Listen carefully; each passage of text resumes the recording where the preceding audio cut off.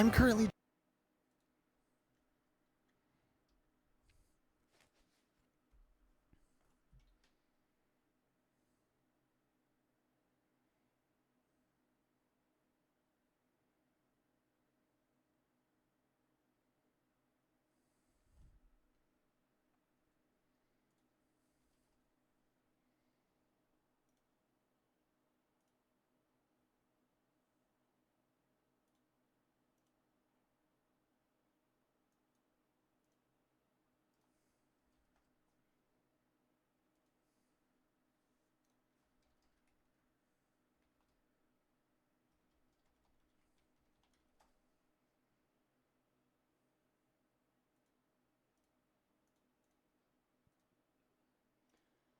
Hello, everybody, bloody good. How's everybody doing on this fantastic Monday night, everybody? We are live late. Everybody was looking at me. I was on a fucking plane. It's Tuesday? Wait, what day is it? It's Monday. It's not Tuesday. Depending on what time. Maybe if in the UK, it's Tuesday, you ass. It's late as shit. Chad, I was on a fucking plane. That's why I'm late. No shit. I literally told y'all I would be live at like 8. Actually, I said 7:30 and it's 8:15. But, Chad, we're going to be doing a late night stream today. We're going to be live until like fucking 1 in the morning. I don't know. Probably like 4.5 hours. We'll probably be live till like 12:30. Late night stream. For those of you that don't know, I've been gone the last 4 days. I was at Coachella. And we're going to do a little story time. I vlogged it. It'll be a part of the YouTube video. But, yeah, me and Brooke went to Coachella. I was there Friday, Saturday, Sunday for the event. We had to leave Thursday, though. But, yeah, I just got back. We're live today. We're going to be live all this week as well. I'm going to be live today doing a bunch of React story times. Tomorrow, I'm going to be live at early. I'm going to be live at like 3:45. Tomorrow, we're grinding Schedule 1. I know a lot of people have been itching for me to play it because I've been gone. I also have 2 videos lined up for the YouTube channel for it, for the series. I know people are really annoyed about it, that I took like a break from it. So, yeah, we'll do Schedule 1 tomorrow for the whole stream. Probably like 3:45 to like 7:38. I got to do a bit of an earlier stream tomorrow. I'm very packed, okay? Wednesday is going to be a full horror game day. That'll be like a 5.5 hour stream. Today's probably going to be 4.5 hours. Tomorrow's probably going to be 4. Wednesday's probably going to be 5.5. Thursday, we're going to be doing unbans. Then we have Neighbors, Suburban Warfare, maybe Mario Party. Sneak's doing a subathon, so we might be doing something with him too. Friday's Reacts. Saturdays, do not press the button. Maybe more Schedule 1 random games. And Sunday is 420, everybody. Sunday is 420. Is Sunday Easter? Is Sunday Easter? Ooh. I plan on getting high then.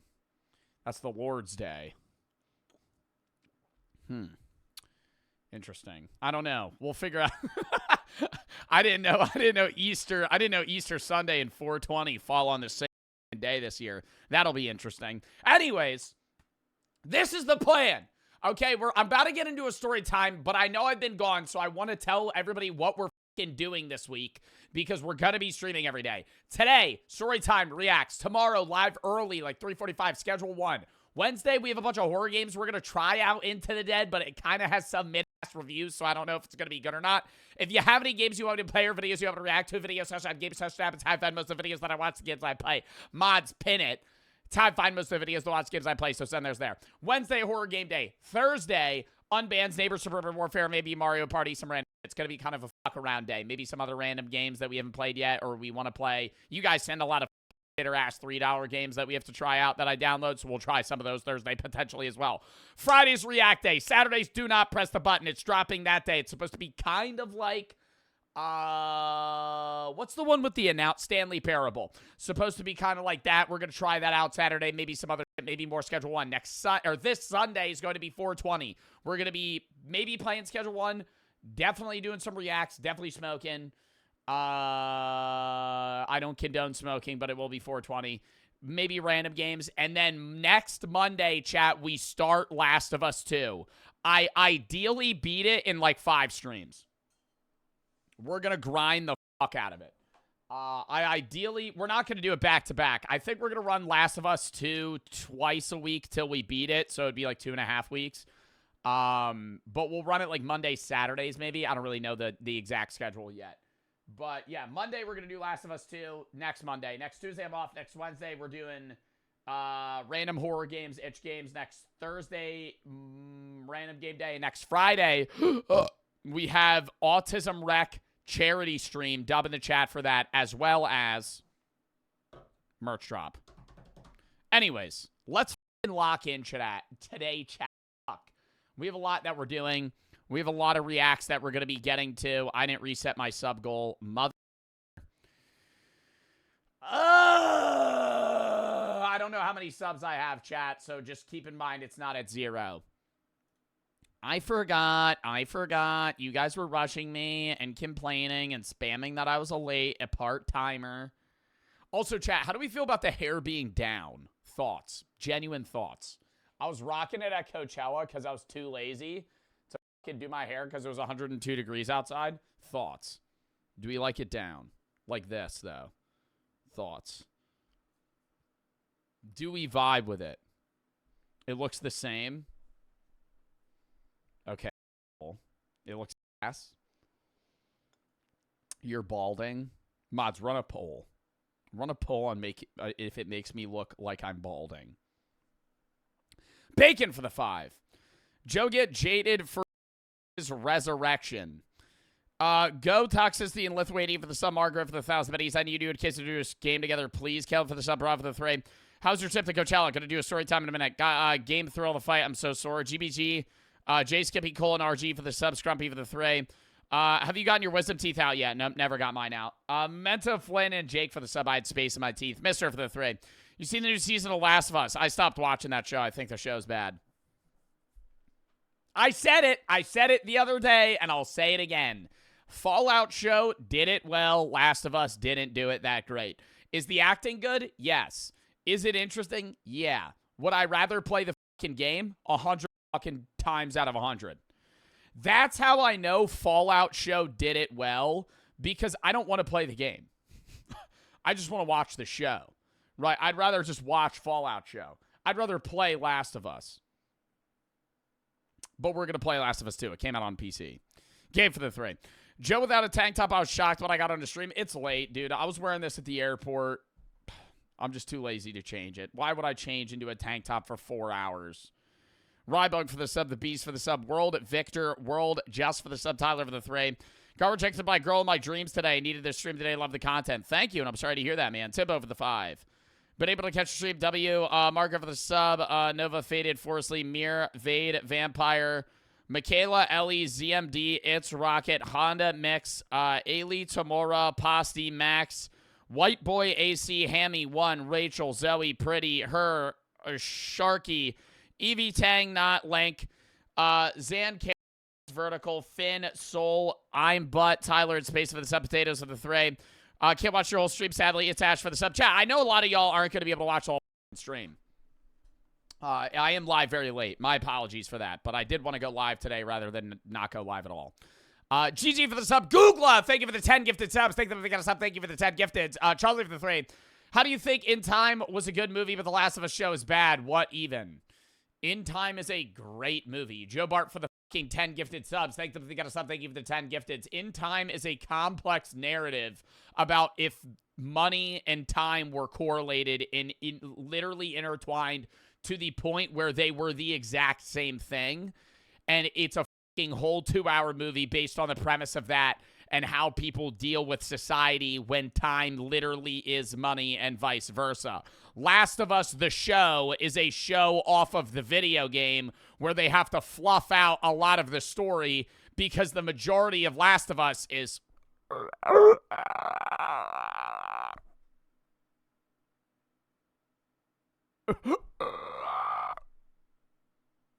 and you move around and you're fucking... How are they going to make that into a show? You can't. You know what did it well? Walking Dead Telltale. They had a fucking story. Okay, well, no, that's the reverse. That's the show turning into a game. I'm saying, okay, mods did a poll on hair up or down, and the options are balding, down, or up. And you guys didn't fucking help at all. OG for the sub. Useless. Google, thank you for the fucking subs, though. Robert, me, Rat, TWX, Nay, TB, Optic, Key, Charlie for the 3, Justin Timberlake, Jules for the sub, Teammate for the sub, God for the 3. How much years are you going to play Han Life when you get your new PC? What? G. Nelson Hammer for the sub, Joe Bart, thank you for the 10, gifted, Seeking for the sub. Chat, if I missed any donos, let me know. But, run down to the videos that we have today, then quick story time. A lot of it will be in the vlog. I'm going to be voicing over the majority of the vlog because everything's fucking copyrighted at Coachella. And then we're going to hop into the reacts. Run down to the videos we have today. Jack Pembroke, Jack Pembroke, tested unethical ways to make money, the Minecraft movie problem. Then we are getting into Blacklight videos. We are going to be watching more Gorbo's Night Hole. I'm in this video. Blacklight put me in one of the AI art / comedy spin-off short stories. The Midnight Mutation, Cook-Off, Fusion Frenzy, Have You Seen Melissa, and Gorbo's Swim Hole, The Search for Melissa, that's me. No longer extinct Colossal Biosciences Dire Wolf Project. How American schools create violence and stupidity. And what is Millennial core music? Fucking lineup today. Taco, formidable for the sub. If you have any videos you want to watch, games you want to play, chat, videos, gun shop, game shop. That's how I find most of the videos that I watch games I play. Caleb for the 1,000 videos. Girlfriend and I found out we're having a baby, working on getting into games ring made for, and we're moving in together. Wish me luck. Good luck, dude. Emma for the sub. MBK for the 1,000 videos. Buy me the Cuban chain soon. Do you know what length and millimeters yours is? No. I have no idea. How do you know that? How do you figure that out? I don't know. Is there a way? I'm not, how do you not know? Because I bought the chain fucking 3 years ago. What do you want me to just know the fucking specs? What am I, a car? This is like the equivalent of being a car guru. If you walked up to me and you're like, what are the fucking specs of your engine? I'd go, fuck if I know, dude. It goes fast. It makes rumble noise when I press on gas gas pedal. Joe Bart for the 1,200 biddies. Take my money. I think you're pretty fly for a white guy. Thank you, man. Luke for the 3. You look cutie with your hair down. Thanks. Nominees for the sub. Rat ads for the sub. Why are you guys being awkward, bro? I feel like, yeah, why are we being awkward right now? Nah, this. I've been gone for 4 days, motherfucker. I feel like there's like an awkward silence going on. Jexter for the sub, Luke for the 3. Rat ads for the 3. My girlfriend broke up with me earlier. She wanted a right now, and I don't. Do you think I'm in the wrong? What do you mean she wanted a right now? What the fuck does that even mean? Smitty and Jexter for the sub, woohoo for the 5 gifted. Anyways, chat. Coachella story. The flight there was fucking... I have to pull up my notes. I write down things that I want to tell you guys. This is going to be a quicker story time. A lot of it's going to be in the vlog. I'm obviously ranting about a lot of it in the vlog. A lot of it's going to be voiced over. I got to say this, number one. There are so many stuck-up rich people at Coachella. It's unbearable. It is literally the influencer Olympics. They weren't lying about that. I felt like a dickhead the entire time vlogging it because I was coming off as one of those fucking pussy-ass influencers. Oh, my God. They were... Bro, me and Brooke... For those of you that don't know how Coachella works, there's like 10 fucking... stages, okay? Coachella is a big music festival. Coachella map 2025. And you walk around to different venue maps depending on who you're going to see, right? I went first weekend. Second weekend, everybody always says is when, like, the actual fans show up. There were still a lot of fans there. I mean, being honest, dude, probably 180,000 fucking people. Not everybody was an influencer, but so many of the people in the fucking VIP section is influencer. Anyways, here are the stages. You have Coachella stage. You have Heineken House over here, which is kind of a stage, kind of not. Outdoor Theater, second biggest stage. Sonora, Gobi, Mojave. Khazar, I didn't even actually go to that one once. Dulab, Sahara, and I think there's another one. I don't know. Anyways, this fucking area is huge, okay? This map doesn't do it justice.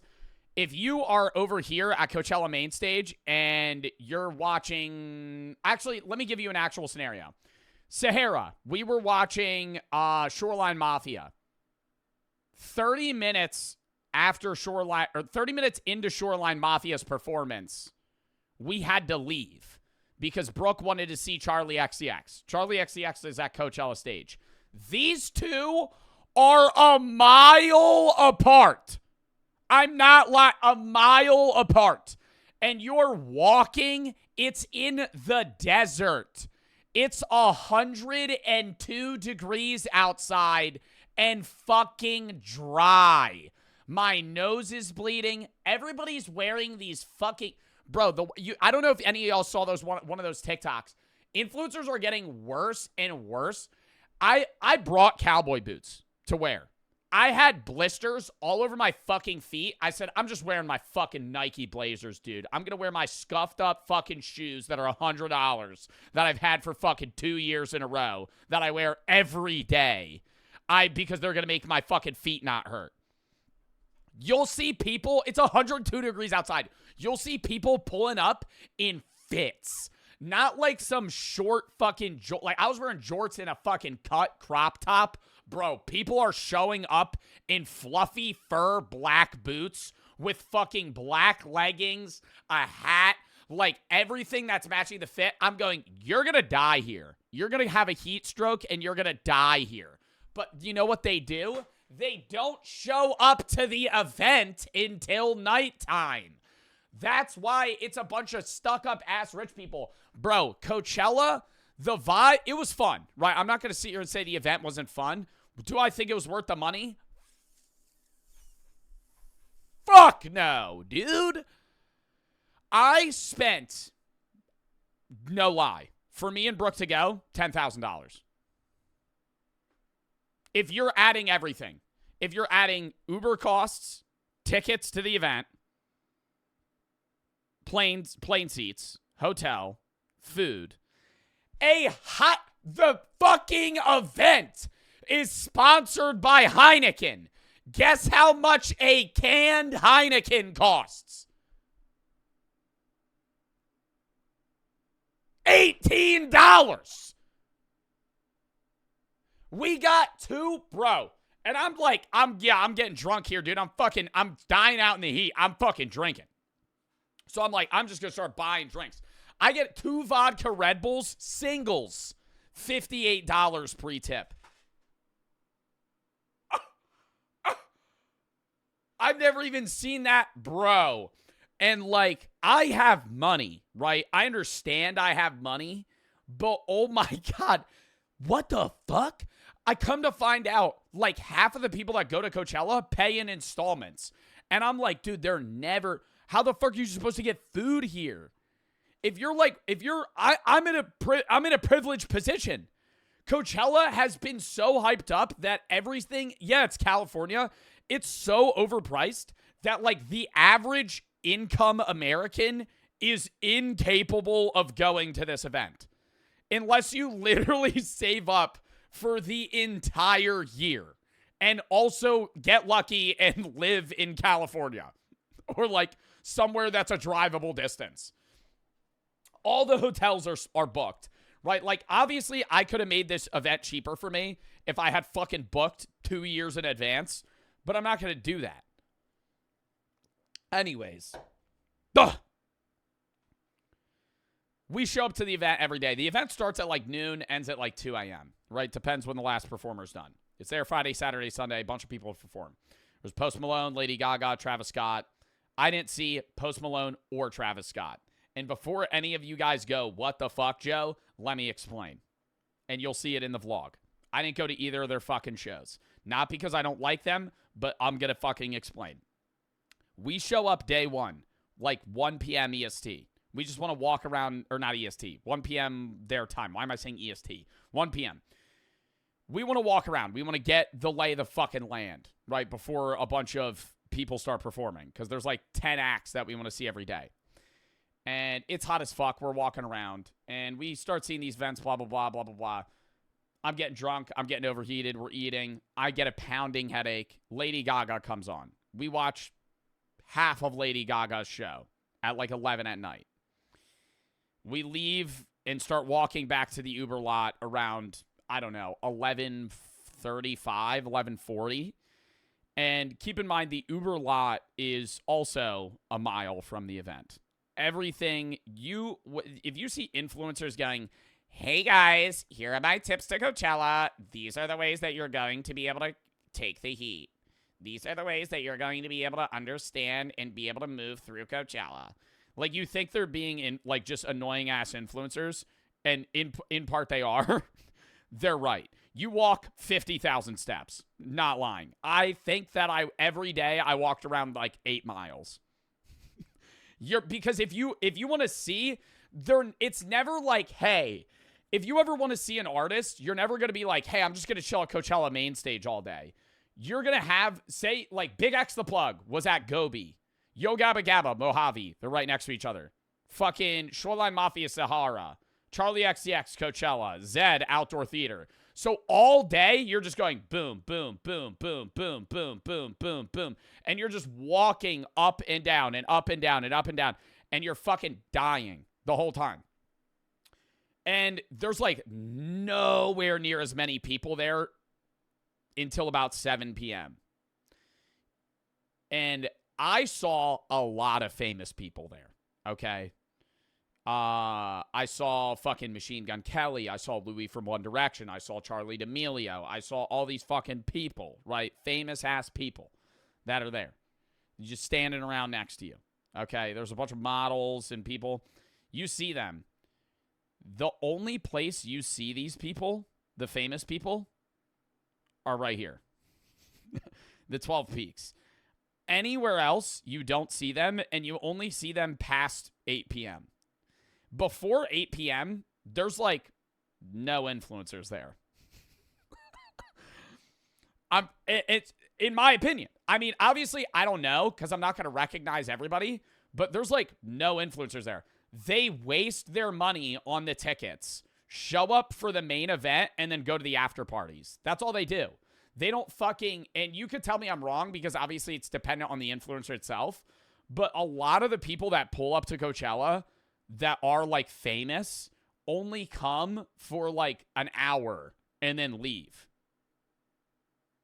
and go to those fuck ass parties in the middle of the desert. And my manager almost got me in on them, but there was companies that wanted me to do like 3 TikToks and a fucking YouTube shout out for them. And I was like, that's just not worth it. And a lot of the parties are while Coachella's going on. And I understand, like, the parties might be cool, but me and Brooke were both like, I'm putting out this money for this event. Like, I want to do Coachella. You know what I mean? Like, I want to fucking experience the whole point of going to Coachella. I don't want to fucking, why am I paying thousands of dollars to go to California to not even show up to the event and then fucking go to some stupid party with a DJ, right? No, it doesn't make sense. So, no, we stayed there, but it was fun. I will say, this was my first concert and festival. I had never, before Coachella, I had never been to a concert in my life. I have a rough take that I think concerts are mildly overrated. Do I think that if I went to a concert for any individual artist here, it would have been better? Yes. The problem with Coachella is no one's a super fan of anyone. And so the vibes seem low a lot of the time, coupled with the fact that you're dying in the desert and it's 103 degrees outside. I saw a lot of people complaining about Travis Scott. I'm getting all over the place. I haven't even finished the Lady Gaga story and why I didn't go to Travis Scott or Post Malone. But I saw a lot of people talking about how nobody was hyped for Travis Scott. 2 reasons. Number one, everybody's been out in the heat for 10 hours. They're dying. Like, you could say, oh, they could get hyped for the event. No, dude, they've been on fucking acid, mushrooms, and Xanax for the last 10 hours. They're fucking tweaking. Their body's giving out on them. It's now midnight, and Travis Scott goes, and then everybody's like, trying to keep their fucking eyes open because the dust is just fucking skull fucking them. It's so bad out there. Why is it in the desert? Why is it in the desert? Whatever. Day one, we saw Lady Gaga. We left at like 11:30. It's a mile walk to the Uber lot. There are hundreds of Uber drivers just waiting for people to fucking pick up, and all of them are full. I'm ordering Ubers, and it'll give me somebody that says they're 5 minutes away, but the traffic is so bad that they're in standstill traffic for the next 2 hours. And you can't find them on the highway and get in their fucking car because there's police everywhere. So unless you literally want to stand there for fucking 6 hours, you have to leave. You have to walk to the Uber lot, which is a mile out of the fucking event center. And then you have to walk like another 2 miles to a fucking... We walked to a Rite Aid that was out of the event center and got picked up at a church at like 12:20 by some random guy. Keep in mind, it is, oh, I got so mad. I was getting so mad. And Brooke was getting mad at me because I was responding to them because I kind of wanted them to start beef with me. There are like hundreds of guys outside of Coachella that fucking stare at you and go, you need ride? Ride? Quick ride. Black SUV, air conditioning on right now. You need ride? And that's all they do. And they all say the same fucking thing. Every 10 feet, there's literally another guy. It's all guys. It's all guys in their 40s. And they're all going, you need ride? You need ride? We have ride. You need ride? And I'm like, why is everyone ignoring them? Eventually, this guy walks up to me. He's like, it wasn't like I was walking past him. He comes up to me. He's like, you need a ride? I'm like, yeah. How much? Bro, guess how much bro says. Keep in mind, my hotel is 3 miles from the event center. $500. He asks for $500 to take me and Brooke 2 miles, 3 miles. It's like a 10-minute drive back home. I go, you're fucking crazy. I don't say that. I say, have a nice day, man, and I walk away. And then every day after that, whenever we would leave, this is why we left before Travis Scott and Post Malone. The people next to us, there was like a room of other people going to Coachella that were at the hotel next to us.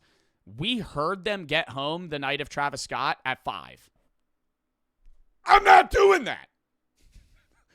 I'm not that big of a Travis Scott fan. I don't need to see Fiend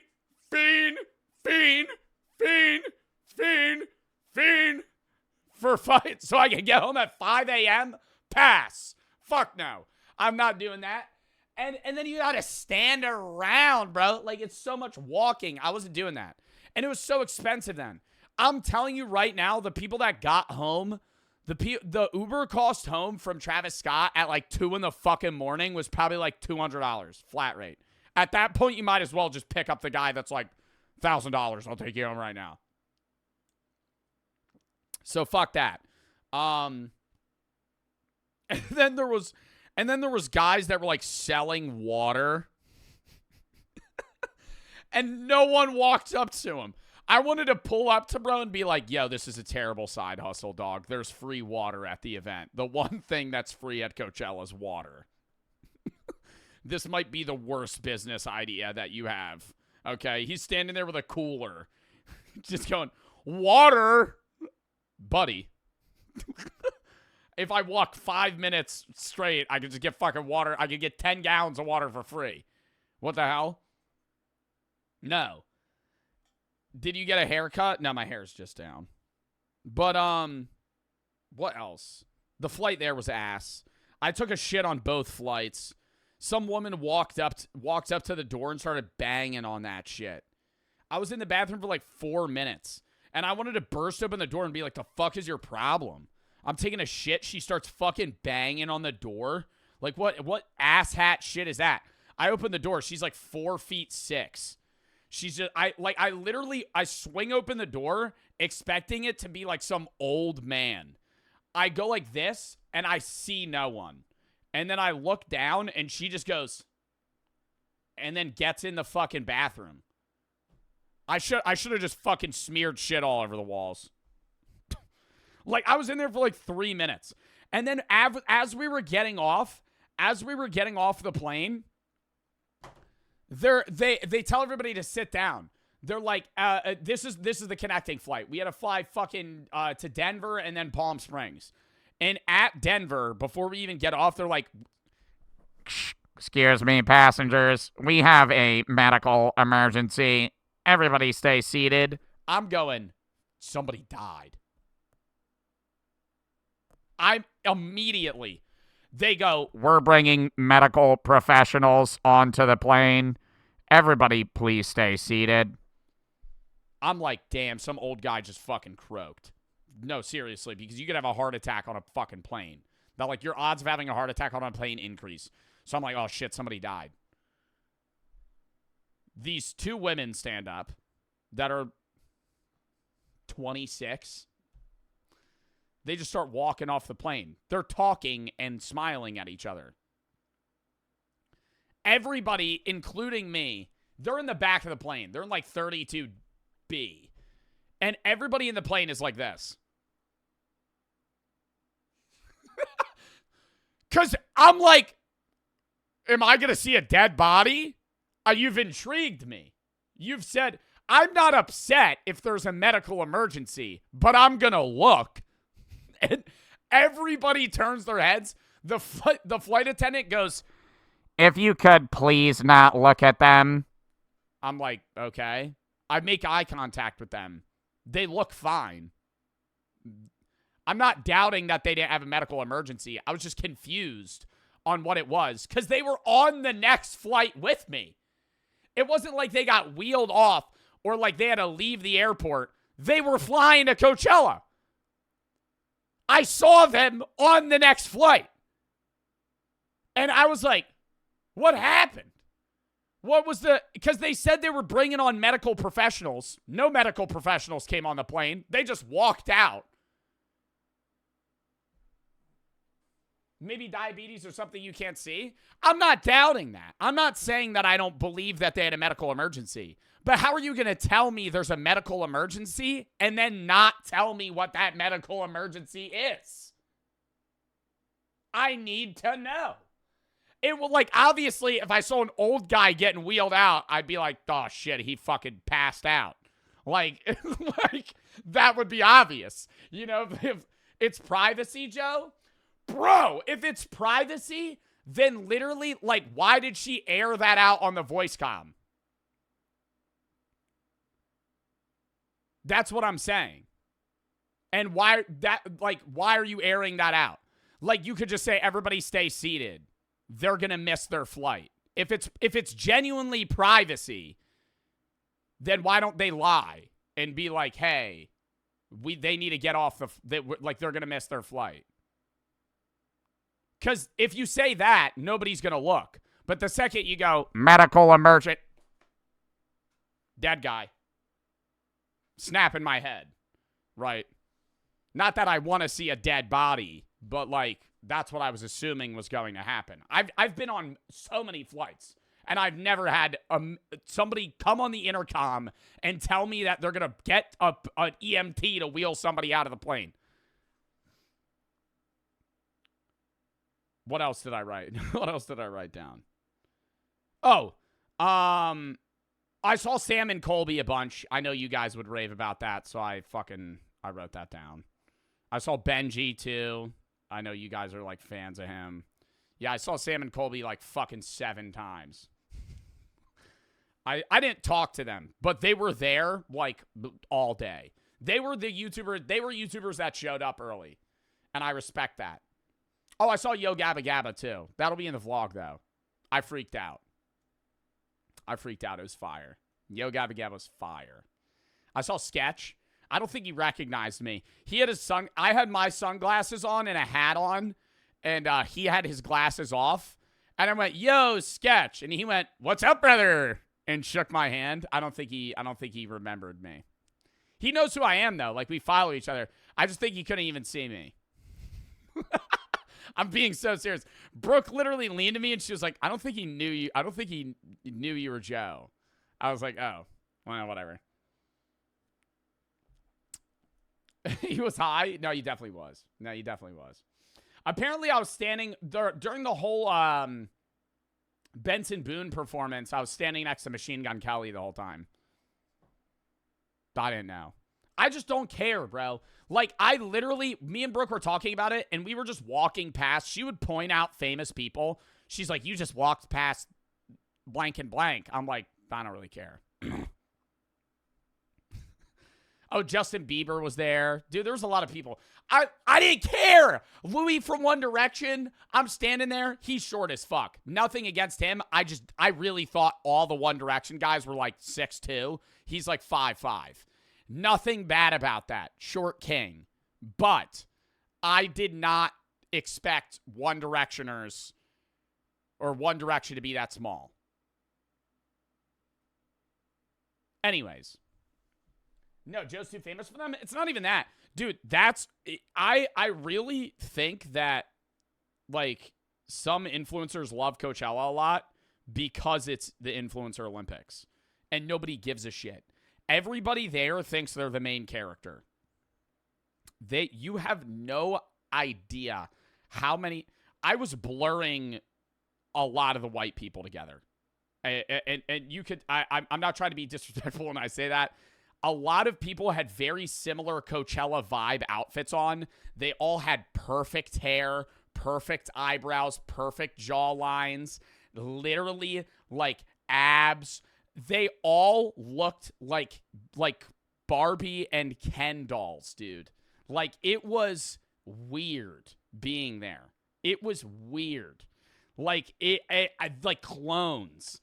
Like, all like LA, like copy and paste. Like, just so, but I'm not saying they look bad. They all look great. But holy shit, like, dude, just LA, like, rich ass Nepo baby influencers. That was everybody there. You're acting like you don't look like that. I know I look like that. I'll own that I look like a basic ass white guy. I look like a default video game character. I know that, right? Like, I'm not trying to be different. Like, I'm gonna just dress up as whatever. I told Brooke, I was like, if you didn't dress me, I would have pulled up in a tank top. I would have pulled up in shorts and my fucking $4 Nellius tank. I would have fucking just shown up. And I guarantee you an influencer would have been like, "You're so minimalist. I love this." This is so like, I don't know, early 2000s skater coded. That's what they were saying, bro. You would pull up, people were fucking dressing up their, like, campsites to be like, it's giving Coachella cowboy. Like, bro, just fucking put up a tent and take a fucking nap, buddy. It's giving Coachella Western cowboy 1990s disco era. Like, what is that? That's a vibe? That's a fucking thing that we're trying to obtain right now? I don't understand. Brooke looked great. Yeah, no, Brooke looked beautiful. Brooke looked awesome. But, no, it was fun. It was fun. Do I think it was worth the money? Fuck no. I would rather, I said if we had a big group of people, yeah, I think it makes sense. Because you can cut the costs down a lot. Like, where you're staying at and stuff like that. Especially if you're, like, you know, carpooling and everything. Gel, thank you for the 10 gifted subs. Thank you for the 10 gifteds. Ninja Suge, Baja, Down, Wow, T, Swift, and Carl. Posse for the 3. If Kanye doesn't perform at Coachella, also, you're going to miss my bits. What? Ghost, Yuck, Ben, Polar, Whittle, Curls, Cream, Saka, Cloudy, T-Cows for the sub, JJ for the 3. My name is JJ. Love your videos and streams. Thank you. Juicy, Mercer, P, Dead, MM, Zaka, Tiny, Derb, Ban, Zach, FTX, Gavin, Unfried, and EJ for the sub. Bryn, thank you for the, or Brino, thank you for the 5 gifts. It's EJ for the sub, Woohoo for the 3. You probably shouldn't read this out loud.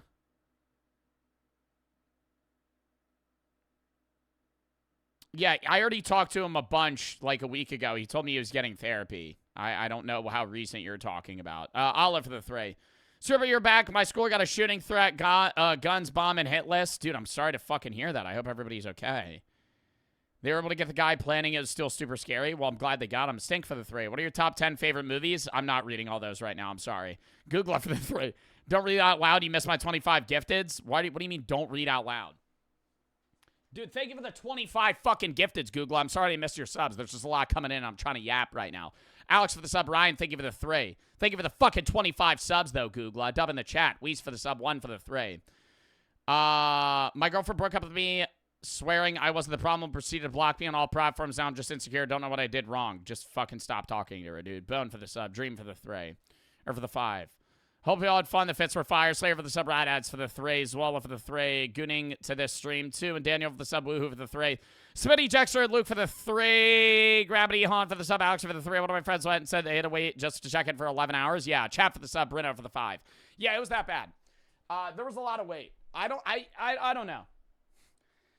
I would definitely go to like concerts and festivals again. I think unless I was going in a big group to Coachella or I was getting like shit covered to go there. Like, I didn't get a brand to sponsor me. A lot of people go and get brands to like sponsor them going.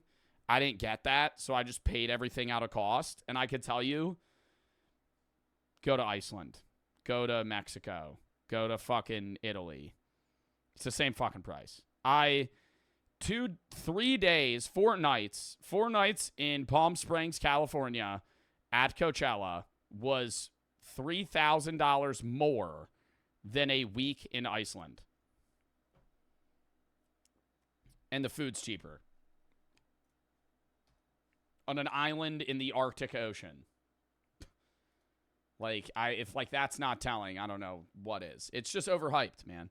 It was fun. Like, there was a lot of artists that I was really happy to see. Big X the Plug's hype man sucked ass. The entire time he was going, yeah, yeah. Everybody put your hands up if you like X the Plug. Yeah, yeah. Hands up. Yeah, yeah. Hands up. Yeah. I left after like 4 songs. If you watch Big X the Plug's set, the hype man ruined it. A 3, a 1, a 2, a 1, 2, 3. Yeah. Yeah. The whole time. I'm like, bro, shut up. Please. Just let him rap. Let him rap. I don't need your interjections. It was horrible, dude. The best, I will say, like, Benson Boone brought on the lead guitarist for Queen, and they performed Bohemian Rhapsody. That was fire, right? Like, that's something. Those are, like, the things that you don't see elsewhere. Green Day was awesome. We watched the whole Green Day concert. I think that's the appeal of Coachella, is it's so expensive, but you're basically getting to see, like, we saw an 1.5-hour Green Day concert. And that's one concert of 1 day of a 3-day performance. So if you see it, if you really take advantage of it, it's worth it. But you have to be like fans. And that's part of the problem, is so many people go to Coachella because it's like the vibe of going to Coachella and also seeing live music. But you're not going because it's like, oh, Lady Gaga's performing. That might be the person you want to see the most. But you got to keep in mind, like, any given performance, only like 30% of the crowd is super fans of that person. Like, if you go to a regular Travis Scott concert, everybody there is a Travis Scott super fan because they're paying to go see Travis Scott and Travis Scott alone. But if you're at Travis Scott on Saturday at Coachella, only like 30% of the people there are there for Travis Scott. The other 70% of the people going is like, you know, just people that want to see a bunch of musicians or artists. Rob, It, and JT for the sub, Down for the sub, Wow for the 3. But yeah, the rest will show in the fucking vlog. Jay and 11 for the sub. Gravity and Hong for the sub.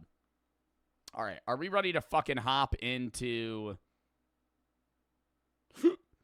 the fucking reacts chat? We got a long react day. Not even day. Night. Hold up. Down for that Mario Party ground tonight on 50 on the clock. Can you send me the subs? No. I'm down for neighbors slash Mario Party slash whatever I gotta do on bands first Thursday. All right. Sorry. Next. Okay.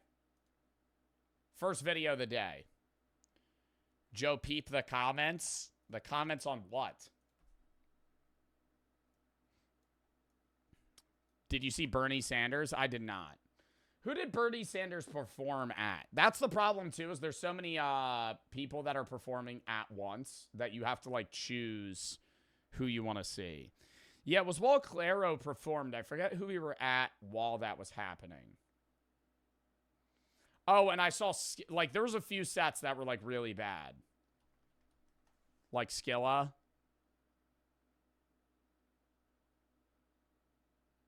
Does anybody have the video of that?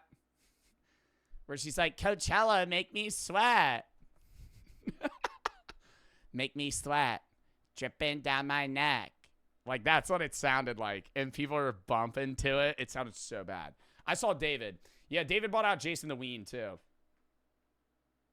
Yeah, Yo Gabba Gabba I stayed for. I saw a bunch of people, bro. David did good.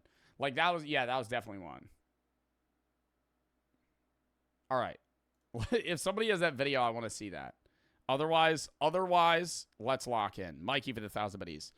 How you doing? Just got back to my game after leaving my Minecraft Zombie Pigman XP farm for 3.5 hours. Yeah, your PC's about to explode. Welchers and Vaughn for the sub. Posse for the 3. Missed my first bit donor at the start of stream.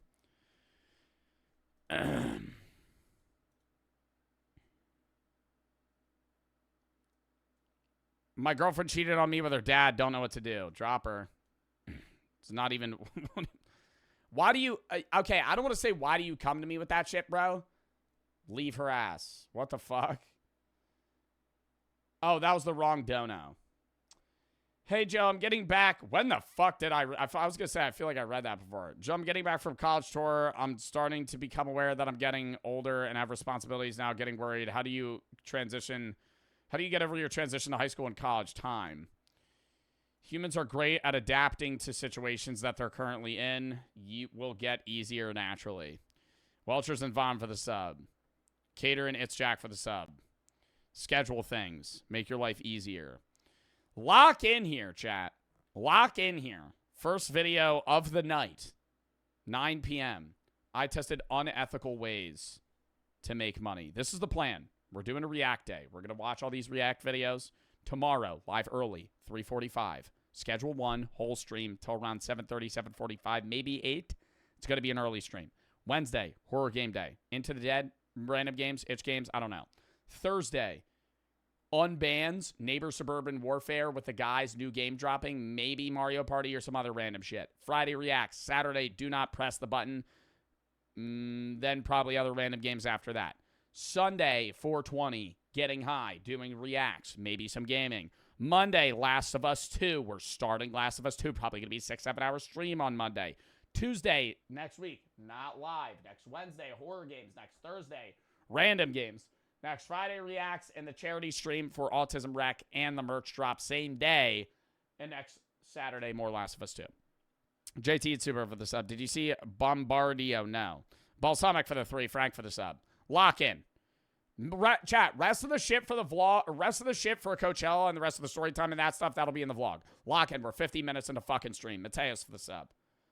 Excited for Last of Us? I hope it'll be good. I think it'll be good. Murky for the sub. I think I'll have fun. I just hope chat fucks with it. Hansers for the 3. What is the vlog going to be posted on Coachella? What? What is the vlog going to be posted on? YouTube. Oh my God, one more thing. Wait, count me down.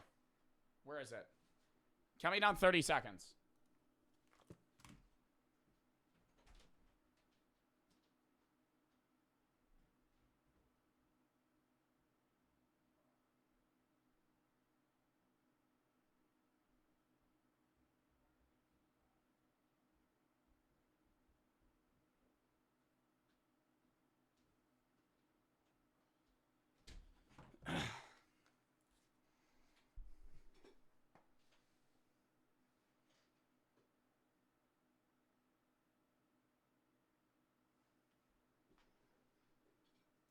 What are we doing here, YouTube? What are we doing here, YouTube? Joe Bart philosophy plaque. 100K plaque.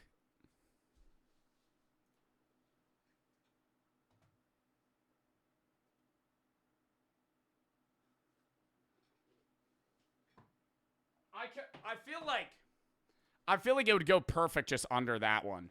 But like, why? They shrunk them. They're making plaques worse. Why are they making plaques worse? 'Cause they're downsizing tariffs. You think I don't think it's it's not the tariffs.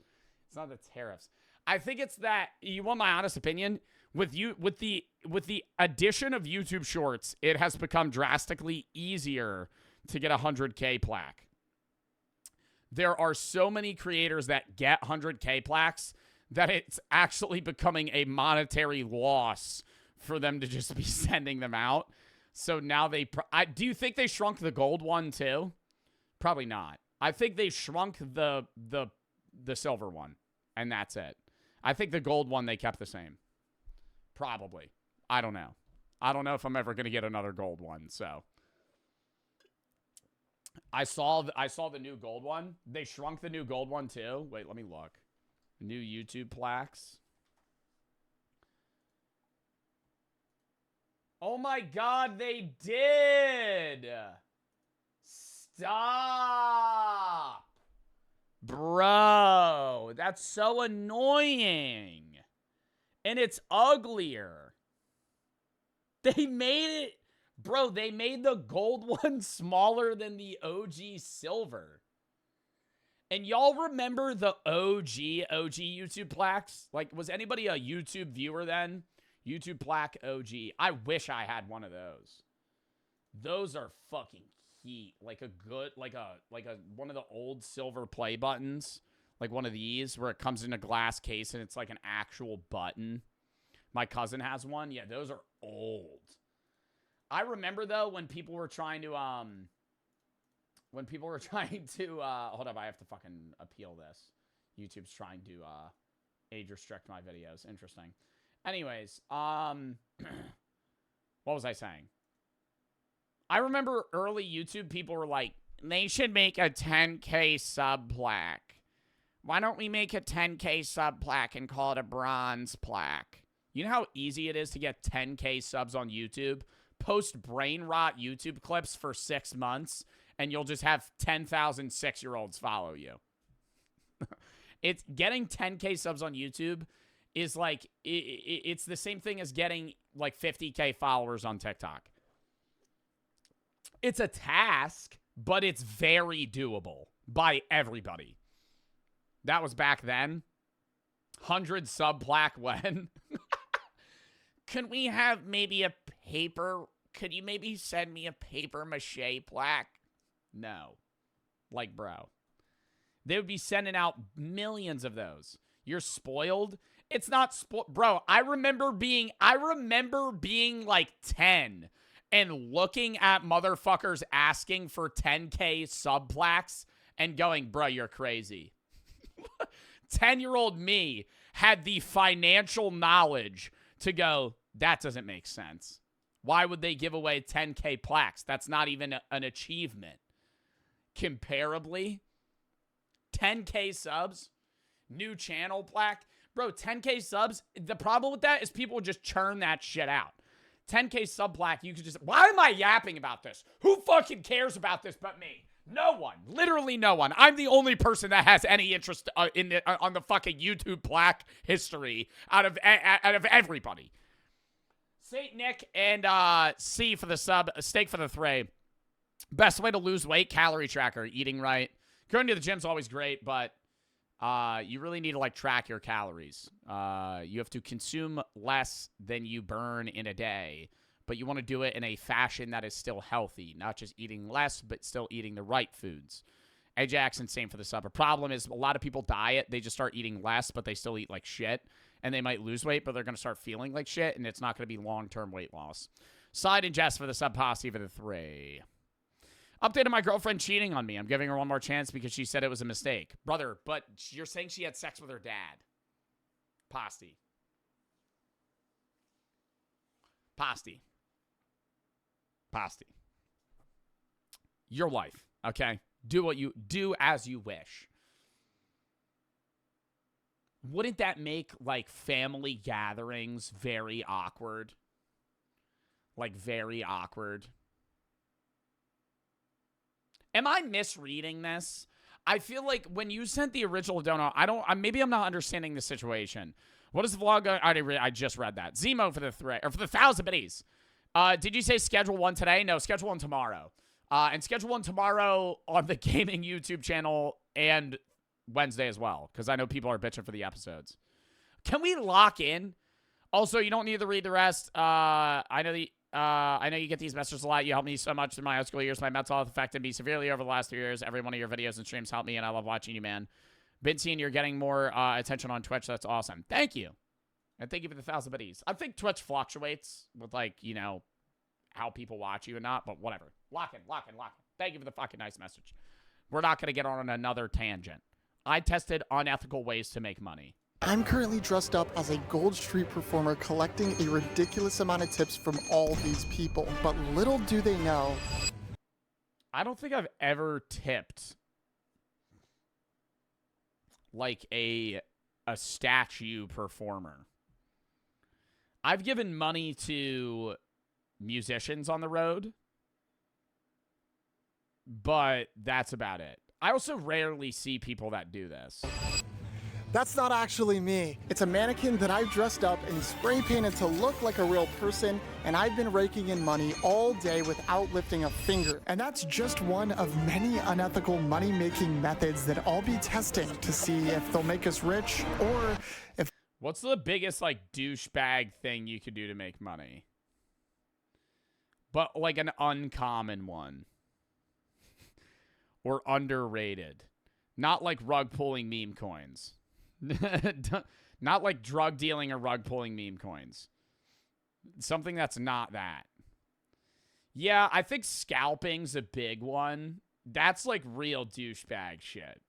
But like scalping, not sneakers. I think sneaker scalpers aren't as bad as people that scalp like the LeBron Barbie doll that's dropping or something like that.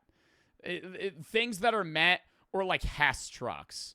If you're like a 45-year-old man scalping Hess trucks from 6-year-olds,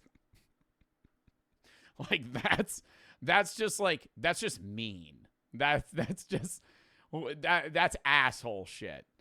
People end up behind bars. Starting with what I like to call the fake marriage method. Now for this method, all you're gonna need is a car, some paint markers, and a beautiful, hot, and sexy bride. My girlfriend, Erin. Hi. So Who the fuck just gives money to newlyweds?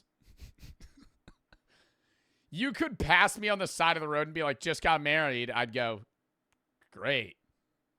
Hope you don't get divorced like 50% of the United States.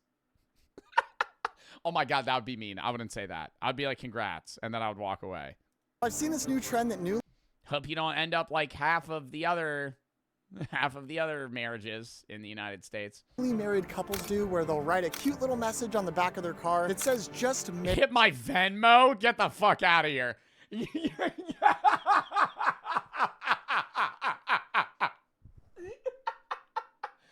Yo, somebody say, yo, just got married, hit my Venmo. Yeah, get the fuck out of here, dummy. What the hell? What the hell? You could literally just write that on a random SUV. Who the hell? Nobody's going to believe that you just got married. They make sure to throw their little Venmo tag on there in hopes that random people on the road will send them money. People swear this method works, but we think it's cap. Wait. Random people on the road will send them money. People swear this We traveled 16 hours, got a couple $100? Bro, what? method works. I feel like if I did this, I would just get hit with like Venmo requests. Nobody would give you money. They would just send you like $100 Venmo request in hopes that you accidentally accept it, thinking that you're getting the money, but you're just giving them it. But we think it's cap. So me and my new wife here are gonna test it out. And so we began creating our masterpiece and covered this entire car in our Venmo. That looks good. looks really good. That looks really good. Do you think we're gonna get a lot of Venmo tips? I think we will, actually. I'm not gonna lie, I think we will. Let's make some money. You know what's crazy? What do you think the difference between people that put Venmo and Cash App? I think you're getting a fat $0 if you put Cash App, because no one trusts Cash App.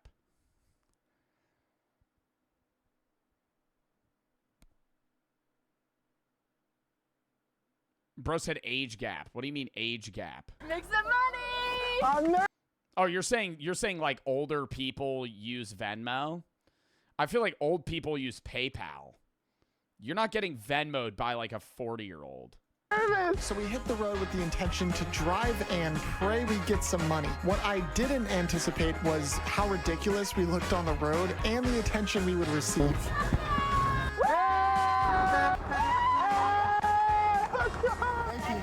Thank you so much. Fuck your stupid ass Venmo. Go drive. I think this is really dependent on the state that you're in. I think he's in Cali. Everybody's maybe going to be a little bit nicer there. If you're in like New Jersey, no one's sending you bread, bro. No, you're getting hit with a fat $5 Venmo request, and that's it. Today. Yeah, thank you so much. Hey! Oh my God! What is going on right now? We have a Venmo on the side. And oh no! You couldn't pay me to do this. Oh my God! No, Jack. Yo, by the way, do you see our Venmo? Our Venmo on the side of the fucking mirror? if you're feeling... Bruh. It's getting close to an hour and we haven't gotten one Venmo. Wait. $5! $5! It says, congratulations from a car on PCA. It took 45 minutes, but we just got a $5 tip. Don't play with me, baby. Unfortunately, this success was cut short because we proceeded to go an entire hour without getting another tip. For now, we're gonna hold on to hope, see if we can get a few more Venmos. How you feeling? Tired. Morale was at an all-time low, but eventually... Oh! Brittany, congrats from the random car behind you. Yes! I wish I could say... You get out of the car. Oh, you're going to give me his $5, Brittany? Don't you see I just got fucking married? Do you know how expensive a honeymoon is, Brittany? Do you understand the fucking financial burden that I'm now fucking lugging around with me? Imagine me just dragging a bag of cinder blocks, Brittany. That's what my life is like right now. And you're gonna try and fucking make me feel better by fucking sitting on that bag of cinder blocks. You're just fucking rubbing it in. Things started to really pick up after this one, but they didn't because we went another entire hour without getting a single Venmo. We are exhausted. After driving for 3 hours, this method made us a total of $10. Because we aren't horrible people, we are going to be sending them back the money, and that goes for every method in this video. We're not going to keep a single dollar. Luckily, with these next methods, I think we're going to be able to make a lot more money. We're currently outside of one of the nicest golf courses in all... The next unethical way, we're going to be rug pulling meme coins. All of California, and that'd be wild if he did this for a video. We're here to test our next method, the wet balls method. Should probably think of a better name for that one. Every day, these rich golfers hit balls that unfortunately miss their hole and go right into the course's pond. It ain't rich golfers, it's me. It's me. It ain't rich golfers. I'm the guy that's hitting fucking 7 fucking Titleist balls into the fucking water, dude. I'm not. The good golfers are not ripping balls into the water. They're getting it over. Okay, I'm losing fucking 7, 8, 9 balls in an 18 hole. Never. You're rich. I shoot noodles. I shoot noodles because I splice that bad. I don't buy nice balls. I buy noodlers. I bought one box of Titleist balls, and I've already shot half of them in the water, and I went, this is a waste of money. I'm just burning $5. just, oh, ba-ding! Fucking, oh, and that's in the water. Ba-ding! That went into the trees. It's just, might as well take another gimme. Or another mulligan. To be seen again. Now these balls aren't cheap, and they can actually sell for quite a bit of money. I think you guys can probably tell where this. Just steal the range balls from the golf course.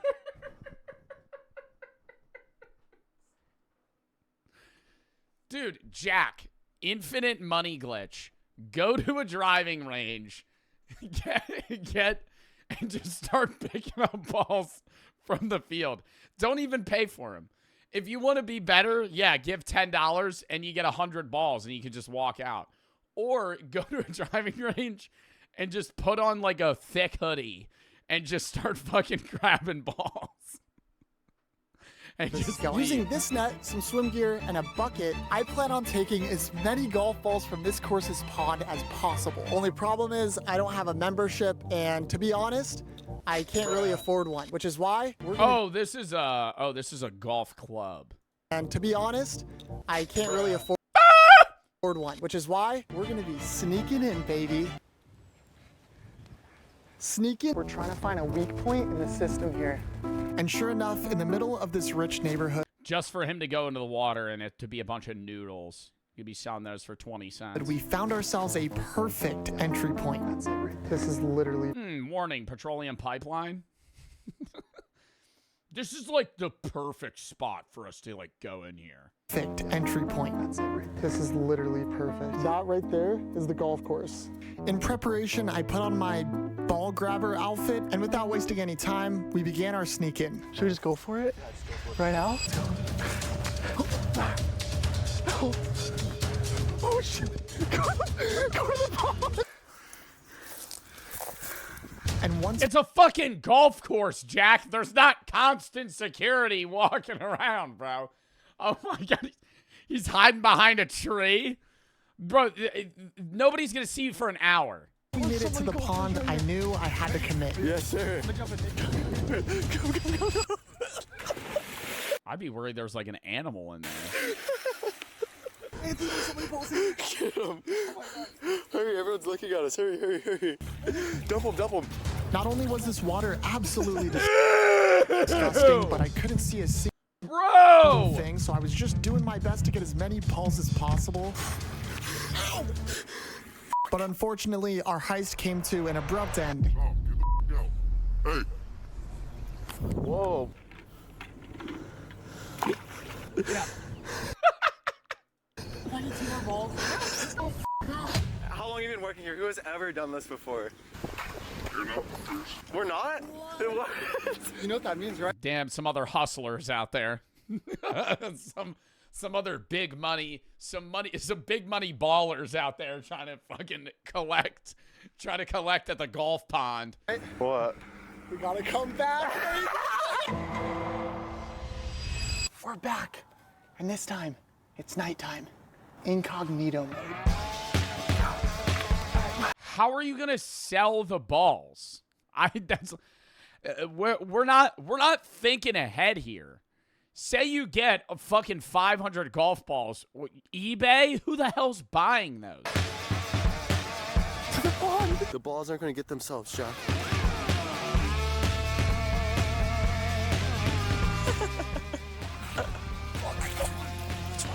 I was trying my best to get as many balls as possible, but if I thought the water was murky before, this time I couldn't see a single thing.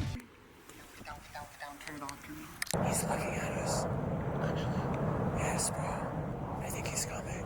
At this point, I was just scooping and praying. At first, I was lucky to get a few balls at a time, but that's when I discovered the most insane cluster of balls. Oh my god, the mother load. It smells. Dude, it smells so...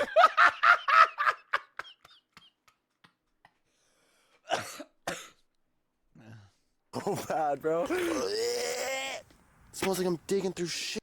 Scoop after scoop, we were starting to fill up this bucket. Dude, it's full. I mean, are they even good balls, Get any though? more? Pull to the brim. I want to see what brand he's getting. Let's go.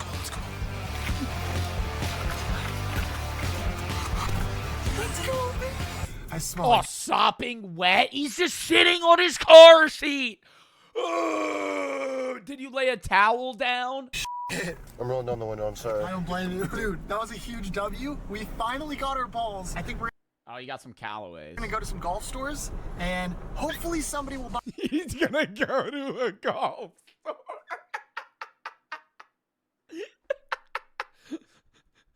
The Home Depot bucket of balls. Dude, where'd you get these? Why do they smell? buy them. So the next day we gave our balls a thorough Oh, there we go. rinse. This is when I realized that some of the balls that we had happened to be pretty rare. So we sorted out all of Dude, the #1 dad golf This is when I ball. realized that some of the balls that we had happened to be I can tell you right now, the dad who got this ball purposefully sliced this into the fucking water. The Callaway golf ball used #1 dad with hammer and wrench on it. pretty rare. So we sorted out all of the balls by type and made our way to a golf store. Apparently a lot of these places do buy used balls for a pretty good price. Well, yeah, a lot of them will buy them for the ranges. So yeah, fingers crossed. Hey, how's it going? Do you guys buy used balls? I have no clue. Why don't I get my boss for you? How's it going? Good, how are you? Where'd you get all these? Complicated. Is he not allowed to say? Let's just say they call me the wet ball grabber for a reason. Okay. We dove in a pond for him. Oh, you did? Oh, wow. Would you be interested in purchasing any of these? You know, I wouldn't. So we made our way to another golf store. Do you guys buy used balls? No. And another. Try to sell these used golf balls? We don't buy used golf. He's got to go to a driving range. I think a driving range would buy him. They'd probably give him like $10. And then I started worrying that no one was gonna buy these things, but we kept on going and decided to go to yet another golf store in hopes that we'd strike some luck. Whoa. Another golf store. I'm seeing a bunch of fucking surfboards. I'm seeing a bunch of surfboards and a fucking bike rack. This ain't no golf store. Usually we get them for free from some other like place, so we usually tend He gets them for free. Sex wax.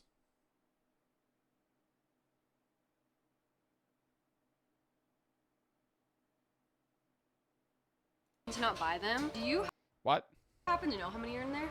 I have no idea. So you guys would be interested potentially? Yeah, we will. Okay. Just give me a couple minutes to count them out and then price them She just said they get them for free, and then, but now she wants to buy them. out for you. They started counting each ball one by one, evaluating them, and it seemed like they might be worth quite a bit of money. Trophy ones, those are the number one ball in golf, so you got a bunch of those in there. Hopefully we get rich, you know? All right, so here's your offer. Okay. It's 10 cents per ball, so we had 123, so it's gonna be $12.30 cash. Ooh, cold hard cash. $12.30. Side hustle. Side hustle. Yeah. You ain't getting that selling grandma's knickknacks at the yard sale. Take the cash. Okay. Thank you. Keep the change. All right, guys. So a lot of grueling effort, a lot of hard work, and He starts haggling. I'll do 11 cents per ball. we came out with a whopping $12.30. Yo, man, I ain't even gonna cat. This method hockey a L, bruh.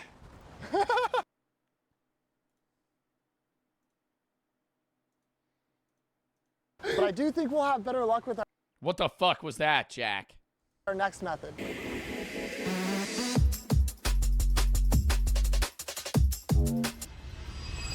All right, guys, we're here for our most unethical money-making method yet, the fake musician method. It takes years of No, I feel like the most unethical money making is pretending to be homeless.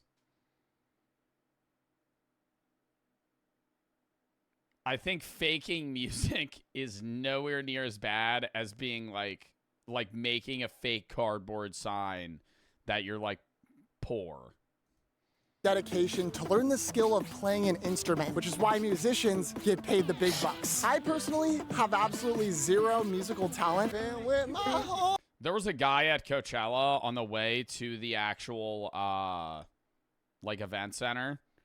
On the walk from the Uber lot to the like opening that was mixing his own beats on like a JBL speaker, and he had a sign that said everybody starts somewhere, and I was like, respect that, but at the same time I was like, this ain't really doing much. I don't mean to be, I'm like pessimistic in that aspect, but I was like, I don't really think you playing your beats on a JBL speaker is going to get you noticed at Coachella. Like, people are just going to walk by you.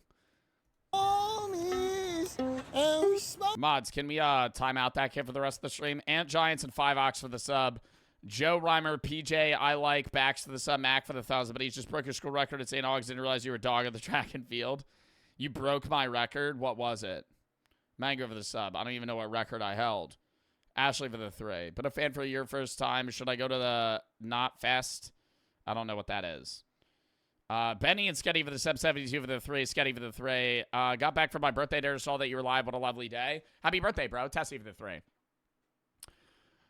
Did you know that the lady who sued over spilled McDonald's coffee was actually just a little old lady who suffered 3 degree burns from upper thighs, labia, and cheeks were fused together? She didn't even want a sue, but her family begged her.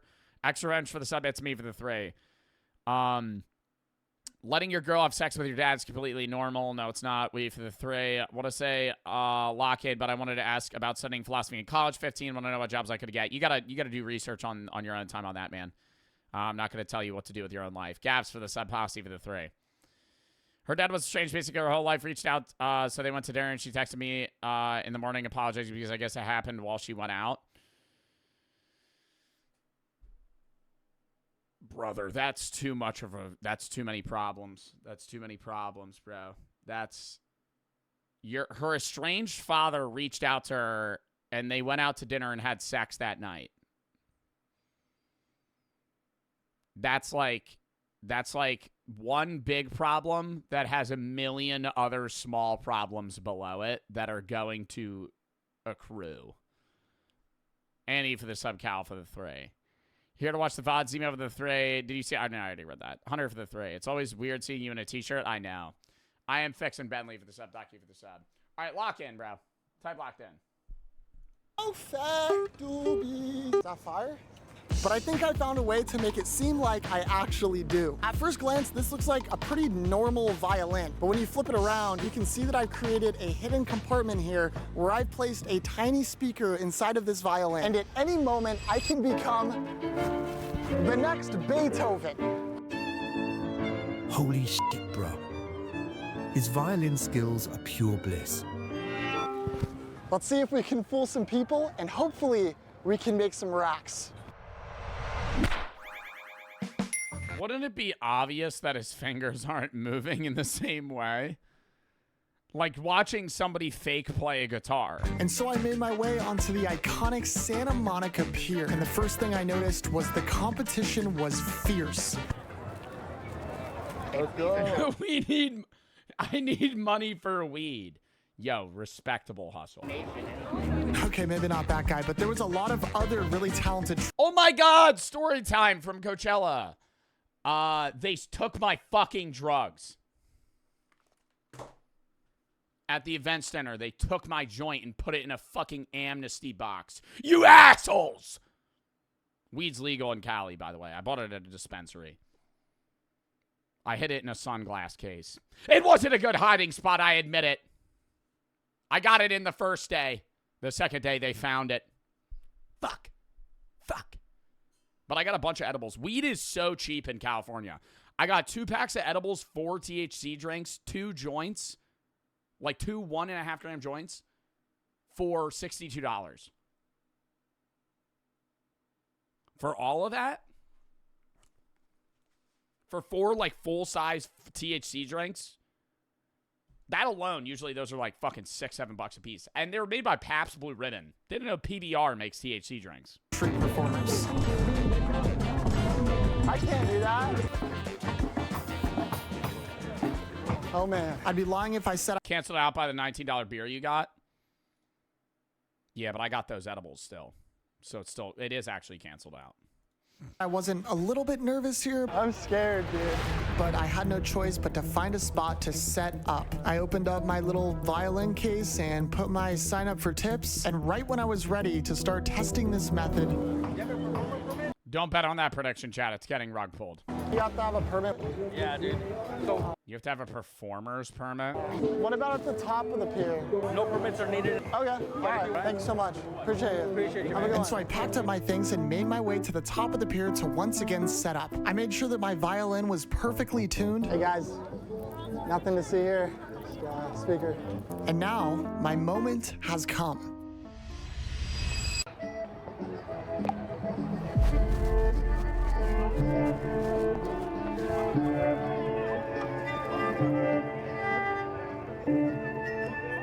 You can hear my real strokes underneath.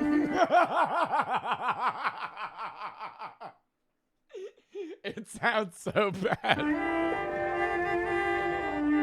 I wasn't sure if people were convinced that I was actually playing this violin. About 10 or 15 minutes passed and we weren't getting any tips at all. And to make it even worse, some of the people passing by were giving me some of the dirtiest looks ever, which just made this whole thing harder. This is hurting. I feel so bad. But we persevere, and I started putting a little bit more zest into my performance in hopes of getting some nice tips. And to my surprise, about 30 minutes in, Thank you so much. I appreciate it. Thank you.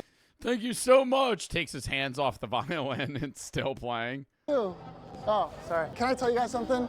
I'm not actually playing the song. Is it cool if I just give it to another street performer? Yeah. Awesome. Thank you guys so much. You guys are amazing. I love your little tuxedo. Do you like it? It's Yeah, I love low-key swag, huh? You know what I'm saying? Hey, Jack, stop. Jack, stop. Jack, stop. Jack, stop. Jack, stop. hey, thank you. $5 for me, $5. after that tip, I started putting every ounce of my being into getting more. Jack seems like the guy that would be purposefully embarrassing because he knows it would annoy his friend. Not because he's like, is just like that. Like, he knows it would piss someone off, like you. Nah, that's different, though. It seemed like they were starting to flow in. I couldn't do that. Like this I couldn't just randomly start getting sturdy. lady who I thought was gonna give us a tip, but turns out she was here for a whole nother reason. Sounds like you're playing two different violins. It's a technique, but yeah, it's all in the strings because they usually use horsehair. Okay. This is artesian goat fur from the Alps in Switzerland. Yeah, that's beautiful. Hey, thank you so bless you, much. honey. God bless you too. You want, you can. Oh, phone number. Well, you don't have to put your phone number. You if like me don't like want that? All right, got you. These next 30 minutes were our best yet. I mean, these tips were flying Wait, did she just fucking ask him out? in. As the sun went down and I collected my last tip, I decided to call it a day. Look at all these tips, bro. Oh my God. 11. Those look like some fake ass ones. Those look like some fake ass ones, Jack. They look a little too crisp. Oh my God. 11, 12, $13. Oh, are you? 14 Are you? and a glow stick. And a glow. Thank Jack has a wife? Jack's married? you so much. In 2 hours, Oh, from earlier in the video.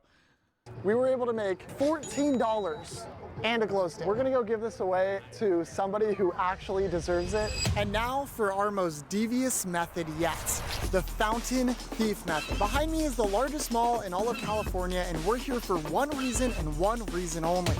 Their fountain. See this fountain? Oh, stealing quarters from the water fountain. Oh, hell no. That might be worse than acting homeless. That's actually, that's the most devious side hustle. I haven't even fucking thought of that one. Oh my God. Taking fucking quarters and pennies out of a fucking wishing well. No. Fountain just so happens to be filled with my favorite thing, money. Now to pull this method off, They make a lot though. What's that? Oh my God, my door swung open. You scared me. It's Brooke. Do you want to say hi? She's saying hello. Does my hair look stupid? Be honest. They said it makes me look dumb. They said I look like a stupid idiot. Joe must really, really, really care for you all because when I tell you I'm so exhausted, I don't know how he's working streaming right now. I'll give chat the tech that I picked up. I right before we left for the plane, I ate an edible and then passed out on the plane ride. Matrix, yeah, technique. No, not technology. I fell asleep on the plane. No, but can they hear me from up here? He didn't tell me he ate an edible, and I'm talking and I'm not saying things that are funny, and he keeps laughing. I was having a blast. No, it was the most fun I've had at an airport. Mind you, y'all, I'm on 2.5 hours of sleep, and I'm hungry, and I'm trying to figure out when we board and what we can get to eat, and he just keeps laughing. I wanted to go on an adventure. I was having a talk with the Uber driver. I was just yapping to him. I'm like, Joe, what? And he's like, I ate an edible, and everything started making sense. Yeah, and I got real nervous. I thought he was going to deny me boarding. Are you allowed to eat an edible before TSA? I was so nervous that the TSA, I don't know. I was so nervous the TSA agent was going to be like, "Are you high?" And then I was going to be like, people in the no. I didn't tell Joe because I didn't want him to freak out in the moment. But people recognize you and were pointing and being like, "Oh, he's high." No. Where? At the gate. I'm lying. Oh. I was going to say, I did get recognized in line. I took a picture with some dude. Who are you, Joe? I went, yeah. All right, I got to get back to the React. Love you. Hello, Joe. Your last name wouldn't secretly be Joe Star, would it? No, it's Bartolozzi. Was MD for the sub skills for the 3. Call him for the 3. Did he play Schedule 1? I missed stream. No.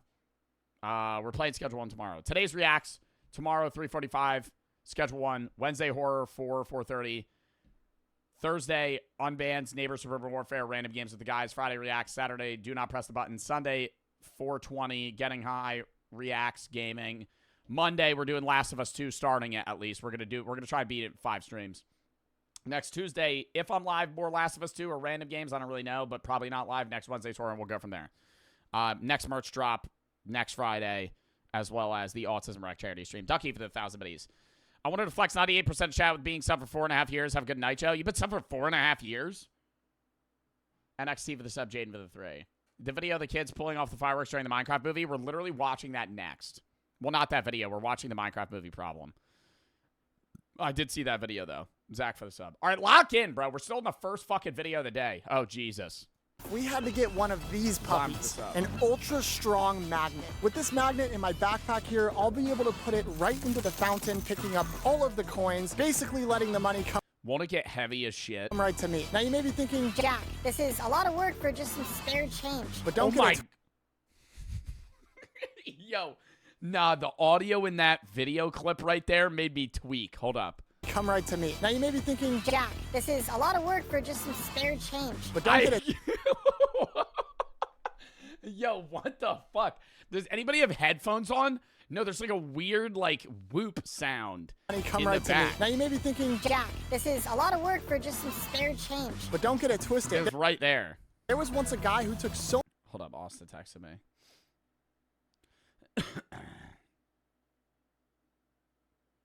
All right. Friendly and Zim for the sub. many coins from one fountain, he was able to make over $1 million. So this method could either make me a millionaire or a registered felon. Here we go. As we made our way to the front entrance of the mall, we were already getting glimpses of the security, which didn't make us feel too good. You good? Yeah, bro. I'm so nervous.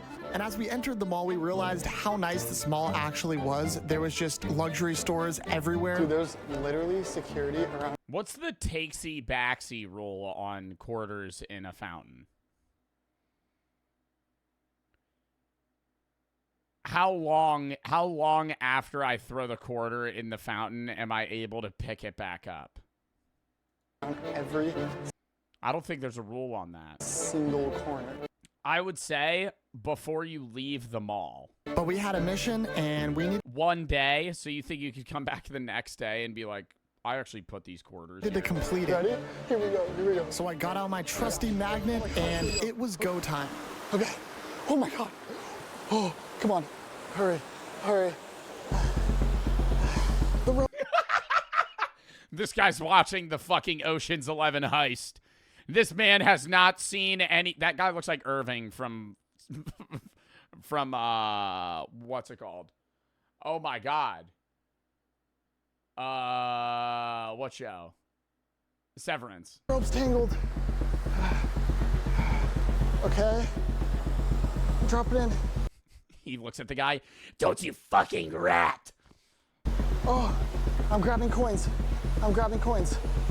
Oh, okay. Oh no, the security. No, security's hot on my tail. Just start picking it All up. right, pull it up. I love how he just doesn't care. Paul Blart don't get paid enough for this. Oh, sorry. I'm gonna bring it up. And in the midst of all of this chaos, as I pulled up our magnet, Oh, he's calling backup. that's when I realized Look out for a guy on a fucking Segway with a bicycle helmet on. our most fatal Look out for a guy in a Segway with a taser. flaw. Oh my God, coins aren't magnetic. Wait, what do you mean coins aren't magnetic?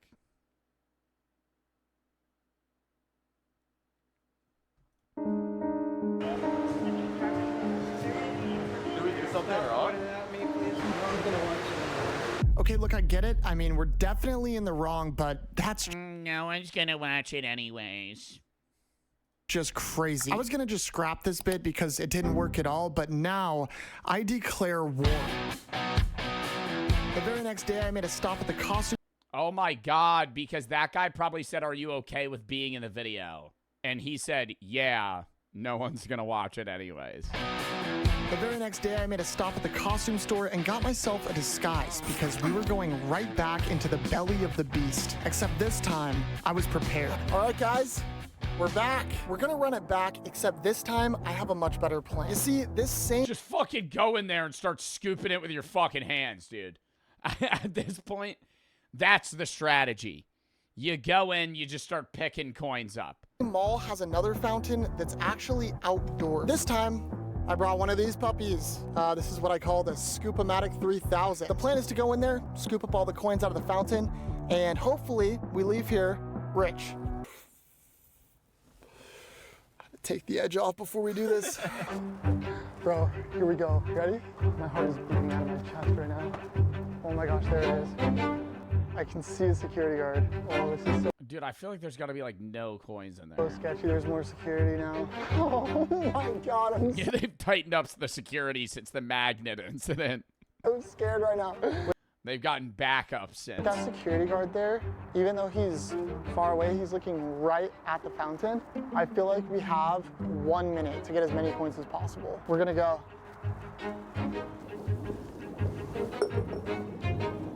No, this isn't working.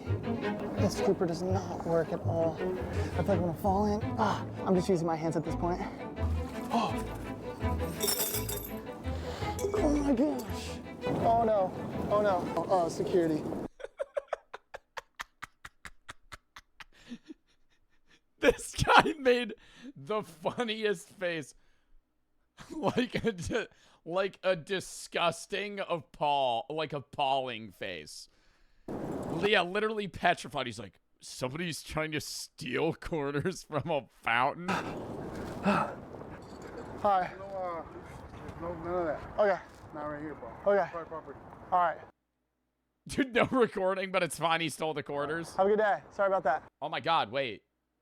Where's the Segway? I think I could beat this guy on foot. I think I could run away from him while he's on the bike. Yeah, sorry about that. Go, let's go, let's go. Oh my God.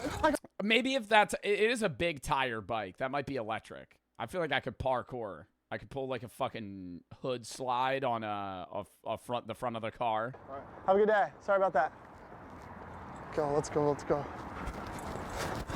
Oh my God, I got the coins. I still have the coins. Bro, he's calling. He's calling right now. Oh, he's walking over there. I think he just realized that we have the coins. Oh, he's following us. No, he's gonna cut us off. Oh no. It's him on the bike. He's holding a fucking red and blue flashing light. He has like a slide whistle that he's doing the fucking pull over. I'm just kidding, guys. I edited that sound effect in. Get trolled. This is what our jar is looking like. Like we got more water than coins there. Let's count them up. Gross. 30, 35, 40. All right, guys, all in all, we made $2.06. Hey, yeah. And you killed somebody because you ruined their wish. That was a whole lot of work for nothing. The best One of those wishes was to save someone. part is we have to go put all the coins back now. So far, it seems like Now that person instantly died when you took that quarter out. these methods are just failure after failure. I mean, we haven't even broken $20 on any of these methods. But I do have one more secret weapon for our very last method. Introducing. I love the video of the guy at a wishing well where he's like wishing for stupid shit, and one of the people next to him is like, "You can't do that." And he starts going, "I wish for that person's wish to not come true. I wish for that person's wish to not come true." He just starts canceling out people. Like every time they would throw a quarter in, he would just go, "I hope theirs doesn't come true. I hope theirs doesn't come true." And they get mad as fuck. The fake street performer method. Now, you may have seen these street performers that cover themselves in all gold paint and stand completely still for hours on end, looking like a literal statue. Apparently, on a busy day, these guys. Well, this is like, I respect getting up like the whole fit and everything.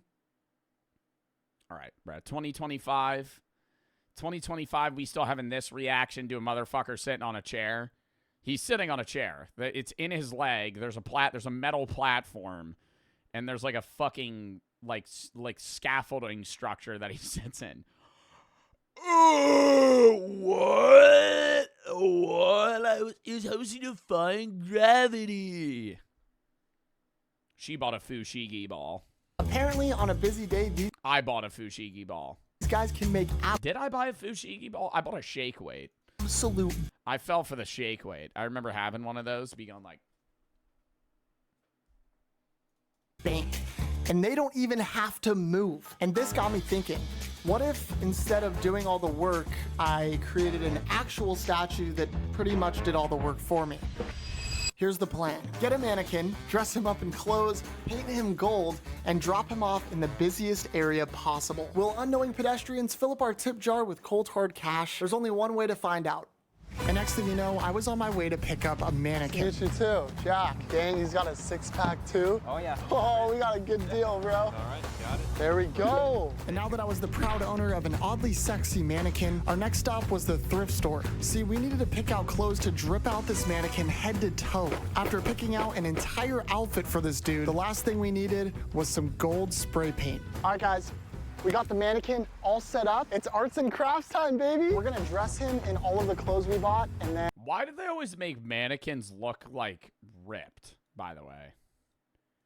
Because it would look stupid if they had like an average body.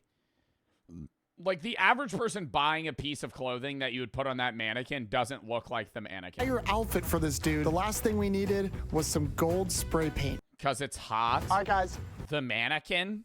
We got the mannequin all set up. It's okay. I will say, when I was like 10 years old, I remember seeing a mannequin, like a naked mannequin at a store, and being like, "Whoa."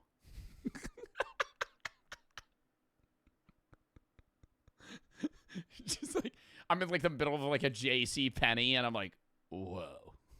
It's arts and crafts time, baby. That's what it's like. We're gonna dress him in all of the clothes we bought, and then we're gonna paint him gold. Somebody said honkers. Boob alert. It's spray time, baby.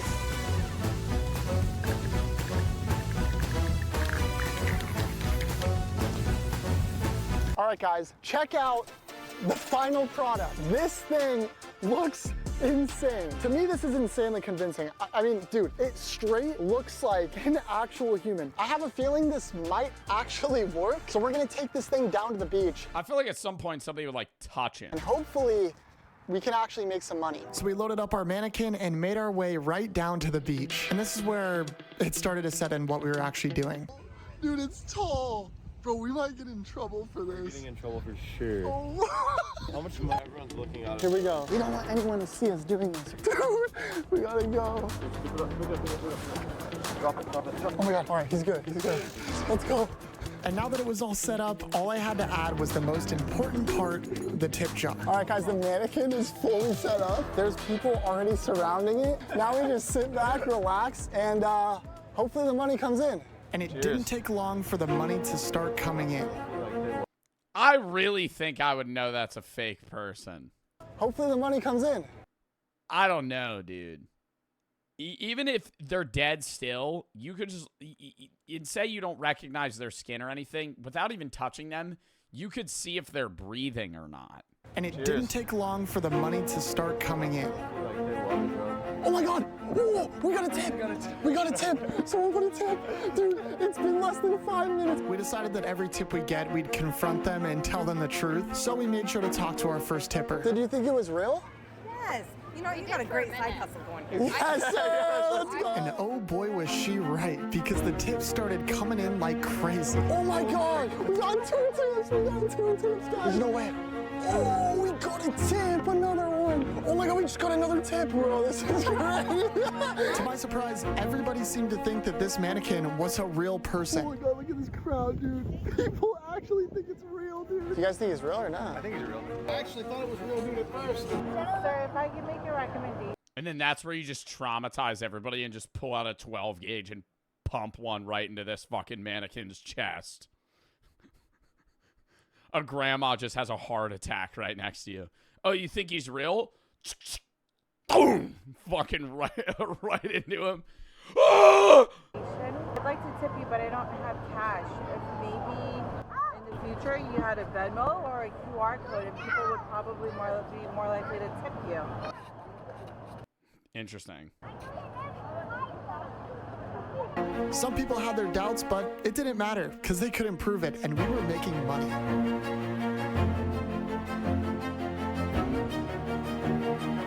I think it's because they wouldn't touch it because it's considered like fucked up to try and touch a performer that's standing still. This is insane. We continued to collect tip after tip, and while our mannequin was working hard, we were working harder. Glizzy break. That was actually really good. Hard work, bro. And so we sat back and collected our last tips of the day, and then we finally were exposed. He just lifted the thing up. Oh, what's that? They ruined. That guy was like personally offended that that was a fake person. The illusion. All right, guys, it's been an hour, and I think it's time to make our great escape. Oh my God, it's so awkward. Go. We're out of here. Oh, shit. Oh no! Oh no! Oh no! Dude, everyone's looking at us. Our mannequin is in absolute freaking shambles right now, but none of that matters. The only thing that matters is how many tips we got. Dude, this thing is full, bro. $1, $2, $3, 4, 5, 10, 30. Let's go. Bro, you're joking. $20 bill. No way. Bro, we're actually rich. Guys, we made $58 in. All right, that's wild, dude. That's like almost salary level for no work. 1 hour. And there's change at the bottom. We're gonna go give this money to somebody who actually deserves it. There was this one guy that set up right next to our mannequin who had a guitar. He actually donated money to our mannequin, so we're gonna repay the favor and give him all of our tips. How you doing? Performing out here? Yeah. You guys wanted the hat back here? No, you can keep it. Oh, dude, that'd be so great. Yeah. I'll give you guys $5 for No. the thing. No, you're good. We asked everyone that donated to our mannequin if we could donate it to another street performer. I wanted you to just have it, if I could just tip you. Dude, that'd be great, bro. I'm in dire Dude, straits it's like right now. 58 bucks. Thanks. Really? Yeah. Thanks. Yeah, that helps out a lot, because I gotta get a pack of new strings. Yeah, I mean, it's been really rough. that. Anyways, I appreciate you guys. Though. Of course, man. Oh, that's so nice, Boys, bro. I'll take your money home. I sure did. Priceless moments like these are why I love making videos. To be able to share experiences with people like this is so much fun. So thank Aww. But at least $100 worth of golf balls there. Probably a whole lot more if he pieced them out and sold on eBay. They absolutely finessed. No, they robbed you in broad daylight. Yeah, I mean, honestly, you could sell those golf balls on eBay. I would say more likely if you're going to steal golf balls from a pond, just pick up golfing, and then now you don't need to buy golf balls. Give you $12 for the golf balls easily. So much more. 3 Pro V1s are like $15. Yeah, no, they did kind of con him. All right, next. Kenny for the 3. On a random game day, you should try those games they have on Netflix. Easy for the sub. I don't even know if I could do that. Jax for the 3. Got kicked out of Macy's when I was 9 for gripping up the mannequins. Safe to say, lesson learned. How bad were you touching the mannequins at Macy's for them to kick you out when you were 9 years old? Like, what were you doing? Sketty for the 3. I had a fushigi ball when I was like 7 and took that bitch outside to show the kids in the neighborhood my tricks, dropped it, and it shattered on the front.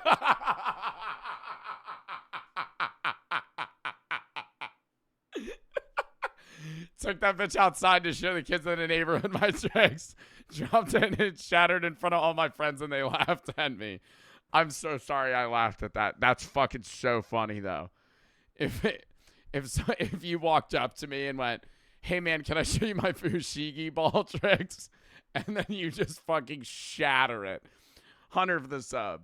Fall for the sub. Fox for the 3. Love the hair. You're so good looking. Thank you. It's kind of just there right now. MR, Helen, and Jess for the sub. Your boy for the 3. Do you still remember me? Yeah. Your user, yeah. How many subs for you to hit some JoJo poses? Not right now. For the 3, though. Friendly VSRT for the sub, Zach, and Swarm for the sub, Bra for the 3. My uncle went to a Colombian prison for growing weed. He fought a bunch of gang members. My dad, who was stationed in Afghanistan, talked to the embassy to get him out. Skills for the 3. Was an MD for the sub, Vision for the 3. Mizzler and Miles for the sub. Didn't we all used to use discarded mannequins to goon? Young for the sub, K for the 3. Maybe a weird question, what happened to 2-inch? Bash for the 5 gifted subs. Thank them if you got a sub, thank you for the 5 gifteds.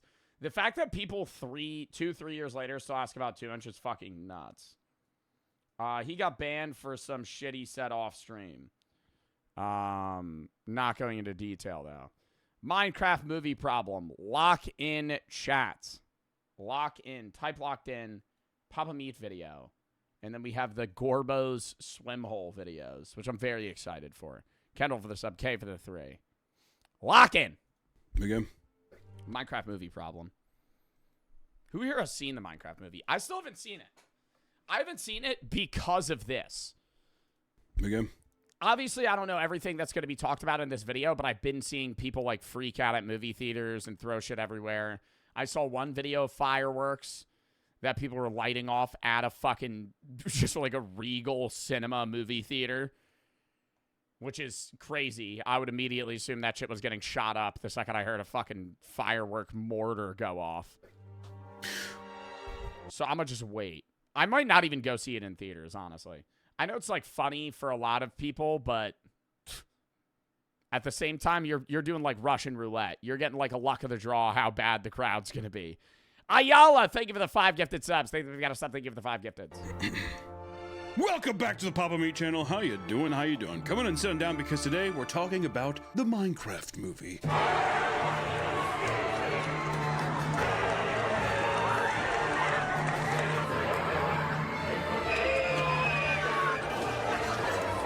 Let me just say, we're talking about, I think like that would piss me off. I showed a few clips of like these guys that when it went chicken jockey, they stood up on each other's shoulders and like ran around. That's funny. But when people just start chucking popcorn and throwing their fucking soda sticky ass drinks everywhere and filming people and going, chicken jockey, chicken jockey, chicken jockey, you ruin it. It's no longer funny now. Throw poop? Now that would be funny. Now that would be funny. Not at me, though. If it didn't hit me. Movie. I didn't think it was, you know. If somebody started throwing poop in the Minecraft theater, oh my God. That would be devastating. Somebody throwing human feces, the dead possum. I've always wanted to bring a dead possum into a nightclub. This is the perfect scenario. Chicken jockey. Throw the dead possum into the air. Everybody's doing their stupid little chicken jockey, chicken jockey, chicken jockey. And then a dead possum lands on the back of that kid's neck. Instant vibe change. Instant vibe change. He's immediately in fear mode. This kid right here, hold up. Where is it? Yeah, these kids throwing fucking ices and shit everywhere. This kid right here, possum hits his neck. He's smiling. Like a wet gruel just starts dripping down his neck. When do you get in trouble for animal cruelty? Oh, I wouldn't kill a possum. I would just pick up a dead one on the side of the road. It wouldn't be like, I wouldn't kill an animal to do this. I would find like a dead roadkill animal. Like something that's been dead for like days and just fucking, it's the wet gruel starts, it's still messed up. Bro, taxidermying animals is messed up. Obviously, I'm not going to go into a movie. Y'all take shit way too seriously. Obviously, I'm not going to go into a movie theater with a dead possum and throw it at someone. That would be assault. That would be you would get fucking arrested if you throw a dead animal at somebody. I'm just saying the situation, the hypothetical of somebody getting hit with a dead possum and just having no idea what's going on. The concept is funny. God. Let me just say, we're talking about, I think, the theater experience again. We did go and see the Minecraft movie. I didn't think it was, you know, I liked it more than the Super Mario Brothers movie. I liked Super Mario Bros. Movie sucked. I'm sorry. It was okay. It was a 5.5. It was a 5.5 out of 10. It was an epitome of a mid-watch.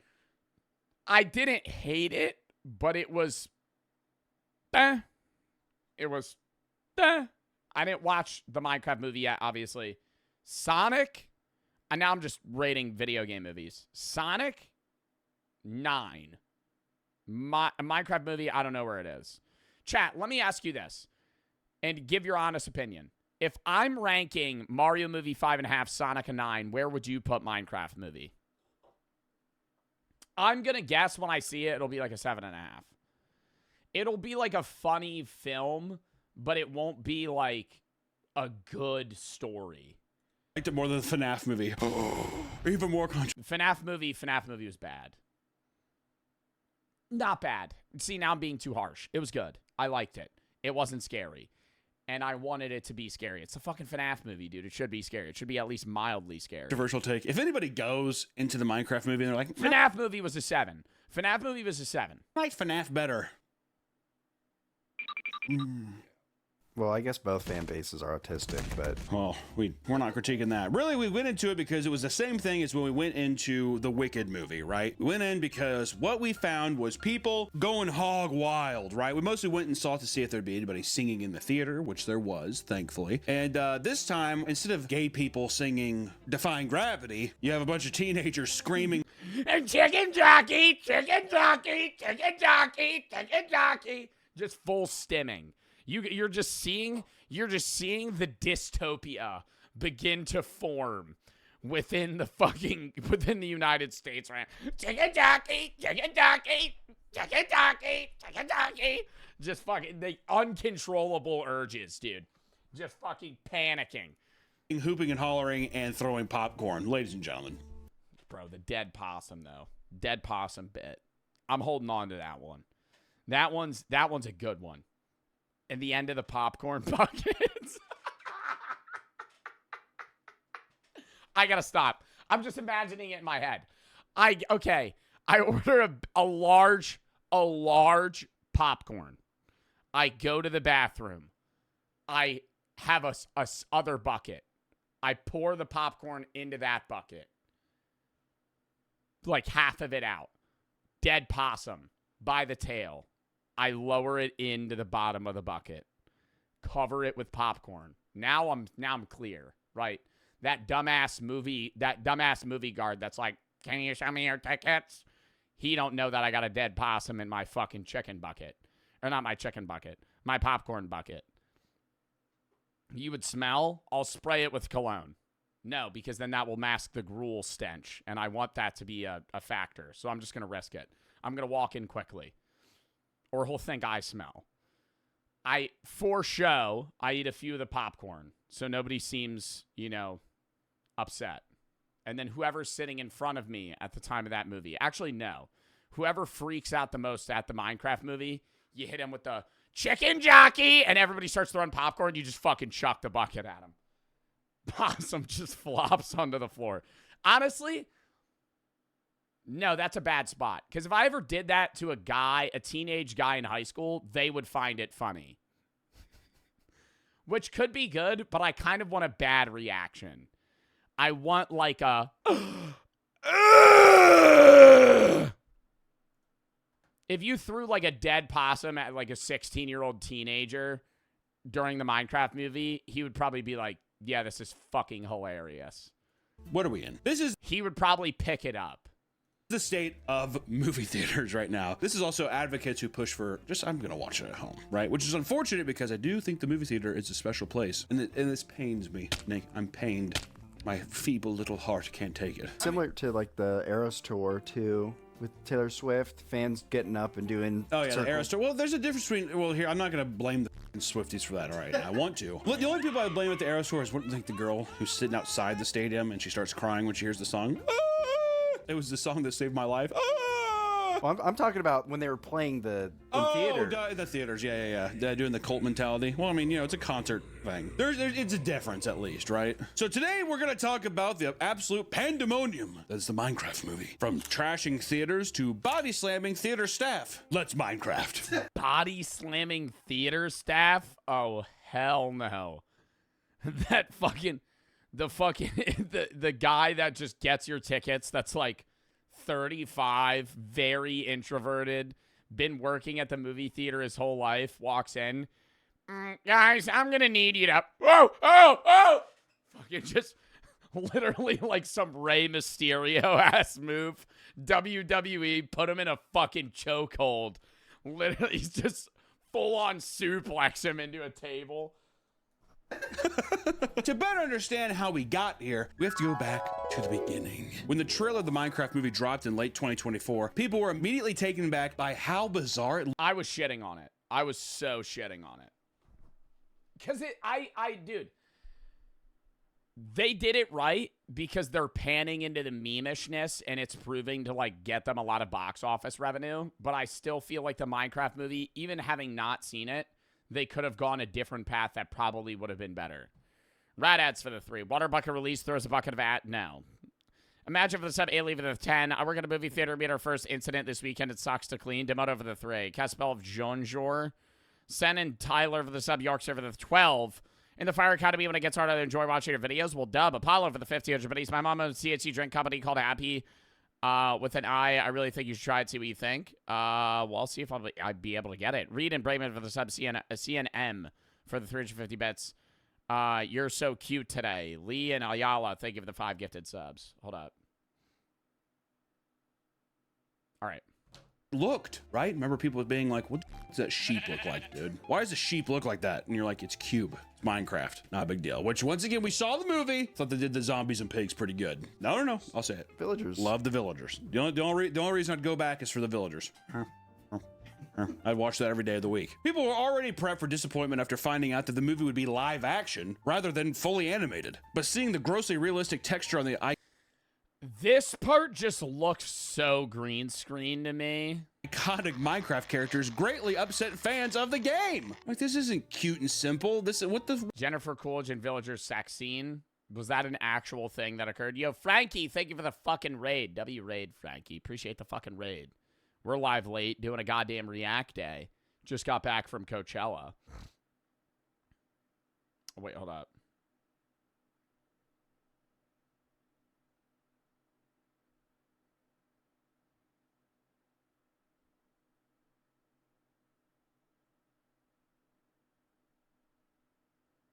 All right. What is this? You know what kind of remind me of? It was like that thing when it's like Yeah, they didn't show it though. Minecraft graphics turned all the way up. Like those YouTube videos. Wow. Is that considered bestiality? RTX on and RTX. Yeah. It runs with that trend. The villager character specifically disgusted people the most. I mean, don't get me wrong. It's uncanny, but at the same time, I was like, this rules. They're so looking. And all they do is just... Yeah.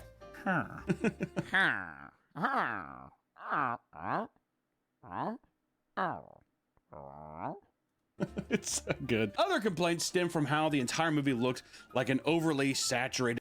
If I had to have sex with a villager. It's so good. Other complaints stem. What profession? I feel like a mage would probably be the best one. The blacksmith, the librarian. Librarians usually are the richest. And from how the entire movie looked. If you were in the villager verse, which villager would be like the sugar daddy? I feel like the priest, as crazy as that seems, because I don't know if it's definitively a religion. I don't know. I don't know the canonical lore on that. The cleric, yeah. The blacksmith does have a lot of money. Like an overly saturated green screen mess. Sorry, it's a big house. Sorry to break it to you, the Minecraft world isn't real. You're probably gonna have to have some CGI, which I will say in defense of it again, there's a couple parts where they have practical Minecraft sets and it looks really sick. Jack Black and his sheep house, whatever, that was all practical and that looks sick. I thought it looked good, you know? Could you have done all of that? I think you probably could have with the budget you had, dude, but no, gotta make it digital. Which also, to be fair, if it was all practical, would that not take away from the fact that it's like a seat, like a game? Jack Black was asked by an interviewer. Yeah, I think it's supposed to look CGI gamey. My issue was less with... I love Jack Black. I think that Jack Black did a... Probably, I don't want to say did a great job because I haven't seen the movie. I would assume he did a great job in the movie. I just don't think he fits what Steve is. About his feelings on the trailer. Like, he's the reverse of Steve. Criticism, and he said, quote, I mean, I was surprised because I loved the trailer. I was like, oh, this is gonna go over great. And you know, there's always so many people that are sensitive to everything you put out there. I love the movie, but now I'm like, I don't know. Let's see what everyone else thinks, because I don't trust myself anymore. Yeah, actually, in the interview, he seems kind of bummed. He's like, I'd be bummed too, man. You talk about, I've had a cash cow and Kung Fu Panda for 20 years. And now people are like, you're in too much stuff. He's like, God damn, dude. God forbid I work. God forbid I work. They love you till they hate you. They love you till, hey, don't I know it, dude. Don't I know it. Regardless, the movie was being marketed non-stop. And seeing that Minecraft is the most popular game in the world, there was no escaping it. Is Minecraft the biggest game of all time? I feel like it's the most known game of all time for sure. It has to be. Maybe I don't like what's a bigger game? Obviously, if you go back to like Pac-Man, like maybe like Pac-Man, on sales, I think Minecraft is the most sold. Sorry. On player base, though, and actual recognizability, I feel like it's Minecraft or Pac-Man. GTA 5? I feel like GTA 5 probably still isn't as known. Or Fortnite. What's the most popular game of all time? Minecraft, Wii Sports. I think Wii Sports is a shit pick, though. Obviously, it is one of the most popular games. I think you can't count Wii Sports for one of the most popular games of all time because it comes free with the console. And that's cheap, you know? If you have a Wii, you have Wii Sports. Nobody chose to buy Wii Sports. Minecraft merchandise Tetris began filling shelves, with people finding it bizarre that an official Minecraft merch now includes overweight man in his 50s wearing a blue shirt, which I did get because I love it so much. I also got, I'll use it back there. I cut a hole in them, doesn't matter. McDonald's started releasing the Minecraft movie meals and Happy Meals, appealing to adults as well as children. Each one included collectible toys, figures, and in-game items. I'm a big softie for vinyl toys too, so you better believe. I want the Big Mac Cube, Nick. I want the Big Mac Cube. What do I have to do to get the Big Mac Cube? Alongside its theatrical release, a pirated version of the film was uploaded to the internet. This cut included... I saw footage of this where they like fuck up the green screen the background, and the whole movie just looks so fucking bad. Uploaded to the internet. This cut included incomplete CGI and visual FX, which, you know, Dennis probably can't show it, but people say that's the true way to watch the movie. That's how we truly Minecraft. However, this did nothing to hinder the movie's success. It was released on April 4th and ended up being a massive box office hit. The movie made global earnings of $313 million. Wow. That upsets me because it will prompt movies to do the same thing for other games and franchises. I think I'll enjoy the movie, but if the movie that they do has that much success, then they just copy and run that, you know, tech into the ground until they have to fucking spark and find something new. It's the same thing they're doing with sequels and prequels now, to where the only fucking movies you ever see are things that already exist that have part 1, part 2, part 3, part 4, part 5, or they're remakes of older things, or they're games like this where Minecraft is an existing game and it's a movie adaptation off of that. Nothing's ever like an original movie anymore. During its opening weekend, making it the highest grossing video game movie adaptation in history, even beating Mario. What the fuck else do you want?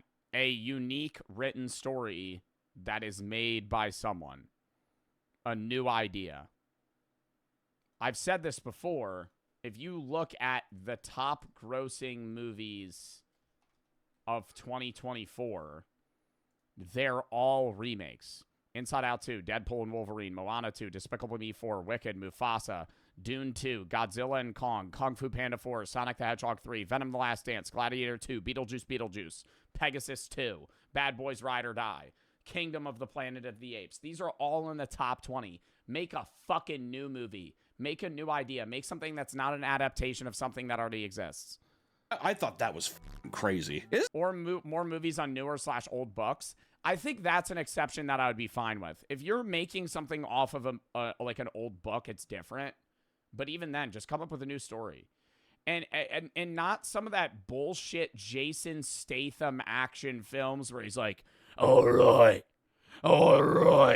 whose fucking asshole did I have to tear open to fucking get to the money? It's like, make up a new story. Stop casting Jason Statham. Stop fucking making the same monotonous fucking action movies that the second I finish the fucking movie, I'm going to forget it. If I can't even think of... Obviously, Jason Statham's a famous person. Samuel L. Jackson's a famous person. But if I'm getting into your movie and I can't even remember your stupid character's name and I'm just referring to you as Jason Statham the whole movie, that's a bad fucking movie. If I'm watching your film and I'm just going, yeah, that's The Rock. The Rock's doing this. But his name is like Ronald Smith. I'm not going to remember that. Give him a fucking actual name. Give him a good Hobbs, Luke Hobbs, The Rock. Any movie with The Rock, he's The Rock. Isn't that wild? I don't know. You know, and we saw the movie. It was cringy. Or I'm not going to get around it. It's stupid. There's a lot of things where it's like a really tropey. You know, if you want a breakdown of old men talking about the movie, just watch Red Letter Media talk about it, okay? Because they don't know what's going on either, and they're talking about it like Siskel and Ebert. So you do what you got to do with that, all right? The last line. When will the Lord take me? That's my last line. I'm sorry, I forgot that last part. Oh, okay, that's the important part. Yeah. All I know is that you had the meme moments. If I was a kid, I'd probably be thrilled by this. And here's the thing. I know. Put me down now, dude. I talk about fucking movies from time. I talked about the Super Mario Brothers movie. I didn't like that. It's for kids. It's for kids. You're gonna criticize a kids movie? Yeah, you know why? Because Puss in Boots 2, so good. Said it then, I'll say it now. How to Train Your Dragon. I thought the live action adaptation doesn't look too bad. Do I think Lilo and Stitch looks good in live action? No, looks horrible. All I know is that there were some moments. I think the difference is the how kiddish they make the kids movies. Kid movies today look so cartoonish and baby-like that they're annoying. Versus, like, Inside Out 2 is a decent cartoon set. How to Train Your Dragon looks good. Like, Mario movie looks like it's made for 4-year-olds. It's legitimately got me to laugh. Yeah, it's made for kids, but it's not made for kids that young, right? Like, make it a more appealing cartoon to, like, young teenagers. What can I say? What I was or not even teenagers, like non-toddlers. Totally. Yeah, I was villager laughing. All right. So I don't know. I was gonna say, is it the worst thing of all time? No, it's not. Sorry. I'll say it right now. I'll die on this hill. Better than FNAF. And you know how many people are gonna be like, in the sorry, don't know what I'm supposed to tell you. It's easy to also assume that the Minecraft movie would have been in some way successful, right? But with that success, there were some downsides, and we have to talk about chaotic movie screenings. Preteens and teenagers went to the movie theater, and all hell broke loose. During a Minecraft movie, one specific scene has birthed a massive TikTok trend. Chicken jockey! In it, we see the appearance of Chicken Jockey, which is essentially just a Minecraft mob riding on top of a chicken, all right? Is it a meme? No, it's only zombies. It's not a Minecraft mob pop-up meme. I could tell that you're disconnected from the Minecraft verse here. A chicken jockey can only be a baby zombie. I have never in my life seen another mob that has run or ridden a chicken specifically. Was it even that big of a in the game? Was they have spider jockeys? I'm talking about something that is on a chicken. Is it a big meme? No. I think it's just the trailer of him yelling, Chicken Jockey! It has now reached peak cinema, my friends. Kino to its finest. For some reason, audience members would film themselves saying the phrase, Chicken Jockey! Along with Jack Black before screaming and cheering at the top of their lungs. Chicken jockey!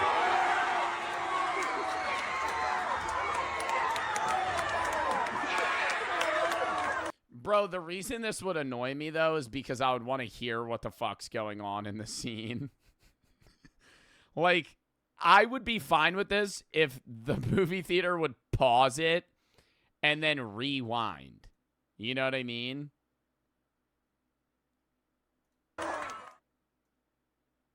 You meme on a movie like this, you have a good time with your friends. We complained, don't go to a movie theater and sing. Here's the difference, because I'm going to say something controversial. Going to the Minecraft movie with your boys or your friends and screaming Chicken Jockey and clapping, awesome. This guy, bro, shut the fuck up. Make me mod, add me back. Am I mudded? Muted. 1T, not 2. Mod him? Yeah, hell no. This guy needs to get fucking banned, bro. Just spamming. Joe, chill, you're bugging. You're the one that's fucking spamming, bro. It's Cyclone for the sub, harmful for the 3. Crowd cheers were annoying. Everybody hated it with Wicked. Now they think it's okay with Minecraft movie. Becca and mine for the sub, true for the 3. Steve says release. Somebody throws a bucket full of piss. Script, Orbit, and TD for the sub. Vinny for the fucking sub. What's up, Vinny, for the 31-month sub? Chuba for the sub. Going to a movie theater and trying to sing as if you're in the fucking play. Annoying. Stop that. Also, Chicken Jockey. Yeah, I think the difference is with what you were saying when everybody hated when people would cheer during Wicked is because people actually just wanted to watch the film at Wicked. Most people are going to the Minecraft movie because it's brain rot. It lasts severely shorter than the entirety of Defying Gravity. All right, just want to say that. Also, the people singing are probably singing every song. What's up? It's nonstop. Which, don't get me wrong, there's Jack Black lines throughout that are getting cheered and memed on. Every time, it's funny until it's not, and we'll talk about that. People were comparing the response to their hyped up screams to the biggest moments from Avengers Endgame, you know, which people look back on the Endgame now and they're like, it was like a part of my childhood, and then like the Minecraft Chicken Jockey's just dwarfing it. it. You know what I mean? Which, to be fair, genuine responses of joy versus malicious intents of making fun of something you paid for it just so you could go. It's like basically a circus freak show. You're going up there just so you can be like, ah! You know, my good friend over at the Kino Corner said this on Twitter, which I thought was pretty was important to bring up. That was the wildest theater experience of my life. Most of my audience were middle schoolers, and they would clap and hoot and holler whenever one of the meme lines was said, or when they recognized something from the game. When Jack Black said, chicken jockey. That's every aspect of the entire movie. It's the Minecraft movie. Whenever they recognize anything in the game, did they not stop screaming for the fucking full hour and a half that this movie was going on? The theater erupted. Oh my god, that's a glass block! Oh! Into sheer pandemonium. Kids were cheering, clapping, jumping onto the top of their seats. Whenever Jack Black sang, the kids would get up and start dancing in the aisles. They acted like this wasn't a movie, but a rock concert. It was a complete expression of mixed and genuine love of Minecraft and irony poisoning, and the result was pure chaos for 100 or so minutes. Which, I gotta tell you, if that's not worth price of admission, I don't know what is. Because if there's also some snob who's like, I just came here to watch the movie, man. I'm like, you're not, I don't think you're missing much. That's why I'm waiting. That's why I'm waiting to watch it. In terms of there, I think you can catch back up. I would rather be in that movie experience, honestly. I was gonna say, I wish our theater was that we went too early. We went too early. We went on a Thursday afternoon. Also, there was a huge family in front of us, like it was like a giant Mormon family or something. Did you notice that? I was like sitting there, I saw the mom and dad, and I was like, my head kept turning because like the amount of kids that were in the front. I was like, Dad, their whole movie. Dad, is that a creeper? I was like, no, see, that's the bad movie. We had the bad one. Quiet and then just, Dad, is that creeper? Dad? And just. You do the dead possum chicken scene. Chicken jockey. It's the Mormon family in front of you. No one's cheering. Chicken jockey. Throw the dead possum. It just lands in the fucking mom's lap. She's like, what the fuck? See, that's the perfect audience to do that with. Almost like karate chop out of the back of his head.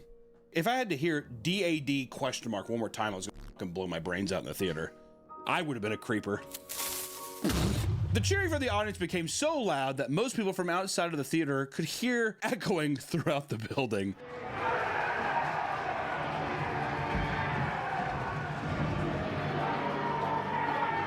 Wow. Which is awesome. And as these videos began to blow up on social media, oh, this is the one that I like. Began to escalate things. In some videos, moviegoers started climbing onto their friends' shoulders, imitating the chicken jockey as they threw their popcorn in the air. Now, see, this is where I have to draw the line a little bit. Listen, there's one thing for you to even endanger your life, or you could cripple yourself by getting on your friend's shoulder in a dark movie theater and do, woo! And like take your shirt off and like throw it in the air like that. It's another thing to take popcorn and throw it across, or slushies and throw it across. Come on, bro. Come on. Listen, we can hoot and holler. What are we doing? Making a mess? Come on now. What the hell is this? Oh, and in the fucking seats, and now they just have to shut down the movie theater. And it never ends well. As soon as you start throwing stuff, never ends well. Never ends well. Like the. You think a chicken jockey's gonna show up and theater? Oh, he was talking about the fucking the theater. The guy, I think he's talking about the dude during the Batman movie. We can't put that in the video. Bleep all that. In many cases, this behavior extended far past just the chicken jockey scene. Some screenings had people screaming and cheering, basically. Yeah, the Joker guy that killed a bunch of people. Nonstop, which that's why the dude that brought fireworks into the movie theater is a fucking idiot. That's annoying. All right, save it for the Jack. If you had just a Jack Black moments to be, I'd just be like, come on, dude, it's kids having fun. But if you're just sitting there screaming, ah, that's terrorism. All right, I'm gonna go ahead and say it. That you have committed an act of terror. And theater staff, let me tell you something, dude. Theater staff right now online is being treated like a substitute teacher. Theater staff were getting enraged by a large number of families leaving with their kids to request refunds due to the obnoxious teens screaming throughout the. Well, because you don't get scary. You need to get a fucking bouncer for this shit, dude. You need to hire a goddamn club bouncer for the Minecraft movie. You got some fucking 25-year-old 5'6" gamer that's just introverted and has never had to confront a belligerent audience before. And now he has to go into a fucking packed movie theater where everyone's with their friends, and now they're motivated to fucking, you know, freak out and be, you know, a belligerent because they fuel each other. That's how friend groups are. If it was being serious, friend groups fuel each other to be assholes. And this is a lot mainly with men, but also with women. And you can know the difference between, because if you had everybody at the Minecraft movie, said you had 10 groups of friends at the Minecraft movie, that movie theater is going to be in shambles. They're not going to listen to the fucking people working, and they're going to be dickheads the whole time. If you had a Minecraft movie theater full of random people that are also acting annoying, but they don't know each other, the second someone comes in and says something, they'll be respectful. But when their friends are with them, they're more likely to feel empowered to be annoying, because being annoying to workers and minimum wage people makes you seem cool. A film. It's like a psychology thing. Like, I've seen the clips of this shit where they just start berating the fucking worker. Fine. You could say, I'll take, it's true. Multiple families now because of all the teenagers in here. If I have to do it again, you're all getting kicked out and leaving. Sorry, can you please not? See, no, okay, like, see, he sounds like a dumbass. Like, he sounds cringy, the guy that's saying this. Like, admittedly, the guy that's going, if I hear another thing, you're all getting kicked out and you're leaving. But I wouldn't make fun of him, because it's like, bro, he's like, this is his job. Like, if he doesn't do this, he's gonna get fired. Understand? Stop recording. And now if this is at night, you're gonna make him fucking stay over to help clean. Oh, I got you, dude. What are you gonna tell a group of kids? Stop it. Hey, you guys screaming and stuff is making me upset. What do you think a 14-year-old's gonna do? Who definitely made fun of a handicapped kid on his way in and like literally took a on a homeless guy. I'm just, what are you know, it's gonna do nothing, dude. If anything, you have to just be like, you need to get like an older guy in there and just be like, you guys are funny, man. You guys are awesome. And that would probably shut them up. They're like, oh, what are we doing? Some older dude. Seriously, you. Yeah, dude, you gotta make it cringy. Get one mom to be in there. Oh, one really like no nonsense mom to just sit in the middle of the theater like a scary mom. That would be like high pitched noise and would just fucking go off on one random kid. Yeah, plant a Karen. You guys remind me of me. That would ruin it. That's how you stop a teen. What if Regal Cinema started employing just like a 45-year-old guy just to kind of snoop around, just be like, you guys, you want to hang out after this? Oh, no, you know what you need to do? You need to get a guy, an old guy, not even like, oh, you guys want to hang out after this. Get an old guy to do the chicken jockey meme like 30 seconds early. As the box is getting raised, have one old man start throwing popcorn and go, chicken jockey, and it ruins it. It's so awkward. No one wants to film it anymore. The moment's been fucking snuffed out, and now they just watch the film. Vibe killer. That wouldn't stop them? Oh, yeah, it would. Because the start of the fucking, the vibes would just be killed. Vibe killer. The company just sat on a seat next to you and he's just like, you guys want to you guys like tech decks or something? He's like, tech deck. He brings out like a half pipe. He's got the full Minecraft creeper outfit, creeper shirt. Yeah, he has I thought you were gonna say the onesie, the creeper onesie. He's like, seriously, I didn't even know they made this in my size till this morning. Amazon's just that fast. Isn't that cool? If you had a guy that did that, I'm telling you, that would stop it. The whole audience would be like, we should just get out of here. You have to make it seem uncool. Right now, it's too cool. That's what I'm saying. You have to kill her. He's just like, dude, I plan on screaming. If a 52-year-old man sat next to a teenager and he said, I plan on screaming chicken jockey so loud, I can't wait to record it. That would kill it. Or if you had like just a wave of old people walk in and that was just for the chicken jockey part, it's like, yeah, we're part of a Facebook group that goes in and yells chicken jockey. We just think it's so funny what you guys are doing in here. That would kill it. Dead meme immediately. That's what they have to do, dude. MC Regal, hit me up. Also, another thing is you pay other companies to go in on the chicken jockey thing and make it cringe. The new Minister of Finances. Oh yeah, just get Jimmy Fallon to do a whole bit on it. Just get Jimmy Fallon to do a whole fucking TikTok parade of videos about the fucking chicken jockey meme. Chicken jockey? No! And it's cringe. And it's ruined.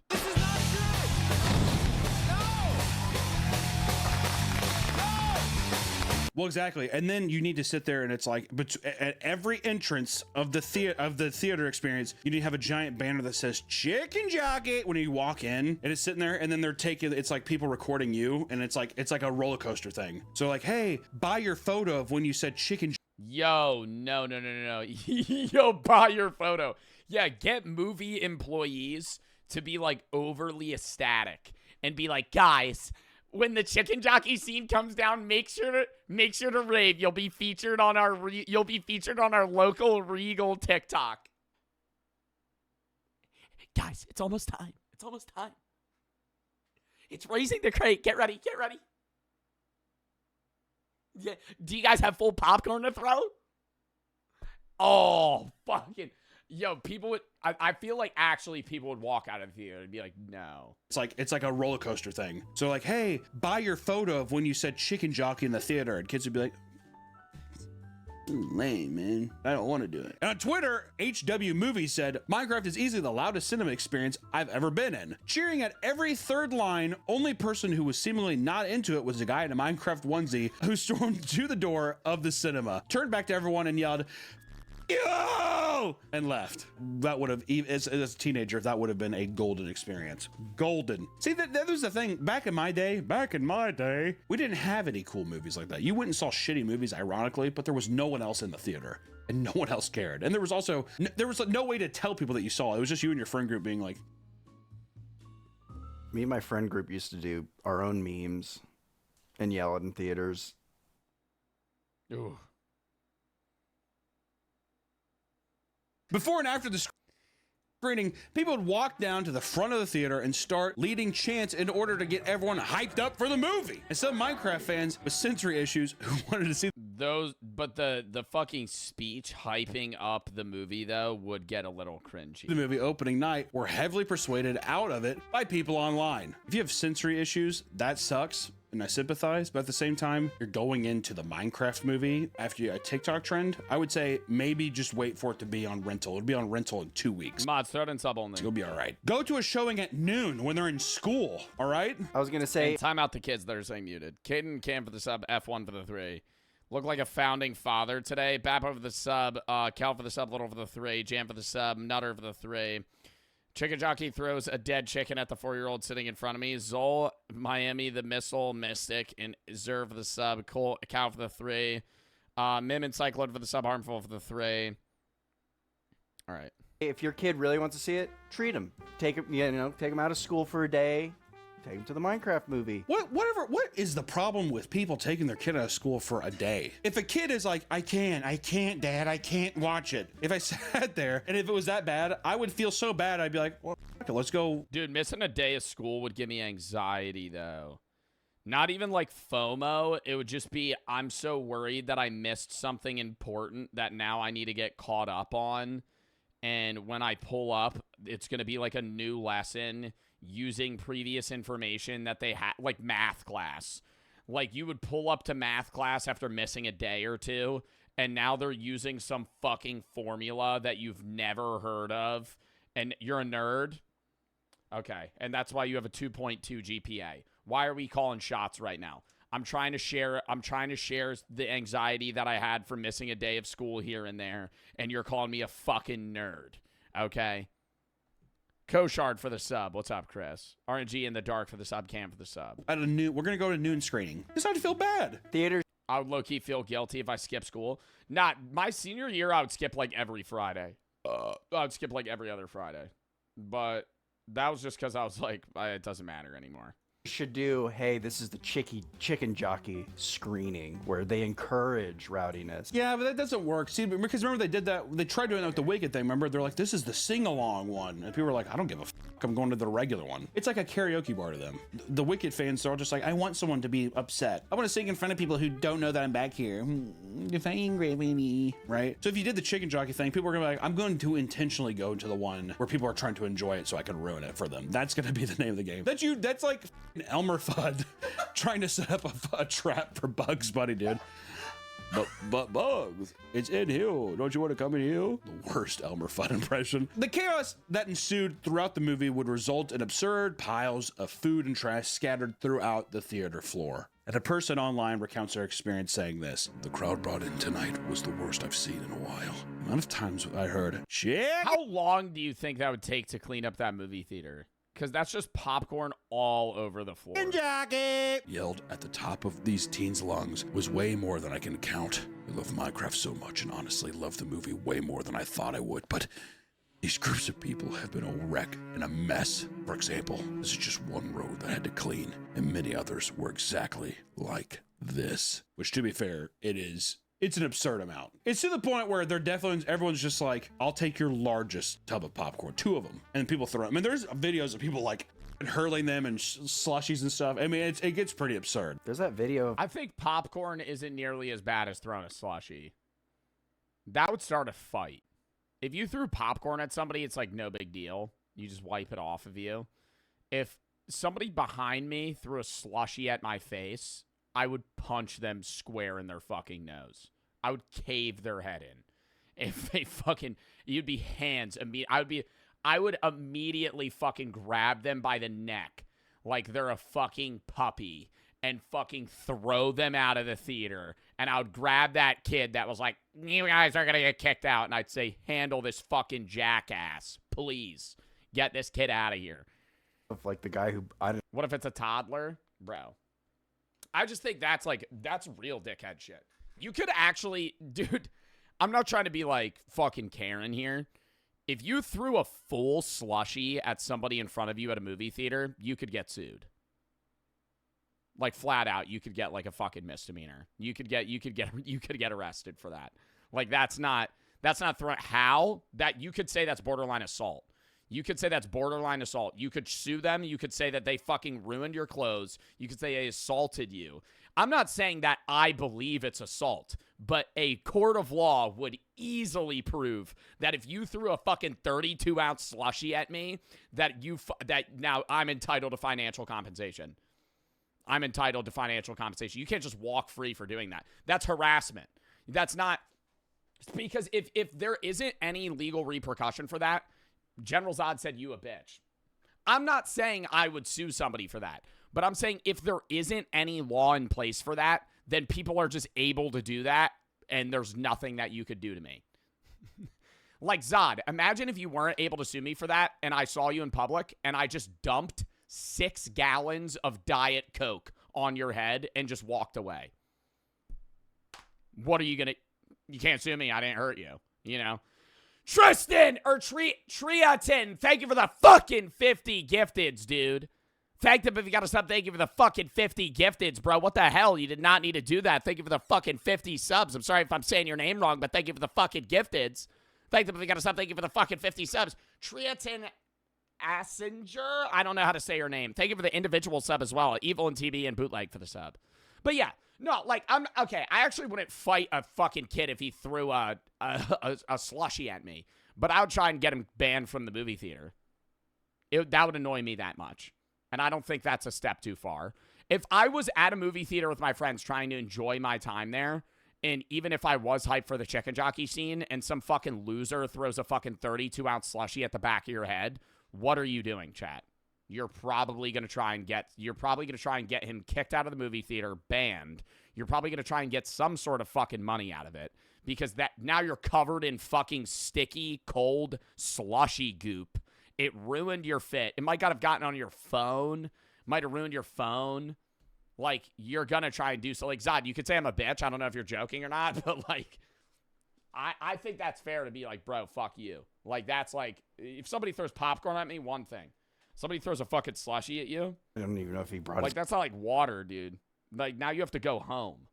He brought bags. Yeah. And just started waving them out, dude. Brutal. One person documented the mess that was left after a Minecraft screening. Literal puke? To find that someone even puked on the floor! He must have laughed so hard. We're kids. I shouldn't have been drinking, you know, I don't do well with sugar.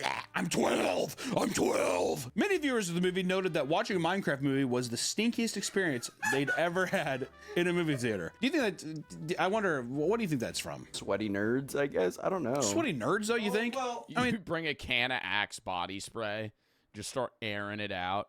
Chicken jockey scene. All right, body temperature's rising too much. The BO's starting. Premeditated. We gotta get it out here. It's like it's Chads. I think it's just a bunch of like adolescent kids not wearing deodorant. Teenage boys not putting on Tag body spray and that. That's not even teenage boys, bro. That's like middle schoolers, bro. When did y'all start wearing deodorant? That's like 5th graders, bro. If you got BO that bad and you're in high school, bro, come on. I started wearing deodorant in like 6th grade. Like every day. That kind of stuff, and they're just smelly and farting and shit. I was gonna say my friend's mom. If you just casually smell like shit and you're just like 16, bro, come on. Like, take a shower. We had a sleepover. She kept coming in and be like, "This room stinks." Like we were stinking up this room. Many theaters had to put out signs warning people to stop engaging. We know the chicken jockey is epic, but please don't throw popcorn or soft drinks at the screen. In the chicken jockey trend, because you know signs work. Other theaters took a more intense approach, stationing multiple people to monitor Minecraft movie screenings, and staff members admitted that it felt like they were essentially babysitting. Theaters made statements. Why is everyone in cosplay at this movie theater, dude? Like they were essentially babysitting. Theaters made statements saying there would be a zero tolerance policy for participating in the TikTok trend. But despite this, these teens... The easiest way you avoid this is just fucking forcing parents to watch the movie with their kids. Just make it so they legally have to have an adult per group of people going. And then now they're not gonna fucking do stupid shit. Yo, Triadin, thank you for the fucking 25 subs. Thank you for the 75 gift is this fucking stream, dude. Thank you for the 25 gifters. Appreciate the shit out of that, man. Thank you for the sub. Thank you for the 25 gifters. Sorry for the 3. If somebody threw a slushie on me, I would grab them, punch them, and I would say chicken jockey, water for the 5. Some kid from my school launched a drink in the air and it hit a dad, and the dad chased him out of the theater. Great for the 3. And minimum wage theater employee, my managers will go over to the walkie and let us know when the chicken jockey scene. We have to go in and show our faces to make sure nobody throws shit or acts up. Comrade for the sub. Dude, that sucks. Only thought. And that sucks too, because I always thought that a movie theater job would be like the easiest fucking most chill job you could have. And now you're like a new hire in the middle of the chicken jockey craze, and it's like fucking World War III. Your training has become like a fucking military unit. Attention! We have, count them, 8 chicken jockey screenings today.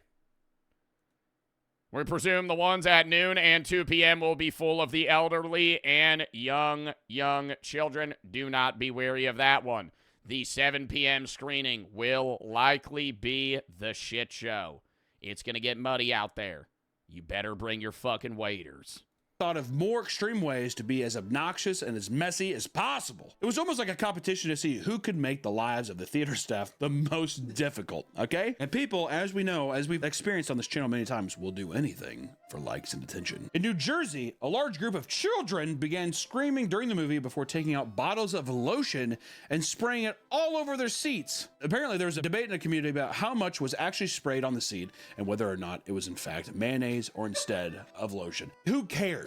Somebody brought out lotion and started throwing it all over the seats. Don't spray shit on the fucking seats of the theater, okay? Once again, one thing to even be popcorn, one thing to literally stain the seats that you're sitting in, you gross, sadistic This whole fiasco infuriated the theater owners to the point of having to set a new rule banning minors from watching the Minecraft movie without a dude, that's literally what I just said. Guardian present. I remember when I was like, I probably was like 11. I got dropped off with my friend to go watch a movie, and I think it was rated R, and we needed a parent with us, and I remember being so pissed. I was like, this is so stupid.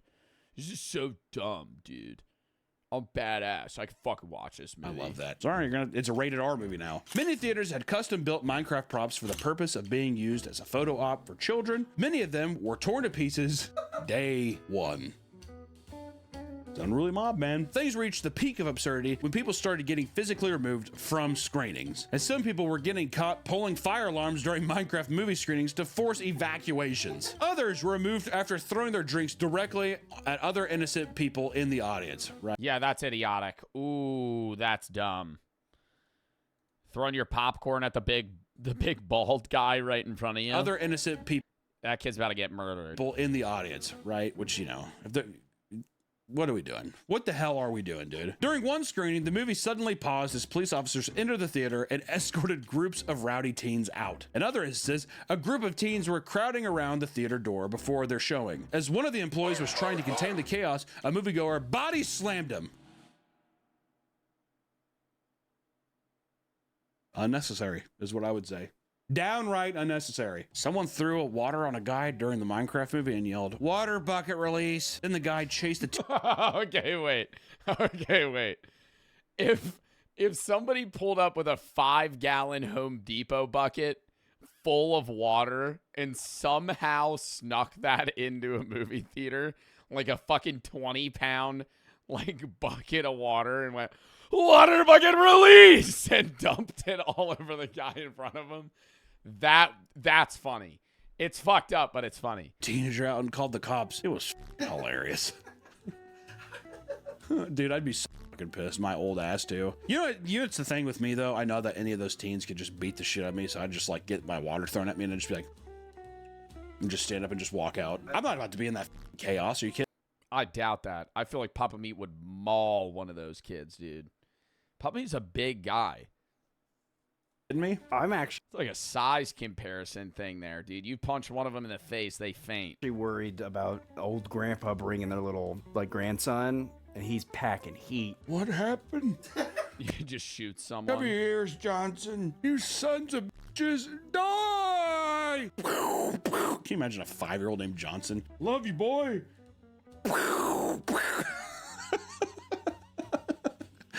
32 teenagers were shot tonight at the Minecraft movie after being unable to leave due to popcorn buildups at the door. In the subreddit, r/movie theater employees joined to collectively vent about their horrendous experiences working shifts. When does that new Superman movie drop? Leave of the 3. We had to clean up a white substance on the ground and poop in a seat. Ew. Triatin for the 755 bits. My name's Tristan. Been watching nonstop for a while on YouTube. I'm gonna say, wanted to show love to the streams. Appreciate you, big dog. Thank you for the fucking 755 bits. Thank you for the subs too. We do warn customers. We need to let them know if somebody's being disrupted. I had one of them tell us she wants to see the Minecraft movie. Somebody had pepper spray in the theater. Had sprayed pepper spray in the theater. Bryson and Domingo for the sub. Yeah, I just want to go see it. During the opening week. I'll wait a month. Of the Minecraft movie. I love that this is actual time in our lives where we can be like, there's a place where people refund the scream. I'm not doing it. People on subreddits can be like, God, it was a hard weekend. And other guys can be like, yeah, like they're coal miners or some shit. Kicked out 20 teenagers tonight because of the trend for this movie. Another user said someone egged our theater last night. And another user even said, yeah, I had quite a few refunds that I let slide halfway through the movie because people were getting shoes thrown at them, popcorn and candy. It was a complete shit show, and I felt bad for the families that were just there to enjoy the movie. Where some people will gladly be public nuisances for the sake of their own entertainment, others decided Minecraft movie was the perfect time to scream slurs. That's right. Did you know that we're going? What? No. People were screaming slurs during the chicken jockey scene. Into a racial and anti-Semitic part of this. Oh, during the Nether video? Here it is. On various occasions, people were recorded screaming the N-word during the movie. And when we say on various occasions, let me tell you, there is too many videos online of people. Oh, they would just say the N-word instead of Nether. Screaming the N-word at the screen in a Minecraft movie. And here's the thing, tons of chortling after.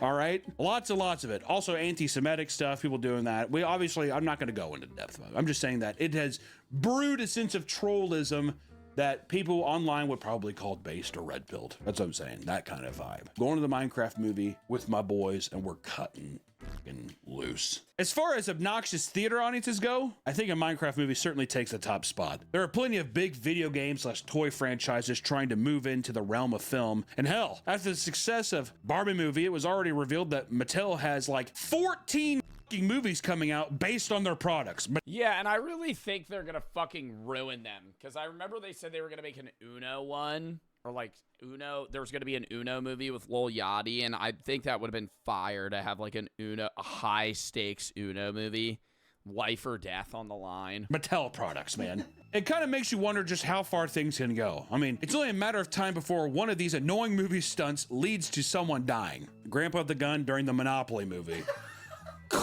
And during the Monopoly movie, if people don't dress up in monocles and shit and have money bags and start running around and pass and go, what are we doing? But also, here's another thing. The films are dying. Not if you bring Jack Black. Get Jack Black in every Just get Jack Black to be in every game to movie adaptation and they'll fucking hit. Movie. If that's the only way it'll ever survive. Yo, Small Fries, thank you for the fucking raid, bro. If Jack Black stars in all 14 Mattel movies. Can you imagine if they had Jack Black be bald and he's a Monopoly man? Who are you? With the monocle. I am the Monopoly man. But he's That actually seems very realistic to me. That doesn't even seem far-fetched. To have Jack Black just shave his face and have a gray mustache. Honestly, it's not even going to be Jack Black. It's going to be Jim Carrey. It's going to be Jim Carrey or Jack Black as the Monopoly man. And he like rubs the monocle and he has like a little dog or something with him. It's like the evil petting scene. What movie is that? Where he turns around and he's petting a cat. I am the Monopoly man. He's doing like a Daniel Plain. I have my own money, you see. Thing, whatever. I drink your shake. Whatever he's doing that. I pass go. Collect $200. You go directly to jail. With a cane. And I'll just say this as we start heading off into the sunset here. It was just an odd phenomenon that we wanted to talk about because I don't think he didn't talk about the one with the fireworks, dude. I saw one where they were lighting like somebody lit off like a fucking cake in a theater, and it was like boom, boom, boom, like sparklers everywhere. It's gonna go on much longer. That could light the whole movie theater on fire. And that was fake. Oh, I was gonna say, because whoever did that would actually be like charged for attempted arson, and that's like a serious fucking charge. James only lives, it's like a shooting star. But for the time being, this had to be one of the wildest times in a movie theater. And I don't think it'll ever be topped. It's real? I don't think so. Do you think that this is the catalyst? Is it the wick has been lit on the dynamite? I think people are gonna start forcing shit. Well, this is the perfect storm though, because you have Jack Black as Steve from Minecraft, and he has all these. Hello? Ducky for the 5. Do you still jump around like Monopoly Man listening to Laughing to the Bank by Chief Keef? Midnight for the 1,000 biddies. If I'm in a tournament, yeah. Sister's birthday's in a week. Can you say happy early birthday to Adelaide? Happy birthday, Adelaide. Lines, and it's like what else is bigger than Minecraft? Nothing. You know, that's the big thing, because people are like what, Monopoly? And then they're gonna be like, yeah, I think my grandma has that under her fucking staircase, dude. You know, who knows? I mean, I don't know. It's such a weird time. All I gotta say is this, guys, go watch whatever movie you like. I could hate it, the FNAF movie. There's people who like it. Go see it as many times as you want to. I think go see whatever fucking movie you want, just don't throw shit at other people. Like, even if you're going to be obnoxious in the movie theater, whatever, just don't, like, don't, like, vandalize the theater or start a fight with someone. Go watch Wicked. Be gay and watch Wicked. Because that really is, like, the worry. There's so many people that bother me on a daily basis in public, and the same thing's probably with you guys. And there's times where you're going to encounter a lot of rude people or people that piss you off. And, you know, a lot of the time, you're in a situation where you're able to reverse that and like get defensive against somebody that upsets you. But conversely, in both situations, you have no idea who you're talking to in a given day. If you upset somebody in a movie theater or they upset you, right, like somebody might die. You could get killed by somebody that's insane on a bad day. You're going to sit there and go, hey, I'm logically thinking that this person is a sane human being, and if they get mad at me, worst case, they scream at me. You don't know. You throw popcorn at a guy in a movie theater that's having a really bad day, he might pull out a gun and shoot you right between the eyes and kill you. And yes, he's an idiot for that, and he'll go to jail for the rest of his life, but he's not thinking in that scenario, right?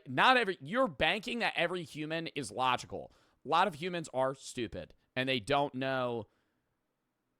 Like, you don't know what you're getting yourself into in those situations. So, I know a lot of you guys go see the Minecraft movie and you, like, fuck around with your friends and troll people. Like, be careful, especially around, like, fucking old men.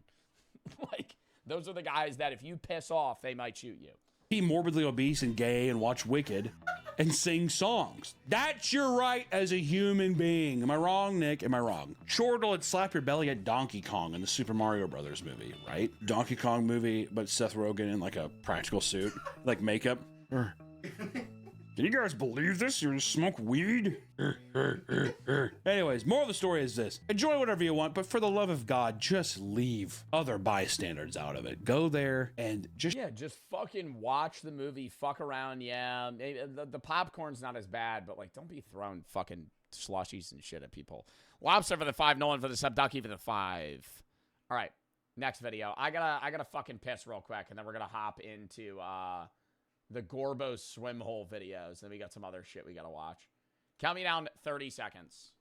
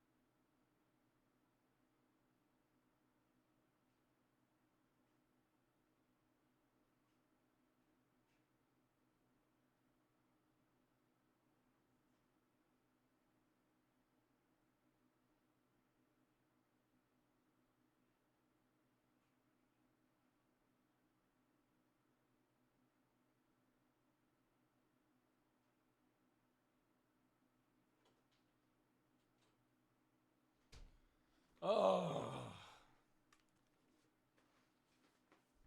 We're back.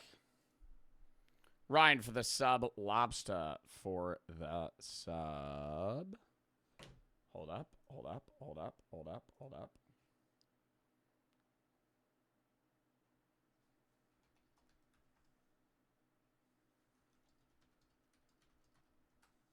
I gotta do the same one.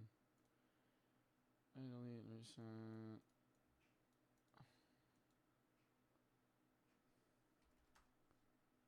Hold up, hold up, hold up. Sorry. Nolan, thank you for the 5 gifteds, bro.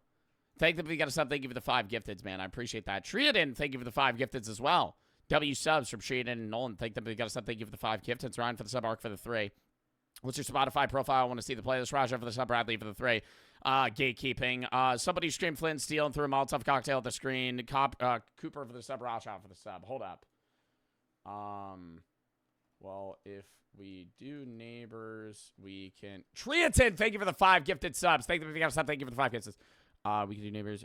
Well, if we do neighbors, we can do us 4, but Mario Party, Chris, don't have a Switch. And when would y'all wanna run it? And how many people is it, Chris? All right. Lock in. Triadin, thank you for the 5 gifted subs. Thank you if you got us something. Thank you for the 5 gifted. Chat, lock the fuck in. We have a few videos up now. More of Gorbo's swim hole / blacklight AI videos. We have watched this creator recently, prominently for their Gorbo's swim hole videos. They basically create like AI comedy sketch videos where they script everything and kind of have AI, you know, visualize the experience.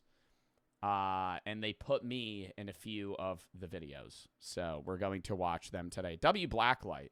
Mods, shout out Blacklight. Actually, just fucking link this video. Mods, pin this video. Let's give it a watch. The Midnight Mutation Cook-Off Fusion Frenzy. Good evening, curious consumers and hungry anomalies. I'm Chef Morph, and tonight we're exploring the delicious possibilities of fusion cuisine. Not just the combination of culinary traditions, but the literal fusion of matter, energy, and biological systems. Welcome to the Midnight Mutation Cook-Off. Let's meet our... It's literally like, for the people that don't know, or if you do know, interdimensional cable like Rick and Morty. Contestants who will be... There's a bunch of different sketches that are kind of like, or bits that are intertwined. Creating dishes that defy the laws of gastronomy and physics. First up, a proprietor of the most unique dual business on Route 47, Sad Steve from Sad Steve's Taxidermy and Ice Cream.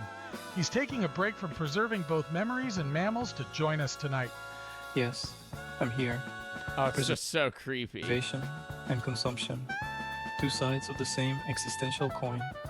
Tonight, I'll demonstrate how the fleeting nature of flavor mirrors the impermanence of life itself. Next, we have a first-time competitor with a desperate mission, Joe Wingman. He's stopping by our kitchen before continuing his journey to Gorbo's swim hole in search of someone named Melissa. I need to find this Melissa woman before she...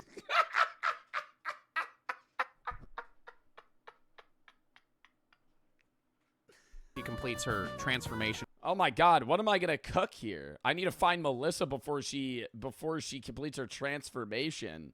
That's the next video that we're gonna watch so we know more about the lore, because then I'm in the fucking searching for Melissa Gorbo's swim hole video. Apparently Melissa got lost in an attraction at Gorbo's swim hole. She might die. And I need to save her. Melissa woman before she completes her transformation at Gorbo's. Her sister Amy's offering a substantial reward, and I would love the extra cash. But they wouldn't let me into Gorbo's without bringing a culinary offering, whatever that means. Sue here. Like a sacrifice? I have to go to a water park. I have to fucking bring a food sacrifice. Here I am. And finally making her television debut, Meridian Time, Whisperwood Diner's longest-serving waitress who was somehow there before the diner even existed. Pleasure to be here, dearie. I've been serving food at that location since before it was a diner. Ooh, I don't know if Joe Wingman's gonna be able to beat her. I don't know if I'm gonna win this. Before it was Route 47, before it was even this dimension. I've fed things you wouldn't She's been cooking that long. believe, and tonight I'll share recipes older than your concept of linear time. Tonight's challenge is interdimensional fusion. Each chef must create a dish that combines elements from at least 3 different shows on Route 47. You have exactly 13 minutes and 47 seconds. Begin. I'm creating the nostalgia nibbles. Small nostalgia nibbles? bites that capture the essence of childhood memories, but with Wait, that's actually a fire idea. a twist. Each contains a flavor from Whisperwood Diner's secret menu, infused with a trace element from Gorbo's swim hole, and preserved through my proprietary... Oh, he's putting stuff from the water park in his dish. process that normally keeps squirrels looking perky for decades. These are Melissa's migration wings, using chicken wings that I've injected with a mixture of Algorithm Corporation's Identity Stabilizer, Whisperwood Diner's Chattering Hot Sauce, and... Ooh, Whispering Woods Chattering Hot Sauce? That sounds pretty good. Some lake water I collected from outside.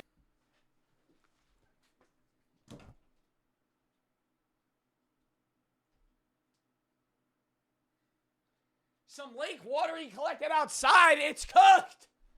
It's cooked. How dirty was the lake? In the parking lot. What? Some lake water I collected from outside in the parking lot. My prehistorical pie contains ingredients that existed before your concept of flavor. The crust is made from grains harvested during the first Algorithm Corporation breach in 1947. The filling contains berries from the original forest that stood where Route 47 now runs. And the Wow, her ingredients look fresh. She knows the history of glaze them. includes honey from bees that pollinated flowers that no longer exist in this reality. Time's up. Let's welcome our judge, the discerning and ever-evolving Judge Meld. I am ready to absorb and become these creations. Oh, don't tell me this is mine. Sad Steve's nostalgia nibble. Those are actual eyeballs. Are those mouths? Remarkable. I'm experiencing childhood memories that aren't mine. Playing by a lake that shifts colors. A stuffed animal that watches me sleep. These preserved moments feel more real than my own past. The preservation technique All right, is no, that sounds terrifying. flawless.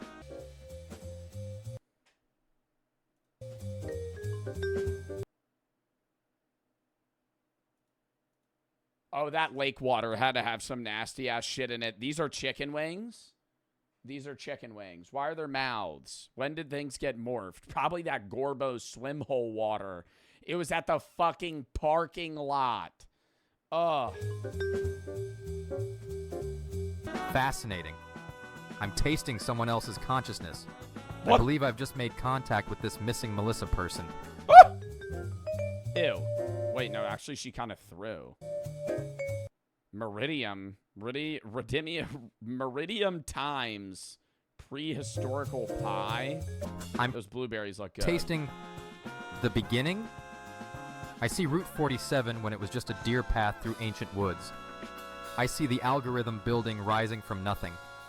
I see Meridium serving meals to beings that weren't human. I see the first breach. Dear God, Meridium, you were there when it all began, weren't you? There, dearie. Some appetites are older than time itself. All three chefs have transformed reality through their cooking. But the winner, who most successfully fused the essence of Route 47's shows, is Joe Wingman. Yeah! I won? I don't care about winning. I need to get to Gorbo's now. That reward money from Amy is going to be mine, if Melissa's still conscious in there somewhere. Of course he won. The boy is becoming part of the cycle, just like I've seen happen dozens of times since. What do you mean I'm becoming part of the cycle? What? The first breach. And there goes our winner. What cycle? Joe's prize is a VIP pass to Gorbo Swim Hole and a discount coupon for Sad Steve's taxidermy and ice cream. Join us next week when discount coupon and a free VIP ticket. Our chefs tackle forbidden flavors, ingredients that whisper secrets from before time began. You know, I Wait. All right, we need to learn about Melissa real quick, and then we're gonna find her. Have you seen Melissa?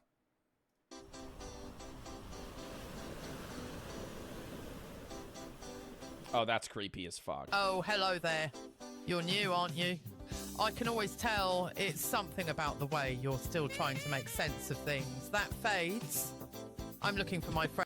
Please help find missing person. If you have Melissa.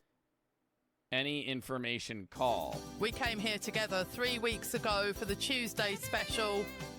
2-for-1 Tetanus Tuesday. They called it cute, right? She went down the slide. Tetanus Tuesdays. The rusty old slide? You know, the one that seems to get longer while you're on it. And she just never came out the bottom.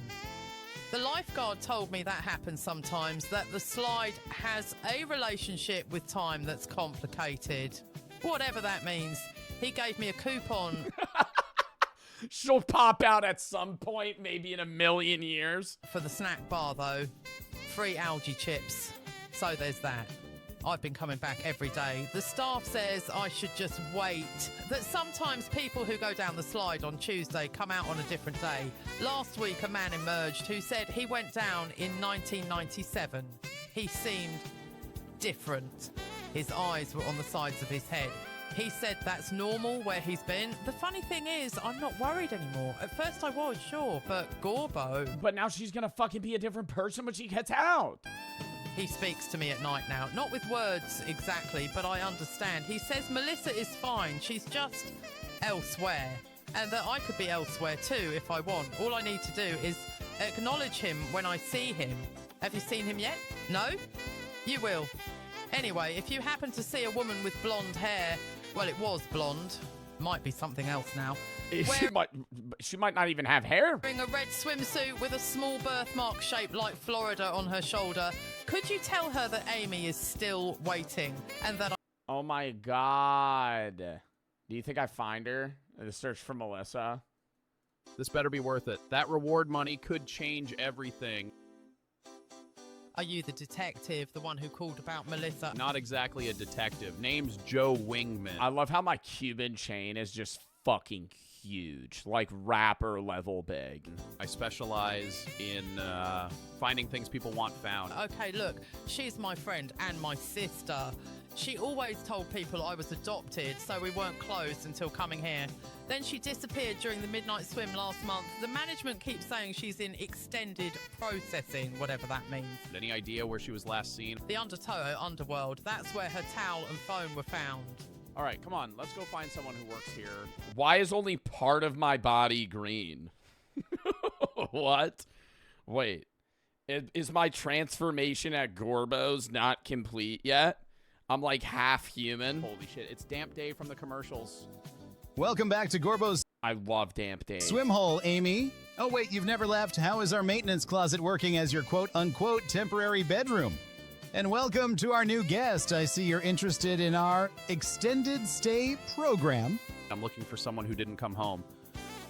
Melissa Jenkins. Ah, Melissa. She's enjoying our premium immersion experience. Very exclusive. Not everyone qualifies for such thorough integration. See what I mean?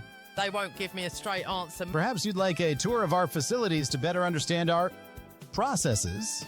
Oh my god, are they like keeping her trapped here? What the fuck is this? A decapitated human ahead? This is our popular mucus flume. Riders experience complete epidermal renewal as they descend. That doesn't look like water.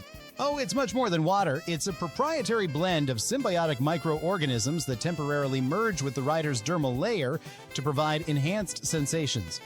My skin, I can feel everything, even colors. What? She can feel colors? Did she just say she can feel colors? Our evaporation station is where guests experience fluid exchange at a molecular level. Quite refreshing. What exactly is being exchanged? Nothing to worry about. Just replacing unnecessary bodily fluids with our enhanced Gorbo solution. Most people barely notice the difference. Melissa wouldn't have gone in there. She was heading to the Undertow underworld that night. The Undertow underworld is currently closed for maintenance. Oh my god. Oh my god. She's never going to get out then. This is where Melissa was last seen. We need to check it out. I'm afraid that's not possible. The connection to the other side is currently unstable. Connection to what other side? Just a figure of speech. We simply mean the deep end of the pool. Look, that's Melissa's. That was like, what the fuck was that? Was that supposed to be the deep end of the pool? Some murky ass puddle water? Look, that's Melissa's bracelet. Definitely looks like it could be hers. Many guests lose jewelry during their aquatic experiences. We have a lost and found for... This was our grandmother's. Melissa never took it off. Not even to swim. So we know where she is. Wait, that means she's out of here then. Are you Melissa Jenkins? She's down there, isn't she? What did you do to her? We need to go. Melissa! Now. But Melissa... Whatever's in that water, it's not just your sister. Something else is happening here. We should leave immediately. The pool is not properly stabilized for visitors.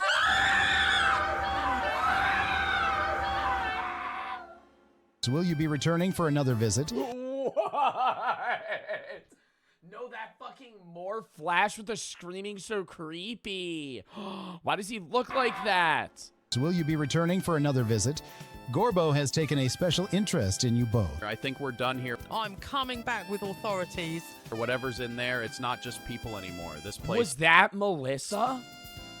It's changing them into something else. Of course, we always welcome official visitors. They find our facilities so immersive that many choose to stay permanently. My sister is in there somewhere. I know it. I've seen enough weird stuff on Route 47 to know when something's beyond explanation. But your sister deserves answers. So what do we do now? She's still in there, and I'm going to find her. And I'd suggest you bring more than just authorities if you do. More than just authorities? Yeah, dude, they're going to get fucking swallowed up by Gorbos. Thank you for visiting Gorbo's Swim Hole, where everyone becomes part of something greater. Remember, transformations are mostly reversible for those who wish to return to their former state. The choice is always yours, until it isn't. Wow. Love that video. Next. W Blacklight. I love the lore behind that. We gotta watch more of their shit. Just the random fucking storylines that are intertwining between fucking Gorbo's swim hole and the fucking cooking show. Melissa's missing. K-Bab for the sub, TB for the 3 says, what is this? Zemo for the 5. I'm high as fuck right now, but I've been looking down from my TV at my phone playing Adventure Capitalist for 20 minutes. Look up to see these fucking fish. Tomas for the 3. Sorry I was late. How was your trip? It was good. It was good. SFG for the 10K biddies. Dub in the chat. Thank you for the fucking 10K biddies. Says this is cinema. Appreciate the fucking biddies. It is. Gorbo Swimhole is fucking amazing. The real for the 3. You should you should just do a whole stream watching Gorbo Swimhole mid and Polish for the sub, neck for the 3. Been watching for 3 years. Want to say your stream's help a lot. Thank you, Polish for the sub, Ryan for the 3. But if you're since freshman year, junior year, I want to say take by SAT tomorrow. First time I stream, I want to say support it. I wanted to in stream. I wanted to support you and say thanks for how much you do for everybody in chat. Well, thank you and good luck on your SAT. Awesome for the sub. Tree attendant. Thank you for the 5 gifted. Scooper and Raja for the sub. Chat. Next video. If you have any videos you have an option games you had to play, by the way, video suggestion tab, game suggestion tab. It's high find most of the videos that I watch the games that I play. So if you have any videos you have an option games you had to play, send those there. We still have 3 more reacts that we're going to be doing. Probably going to be another hour and a half on the stream still. Zadrian and Kebab for the sub.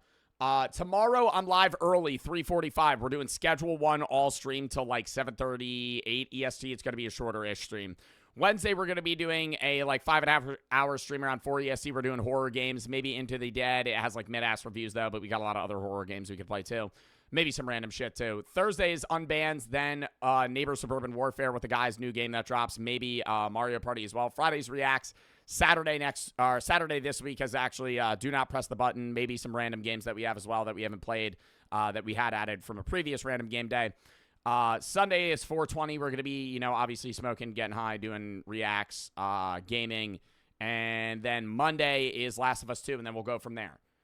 Maybe stream next Tuesday. I don't know if not, we're doing a stream. If not, obviously I'm not live. If we are, we might do more Last of Us 2. Probably going to try and beat Last of Us in like 5 streams. And next Friday is merch and Autism Rack stream. Not W stream. We're not done yet. It is a W stream, but we're not done streaming yet, chat. Lock in. Next video. I just wanted to do the shout for the schedule. If you have any videos of what games you got to play, video game/time. K-Bab and Adrian for the sub. I'll say the schedule at the end of stream now. Lock in. No longer exists Colossal Biosciences Dire Wolf Project. A lot of you guys were spamming this in the video suggestion tab. Apparently, scientists have brought back an extinct wolf that has been gone for thousands of years. The howl of a dire wolf hasn't been heard on planet Earth for more than 10,000 years. That's because the species is extinct, or was. Colossal Biosciences is a Dallas-based company that's using genetic engineering to de-extinct long-gone species. And this is the first time Colossal's dire wolf pups, who are...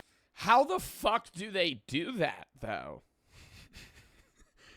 I don't want to sound like a dumbass. How do you bring back a fucking dead species? Just changing the DNA code of current wolves?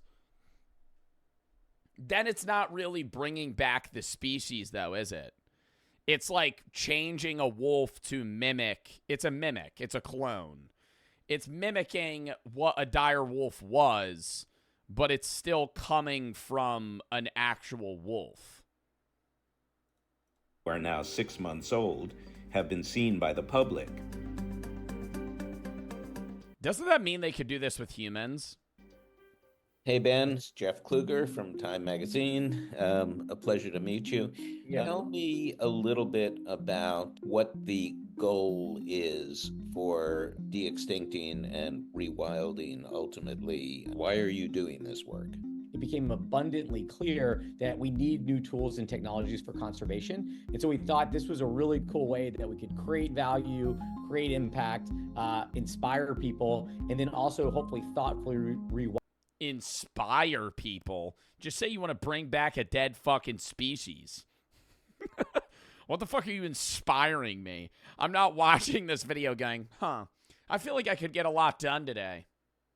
I feel like I'm gonna have a great day. I'm gonna go maybe get another workout in because they brought back you hear they bring back the dire wolf? I just hit a fat ass lift because of it, dude. Maybe inspire people to get more into gene editing. I just feel like do you guys support this?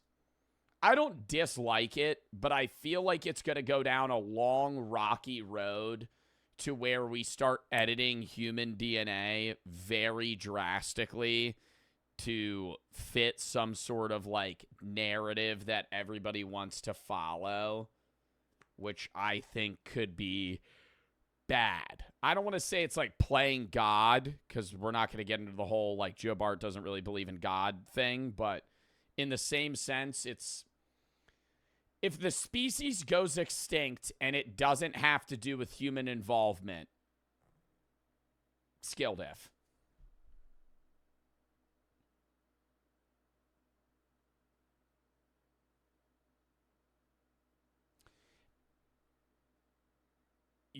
Survival of the fittest. Your species is poorly fit for survival.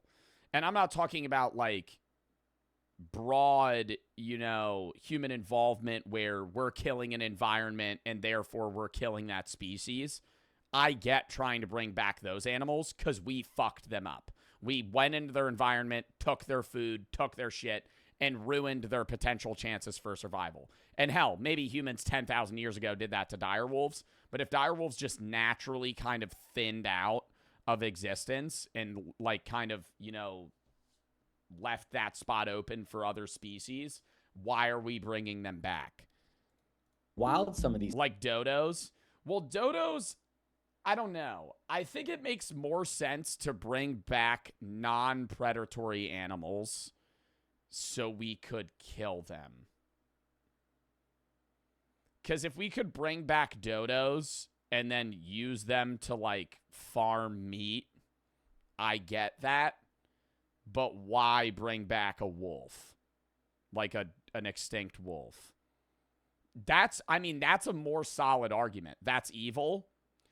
I don't know. I feel like it makes more sense to bring back a dead species of animal that was like a really fat, slow bird that produced a lot of meat, that was lean and healthy, and you kind of just fucking farm raise them and then just fucking kill them and eat them, versus bringing back a wolf that doesn't really have any place in the wild anymore. Species, which apparently will also have ecological benefits to these different potential ecosystems.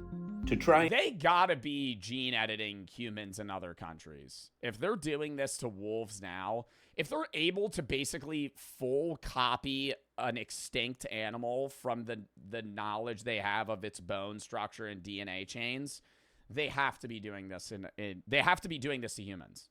To try and do that, Colossal needed to understand dire wolves at a genetic level. The company has documented the process from the beginning and shared this footage with Time for coverage. Would you not do gene editing on yourself? I would assume that would be something that would have to be done in the womb, but I don't know. I think gene editing for humans to eliminate potential health hazards is good. I think if you're able to eliminate a gene in a newborn baby that will prevent them from having cancer or heart disease or obesity, or like enable them to have a better chance at survival, I think that's good. But when you get to the gene editing aspect of picking specific physical traits, that is going to cause a disruption in what is prized, and it will make like racism and those things way worse, because rich people will be able to choose what they want their kids to look and be like. It's eugenics, but it's eugenics on a way different level. Eugenics is like in the United States, at least, was the forced sterilization of people that they deemed unfit to breed.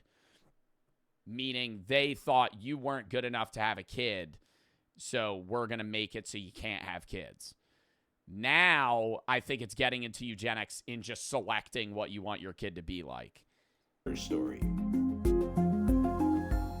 This is Ramus. He's the direwolf. First to exist in over 10,000 years, and dangerous species could be changed forever. So can you tell me a little bit about what went into engineering the dire wolf? We extracted DNA from 2 fossils that we knew from previous work had some amount of preserved ancient DNA. One was a 13,000-year-old bone, and the other was a 72,000-year-old bone, an inner ear bone. We were able to generate 2 genomes, 2 direwolf genome sequences from that, which we then compared to all the other wolves for which there's already been data generated. And when we do that, we want to figure out where it is that these 2 dire wolves are similar to each other, but different from the other wolves that are out there. And so we come up with this list of genes where they're distinct. And then they have to go and fucking hand splice those genes, like those DNA chains. Now, our goal in the dire wolf project, just like with all de-extinction projects, is to re-engineer the core traits, the core characteristics that made these extinct species unique and able to fill whatever role that they filled in their ecosystems when they were still alive. Using this knowledge. Somebody said, don't mean to have an L take, but if you've eaten or drinking anything in your life, you're a murderer. Yeah, it's actually impossible to live your life without killing another living thing. Not even just plants. Even if you were raised vegan since the time of your birth, you will kill living things. Whether it be bacteria or like small-celled chains or even just existing, you're killing things. Uamac, Red, and Arid for the sub. Swivel, Super, Z Adrian, and Kbat for the sub. If you step in a puddle, you kill stuff. Colossal then made 20 modifications to 14 genes in the DNA of common gray wolf cells. These relatively few tweaks to the genetic code produce some big differences. The dire wolf's white coat, large size, characteristic vocalizations like that howling you heard at the beginning of the story, and more. That DNA was transferred to denucleated egg cells, meaning cells without their own. All right, I'm behind this if we bring back miniature elephants. I'm behind this if we bring back miniature elephants. If I could have a pet elephant, that would be fire. But that would be it. That would be all I would want. Own genetic material. Would be a little elephant, like he like opens your door with his trunk and goes, like imagine that. My elephant walks into the room right now. And I have to address the elephant in the room. But his actual name, what would I name him? Bertram. Bertram the elephant. And I would give him a top hat. Material, and then developed into embryos and were then implanted in the wombs of surrogate mothers, who were hound mixed dogs. We didn't know how big these embryos would grow and wanted to make sure that the surrogate was healthy. So we picked large dogs. Romulus and Remus, named after the Roman mythological twin brothers who were raised by a wolf, were born on October 1st, 2024. And in January, they were joined by a younger... I'd be worried, bro. You're basically gene editing a wolf to create something that's like effectively a genetic copy of a dire wolf. Do you know how it's going to act? Her sister that the Colossal team named... In its puppy stages, it's not scary, but like as it ages, you don't know if it'll attack you. Khaleesi. Each wolf is on track to grow to as large as 6 feet long and 150 pounds. Colossal isn't planning to reintroduce them to the wild. Instead, the 3 dire wolves will live out their lives on a fenced 2,000-acre preserve. Colossal does not want to disclose this location in order to protect the animals. I think these are the luckiest animals ever. They will live their entire life on this protected ecological reserve where they have all sorts of space and they have natural denning environment and they have a inclement weather hut that they can go and hide out in if they need to. They have 24-hour veterinary care. Dire wolves aren't the only species on Colossal's de-extinction agenda. An American company says it has... What else are we going to bring back? What else are we gonna bring? I don't know. I don't think that the whole idea of bringing back specific animals is wrong if there's like a purpose for them to come back. I think the direwolf is just an experiment because it was something they're easily, you know, more capable of doing because their genes are already so similar to current wolves. But why would we bring back like a mammoth? Why? Mammoth rats? What are mammoth rats? Why would we bring back a woolly mammoth? What is the purpose in bringing back a woolly mammoth? Or dinosaurs? Or anything? Like, just even watching Jurassic Park. Like, what the fuck would be the purpose in bringing that back? The video says why. I'm telling you it's going to be meat. I'm telling you it's going to be meat. That's what I was just saying with dodo birds. Bring back dodo birds. Just fucking put them in a field and let them have sex, reproduce, and kill them. Genetically engineered mice so that they have like, I'm not saying that that's moral, but I'm saying that has a genuine, like, I understand why you would bring them back. You know what I mean? If you're going, I'm bringing dodo birds back because they would be a great food source. Developed some traits like genetically engineered mice so that they have developed some traits like mammoths. A small but potentially like a woolly mammoth? What do you mean? Important step in a quest to eventually bring back the prehistoric woolly mammoth. What? Wait, they're trying to gene edit a rat into a woolly mammoth? What do you mean? What do you mean? Mice so that they have developed some traits like mammoths. A small but potentially important step. How does a mouse have a woolly mammoth? In a quest to eventually bring back the prehistoric woolly mammoth. They hope to de-extinct the woolly mammoth as early as 2028. The company is also hoping to bring back the dodo and the Tasmanian tiger. See, okay, no, dodo bird I get. Why are we bringing back the Tasmanian tiger? If some of this genetic tinkering feels familiar... How big was a dodo bird? Because I'd get it if they're like, yeah, we could just kill dodo birds. Yo, imagine we're eating dodo bird in 10 years. What do you think dodo bird tastes like? Chicken. Probably like chicken. Probably like every other... Like, that's like so many foods just taste like chicken. I feel like it would be like turkey. I feel like it'd be dry. Dodo bird, weight. Dodo birds weighed between 29 and 51 pounds. What? The dodo bird was bigger than a turkey. See, chat? Good food source. Good food source. What did a dodo bird taste like? If they somehow answer this. How did somebody on Reddit answer this? Dodo birds were particularly not tasty. Oh, sailors wrote about it. Sailors frequently fed on wildlife. And it is said that dodo bird meat's not good. Okay, then why would we bring them back? It's because Hollywood has been here first. And spoiler alert, we all know that didn't end well. So naturally, bioethicists have some concern. All right, but let's not compare. Let's not...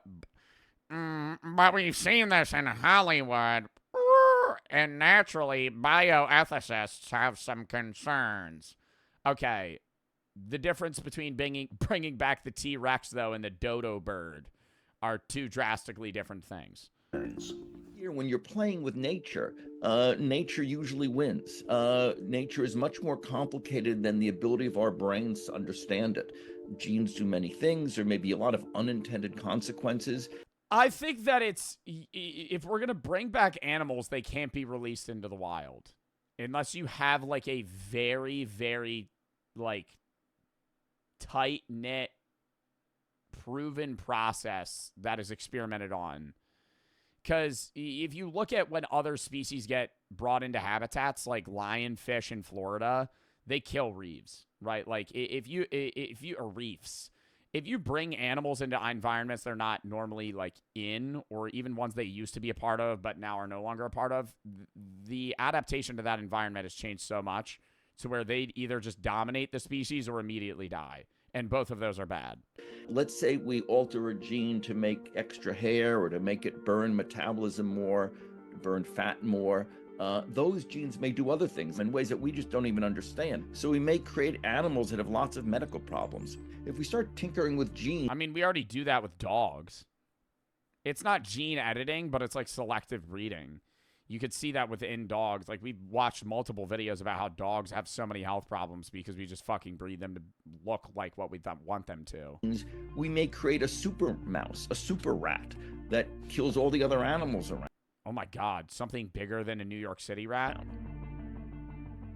But the team at Colossal says their mission to restore extinct species is also about stopping the disappearance of endangered ones today, as experts predict. That I don't think is bad. That's what I was saying though. If we're killing off animals that naturally live in an environment and are a part of an ecosystem, and you're going, hey, we need to like make more of these, Earth will lose. Why would that be bad? It's not. 30% of its genetic diversity by 2050. Colossal has used techniques learned from the Dire Wolf Project to clone 4 red wolves, a small but important step in fortifying that endangered species. The 4 new wolves could help inject fresh DNA. Yo, did y'all hear that foxes are self-domesticating themselves? Off topic. I'm here for it. I love it right now. Love it. Foxes are self-domesticating themselves like cats are. How? Well, cats self-domesticated themselves in like early like hunter-gatherer societies because humans would store a bunch of grain and cats liked eating mice and other small rodents which liked eating grain.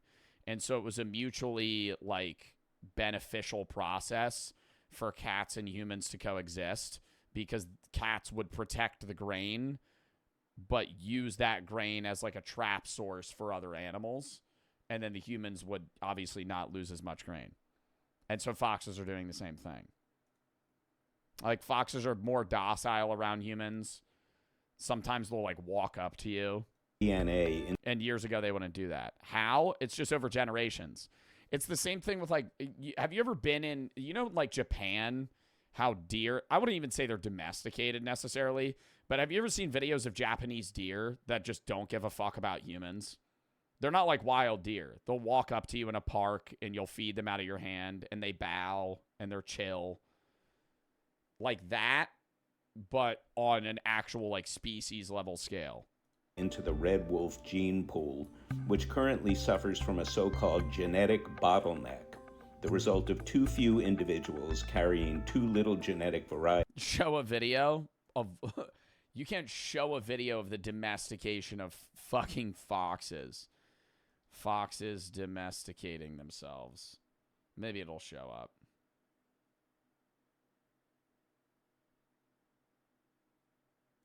We often think of the domesticated dog as the Russian farm in the 70s. Scientists were able to analyze the skulls of all. Boring. It actually does go into it. Their skulls are getting smaller, but certain parts of their brain are opening up more to socialization. Shit like that. To keep the species healthy. Yes, it would be. Oh, show the deer? You've never seen the Japanese... Bro, we've watched videos on this shit. Japanese deer bowing.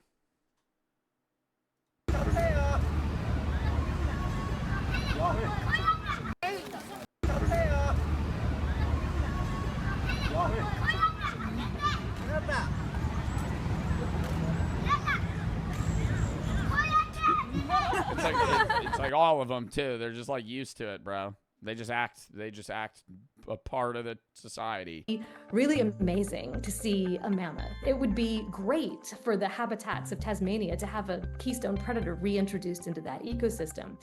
But the woolly mammoths are predators? Tools that we're developing. What the fuck do they eat? On the path to these species. The hell does a woolly mammoth eat? Now I need to look that up. What do woolly mammoths eat? Oh, the Tasmanian tiger. Oh, I thought they were saying bring back the woolly mammoth. I was like, does the woolly mammoth eat like plants? Have immediate application to species that are not yet extinct. A future that is both biodiverse and filled with people. We should be giving ourselves the opportunity to see what our big brains can do to reverse some of the bad things that we've done to the world already. There's a huge need to help prevent animals from becoming... All right, geneticists, genetic people here, hear me out. Pocket shark. Hear me out. It's a shark that you genetically edit to fit in a bowl of water that you would normally have like a betta fish in. Pocket shark. And you could also use it as a self-defense mechanism. Similar to pocket sand, when somebody is running at you, you open your jar and you pull out your pocket shark and throw it at him. Becoming endangered and going extinct. We need to spend more money on conservation. Particularly now, there's a lot of threats that lands that we have as national parks and there's preserves are going to be used for drilling oil, for instance. So there's a lot of habitats where species now live that are going to be under threat. So, and there's not enough money to help with conservation efforts. Whether it'll be a next generation of dire wolves naturally is not yet known. Why can I hear Jeff Goldblum's voice by saying, ah, yes, it starts with oohing and eyeing and ends with screaming and running? Romulus and Remus might be the coolest names they could have chosen. These are not actual dire wolves, they're gray wolves with dire wolf traits. The scientists literally say as much when describing their process. Yeah, I mean, they're almost genetically identical, though, which is what's basically saying, like, hey, you want to be able to tell the difference if you saw one in the wild versus in public. Ethan and Zaki for the sub, or not in public, in private. Niall and Plops for the sub, Bay for the 3. Hey there, my grandma died a few months ago. Rip in the chat. You streamer really cheered me up, so here's somebody's helping me out. Thank you for the 3, and I'm sorry for your loss, man. Walnut and Div for the sub, K for the sub. All right, next. How American schools create violence and stupidity. American students are violent. Oh, yeah. I see fight videos on Twitter all the time, and I never had a personal experience witnessing a fight at school. Did you guys ever witness people, like, fist fight? I watched people get, like, rowdy or, like, you know, choke each other out rough a little bit, but not, like, full-on. Like, chat, you've seen people, like, fist fight. Like full-on swinging at each other for, like, 10, 20 minutes. And we're also kind of dumb. Only 37% of high school seniors were academically prepared for college, math, and reading courses. Why are so many 37%? American adolescents so violent and uneducated? Because our school system is absolute garbage. 44% of American high school students experience school-related violence. 22% of students reported being in a physical fight. In the US, school fights happen all the time, and for petty reasons. Hardly anybody is shocked when a fight breaks out. And this violence isn't only between students. It's not rare to hear about fights between students and teachers as well. Some students have assaulted their teachers, leaving them severely injured. There are 2 big reasons why fights are so common in America. Well, that's like loser shit, though. Fighting your teacher. I never understand that shit. That, like, just the level of disrespect to be able... unless there's, like, a genuine reason where it's like, yeah, your teacher said something so fucked up. Like, getting into a fight, unless they're mean, bro, even if your teacher's mean, dude. The way I'm perceiving it is, like, unless your teacher did something really fucked up, sometimes you just gotta eat dirt, bro.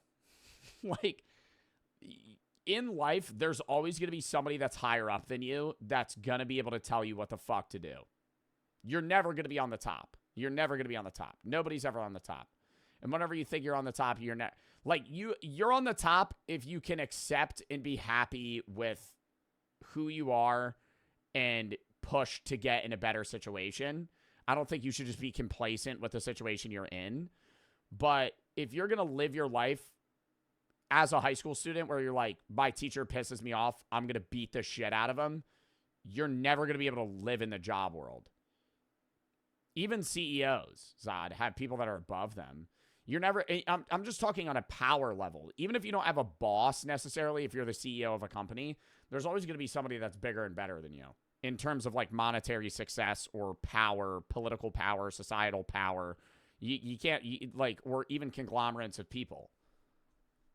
The first is because school authorities put very little effort into stopping violence. As punishment for school violence, students are usually suspended for a few days or receive a short detention. Some students even get away with it scot-free. Students don't fear the repercussions. Yeah, I think that is a big problem, but you also are dooming that. The argument is if you expel kids that get into fights, you're basically ensuring that kid will work a minimum wage job for the rest of his life. If you expel a kid as a sophomore in high school and you go, you're never getting into college now, you're not even probably going to get into another public high school easily, your ass is probably not graduating high school, you're likely not getting anywhere. So they try to give more lenient punishments, so I get that. But the argument would be like, hey, make the rules more strict. Yeah, 5,000 kids are going to get expelled and fucked over, but then everybody's going to stop. I don't really know. I don't agree with that. I don't think just expelling the kids makes the most sense, but like having them not want to fight each other is a big thing. Of their violence, so they are much more inclined to fight. And another reason why fights are so common in America is because social media glorifies these fights. Students would record and upload these fights onto TikTok and Instagram and get millions. I think a big thing that you could do to stop that is kids that post the fights should get punished like almost as bad as the kids that are fighting, because it encourages every fight you see they do. Oh really, they already do that? Wow, I didn't know that. See, I don't know that shit. That's why I love having a chat here. But I was gonna say, I feel like it would dissuade them slightly, because when you witness fights on social media, it's always like the kid recording's always just fucking hyping it up. He said you're a fucking pussy. You gonna take that shit, Josh? You gonna take that shit from him, Josh? Fuck him up. Fuck him. You're just standing there just fucking egging it on. You know, literally being a hype beast to a fight. Millions of views. This has led to a culture which treats school fights as entertainment and encourages students to fight for praise and attention. The constant entertainment, but it's also this like societal belief that if somebody wants to fight you and you don't fight, you're a pussy. Or if somebody swings on you and you don't fight back, you're a pussy. I don't like that. The rule in schools a lot of the time is the aggressor and the defendant, will be equally punished. I think if somebody walks up to you out of nowhere and fucking cold cocks you straight in the face and you beat the shit out of him, you shouldn't be in trouble because you're defending yourself. I don't think somebody defending themselves should be in trouble. But I had friends in schools that would witness fights where the only way you weren't getting suspended or in trouble is if you literally let the kid kick the shit out of you and you just like fucking like cover yourself like while he's beating you up. But then everybody's just going to make fun of you. Violence in public schools has left many. It just sucks because then it puts you in a situation where like socially you're going to get shit on and you obviously don't want to let somebody just beat the shit out of you. But it's like, I don't know. I feel like the kid that like is the aggressor in that situation should always be the one that gets like, you know, I guess punished more. But at the same time, I see videos on Twitter, bro. Like there's been one that's just consistently popping up of this like white nerdy ass kid just calling this black kid the N-word hard R over and over again, like fucking 10, 20 times. And he's just saying it and like they're holding the black kid back. And they end up like, he ends up like, you know, God, I keep saying like so much. Rewind. White kid calling the black kid the N-word a bunch of times. They're holding the black kid back. He ends up getting out of their hands. The white kid, immediate panic. No longer doubling down. No longer standing on his shit saying the N-word to this guy. immediately turns and goes, "Help! Help! Help! Help!" Just fucking running away. And I'm just like, dude, this kid, I don't know. Either way, it's just disrespect, but it's like, bro, you literally, like, you knew you were just being a dick. Like, that was literally a representation of how people act online. I don't want to say at least stand on it, because you just shouldn't be calling black people the N-word. You shouldn't be saying the N-word in general. At the same time, though, he was acting how he would online, where, like, he'll just talk his shit because he knows he can't get hurt. And then the second that kid is able to actually get to him, he freaks out. Or there was another kid, he was, like, just berating this other black kid, and he was like, "Yeah, punch me, I'll sue you." And it's like, that kid will get suspended for a week for saying the N-word. But if that kid punched him, then he'd be able to sue his ass. It's just so stupid. Any children to fear going. It's a fucking stupid situation where it's prompting people to fight, and there's like, how do you fix this? Into school. He's terrified to come to school. Every day is the same thing, all day, from morning till the time they get out, different fights. But school fights aren't the only source of violence. Bullying is also a massive problem in American schools. 22% of middle school and high school students report being bullied at school, and half of all students have experienced school-related cyberbullying. 160,000 American children miss school every day in fear of bullying. A Yale study found that bully victims are between 2 to 9 times more likely to consider unaliving themselves. In America, it's not uncommon for a child to unalive themselves because of bullying. This bullying isn't just an issue of students, but schools and faculty are also responsible for this. Students often face very minimal consequences for bullying. The kid throwing punches was suspended for 3 days. 25% of teachers see nothing wrong with bullying, and teachers only intervene in 4% of bullying incidents. Here's a video showing a school bus driver encouraging a student to beat up another student. Beat the hell out of him. Do it! All right, well, that school bus driver just needs to get fucking fired. But like, that's just an easy fucking kick that guy out. But it's just,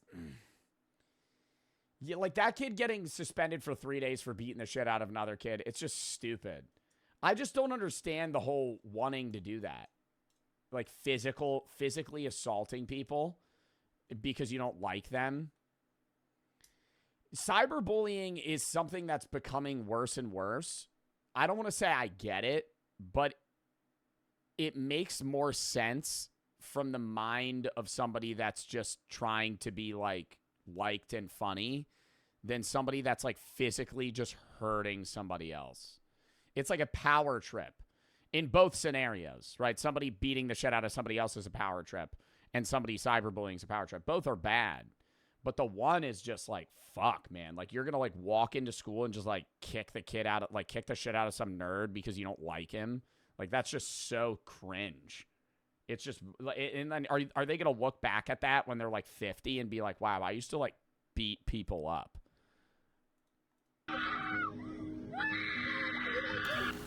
It's also like self-described or like self-reported bullying. Like, would you guys say you get bullied? Some of you are gonna say yeah. It's what level. It's so subjective on what people determine bullying as, unless you get into hyper-specific questions. Like, I got picked on at school. Like, people made fun of me, but I mean, I did the same thing to them. Maybe sometimes it would be like an imbalanced relationship where you're getting picked on more than you pick on them. But even then, I would never go, yeah, I got bullied. But there are times where it's like, yeah, it's so obvious that somebody's getting bullied. But other times, I don't know. It's really up to the individual on whether or not they truly believe they are. I got picked on, but not really bullied. Grew up in New Jersey, too. I think it's a difference, too, between what level of joshing around they're doing versus actually, like, harmful personal attacks. If somebody, especially in like a group of guys, because that's the scenario I obviously have more experience in than like women, because women on women bullying is way different than guy on guy bullying. But if a guy made fun of me, it would just be something stupid that he would like repeatedly say or do that he would just try to get an anger out of you. He would try to get a rise out of you. It's just like rage baiting. I think there's a difference between rage baiting and literally being like making fun of somebody because they're like obese or like their mom's dead. Like, if you're doing that, that's bullying. If you, like, if you're walking up to a kid in your school and you're like, yeah, your mom's fucking dead. That's not like picking on somebody. That's like, you're a fucking asshole. Like, you're like that's bullying. In Indiana, 10-year-old just repeatedly doing it after somebody asked to stop too. Sammy Toys was constantly bullied at school. He would come home with bruises as kids would beat him up at school and on the school bus. He was chased, poked, punched, and stuffed into a garbage can. Instead of helping him, Sammy's teachers punished him for, quote, disruptive conduct. Sammy's parents contacted the school 20 times about this problem, but the school did nothing. On May 5th of 2024, Sammy unalived himself. His bullies never received a single consequence for their actions. If his school had stepped in, Sammy would still be alive. This kind of tragedy has happened in multiple schools in multiple states across America, all because schools have failed to take action. This is the same school system that breeds school shootings. There's a strong link between school shooters and having experienced bullying. Adolescents who have been bullied at school are 49% more likely to carry guns. Yeah, but I don't want to relate that correlation to, because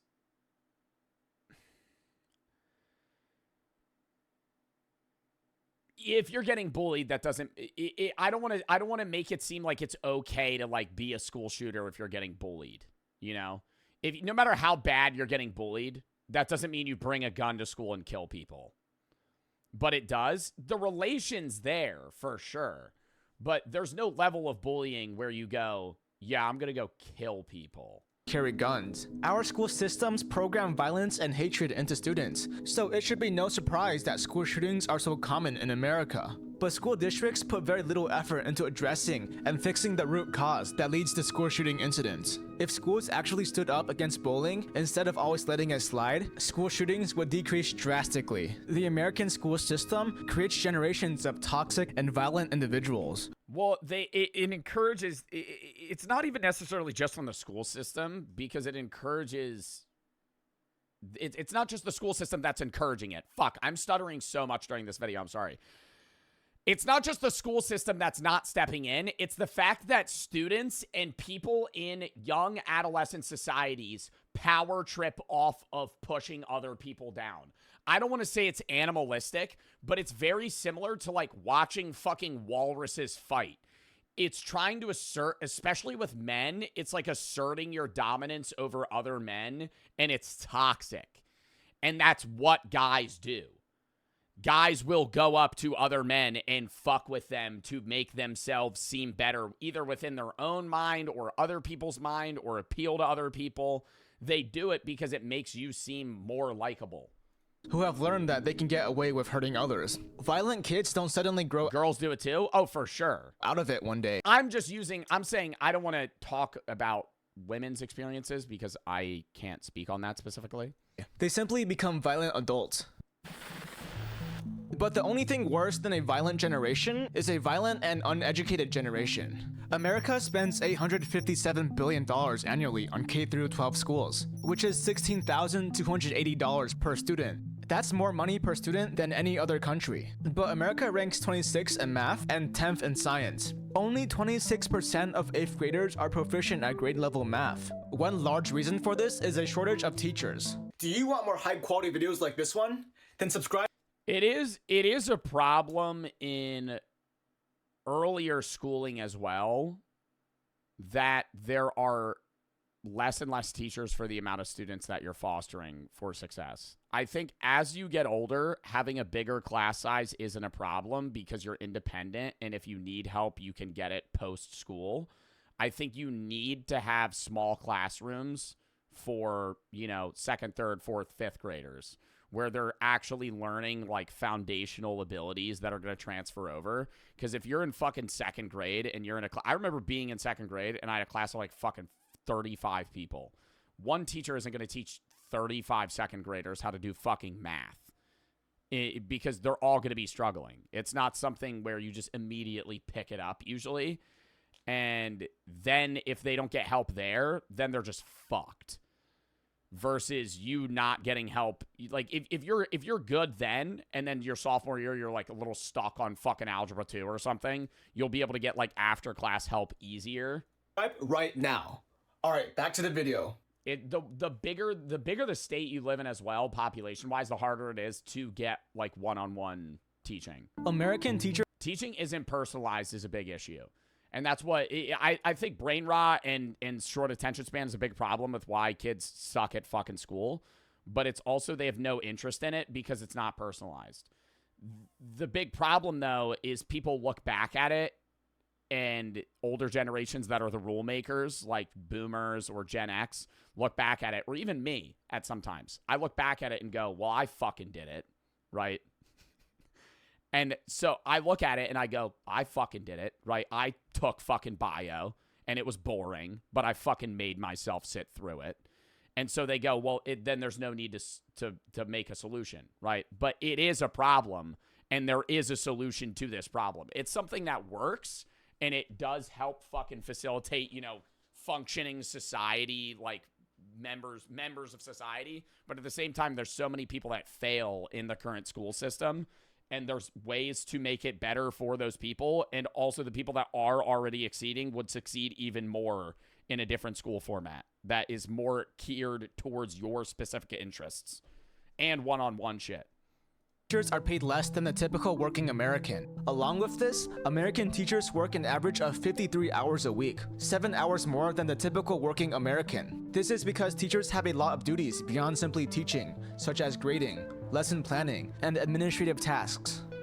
And to make matters even worse, students are often disrespectful or sometimes even violent towards their teachers.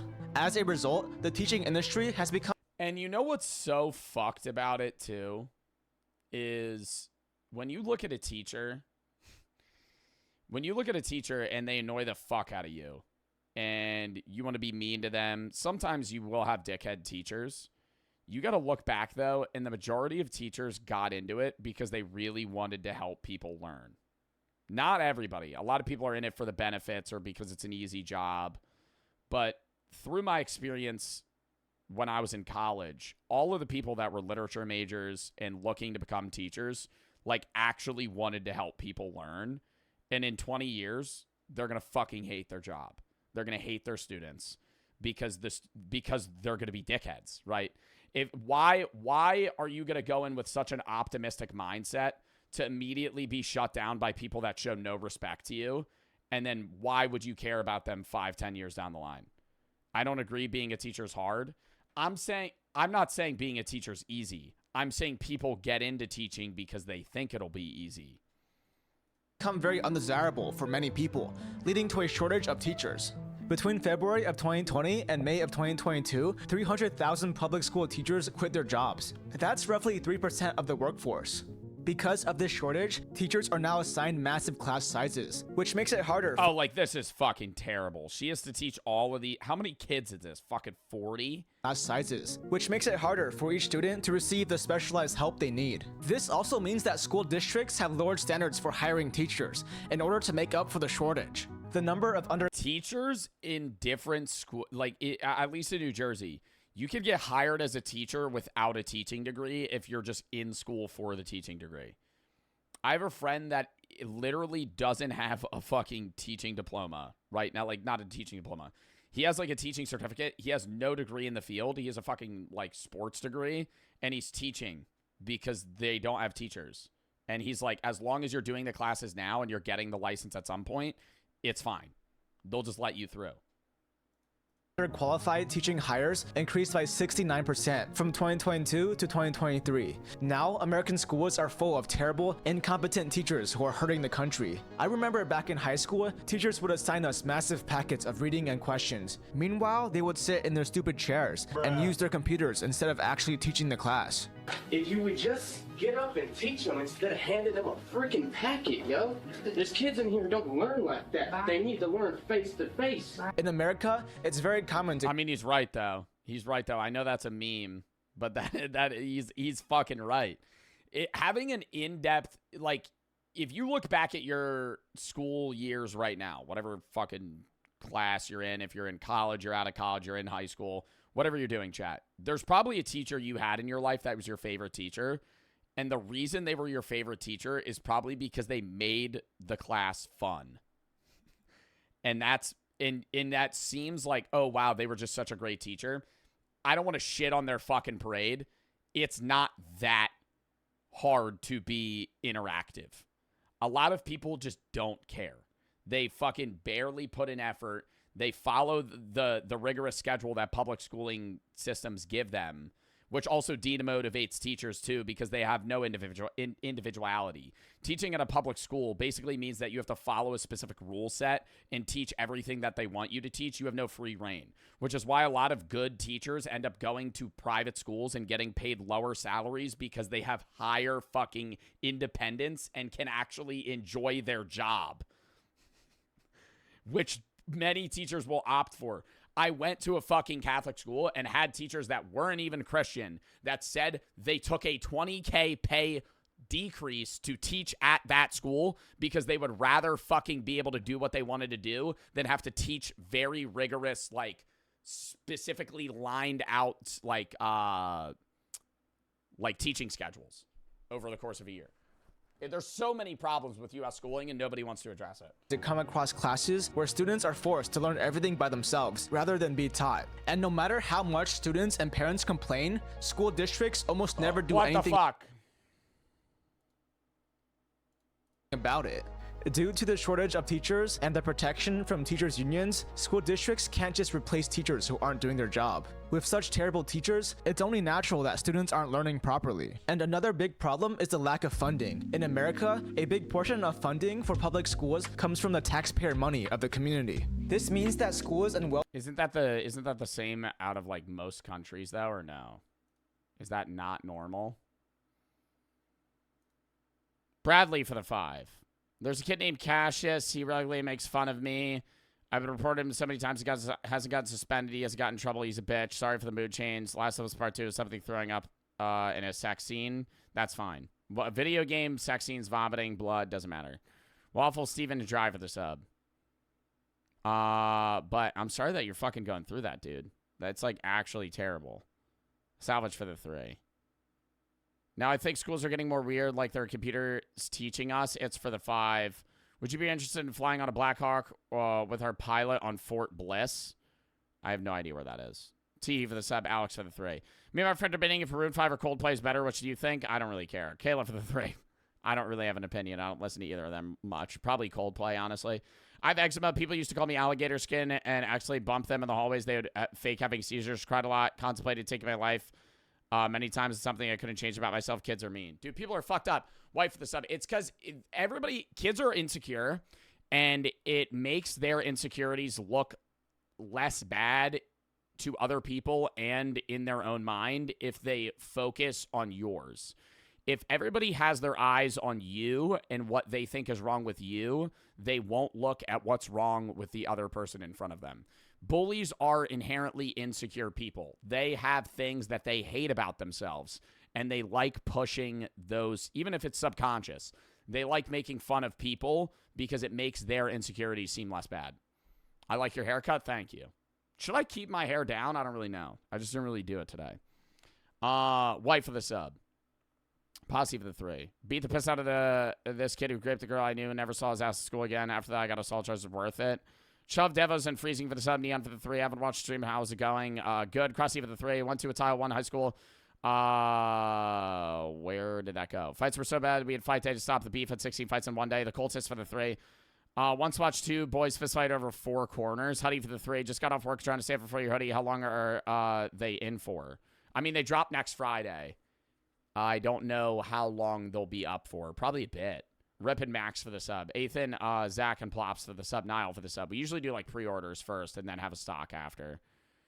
Good and Krusty for the sub. Waffle for the sub. Wealthy communities are well funded, but schools in low-income communities are poorly funded. So if you live in America... Bro's trying to hide that he's balding.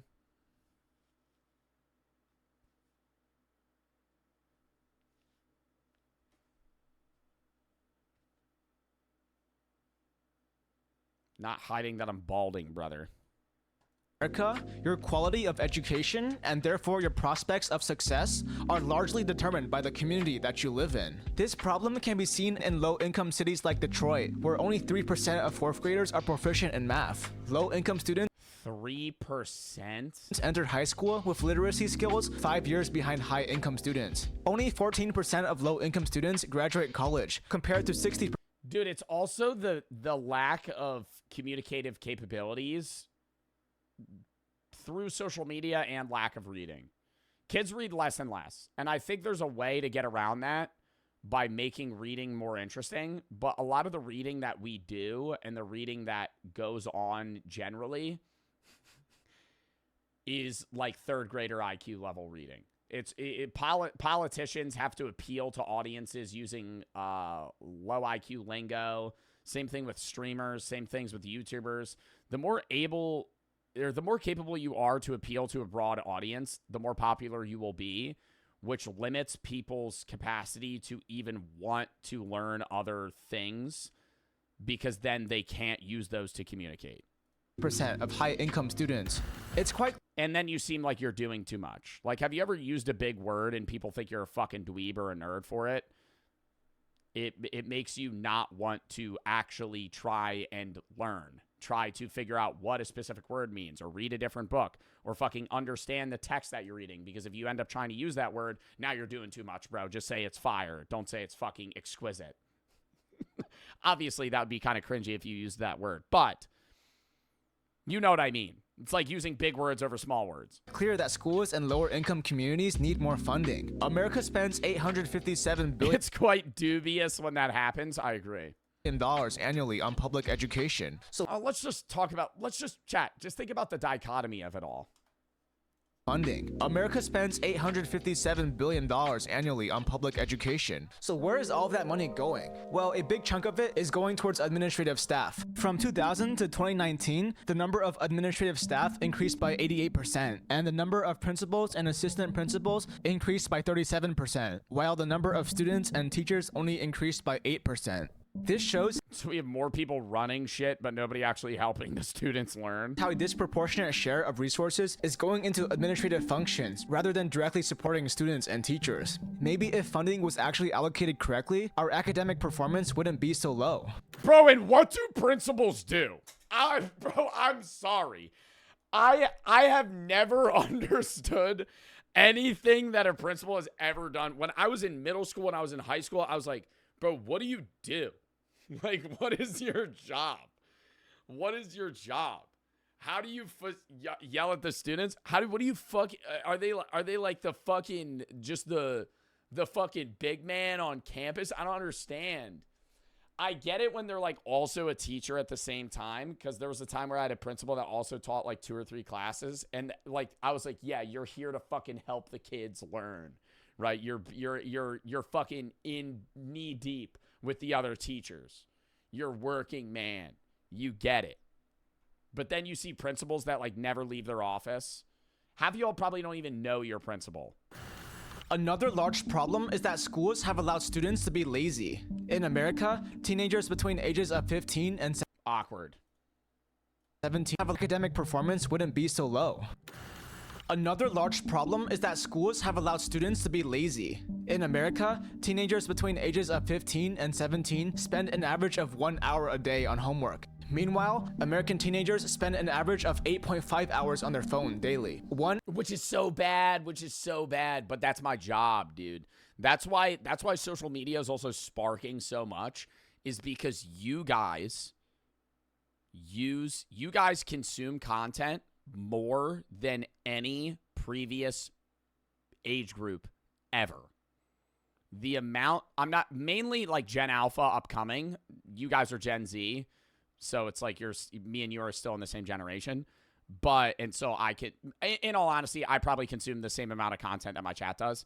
But earlier and earlier generations are on their phone and consuming YouTube, Netflix, HBO, Hulu, more and more and more and more, to where it's becoming more and more lucrative to be an influencer. There's more spots to be an influencer. And then people just stop diverting their attention from like the actual job world. And because they're so in on content consumption, all they fixate on doing themselves is being a content creator.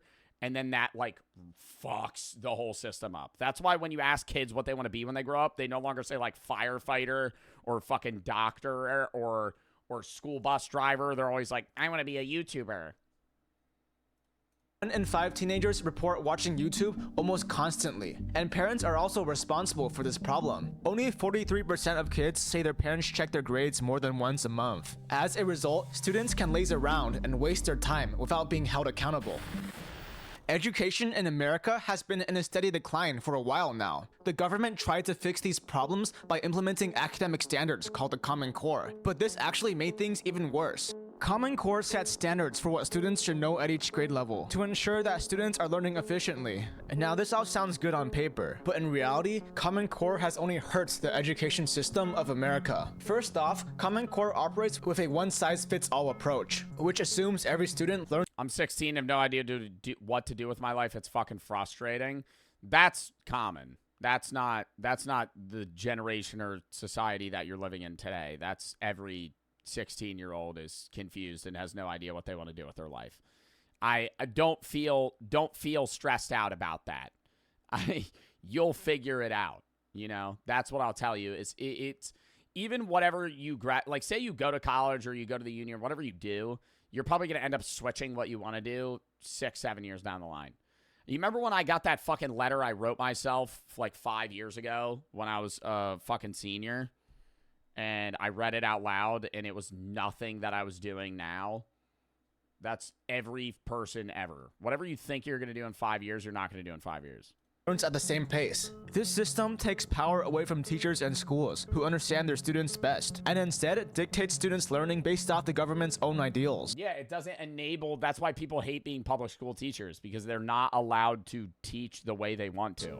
And the biggest flaw with Common Core is the confusing math methods it imposes onto children. You have 8 seconds to solve this math problem. Go. 35. That's so easy.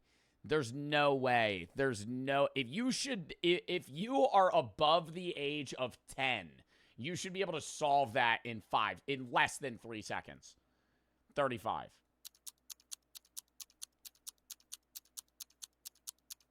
Oh, hell no. Was your answer 35? Well, you get 0 points. If you didn't use the quantum linear dimensional isolation method to solve the question, then you didn't do it correctly. This is the BS that every child in America goes through. You see, Common Core Wait, what? They're like forced to know. They have to show your work. What is this fucking AP Physics? Require students to solve math questions using confusing I get it in AP Physics and shit. If you just know basic math, you just know basic steps math. and algorithms. If students don't use these methods, they automatically fail the question, even if their answer is correct.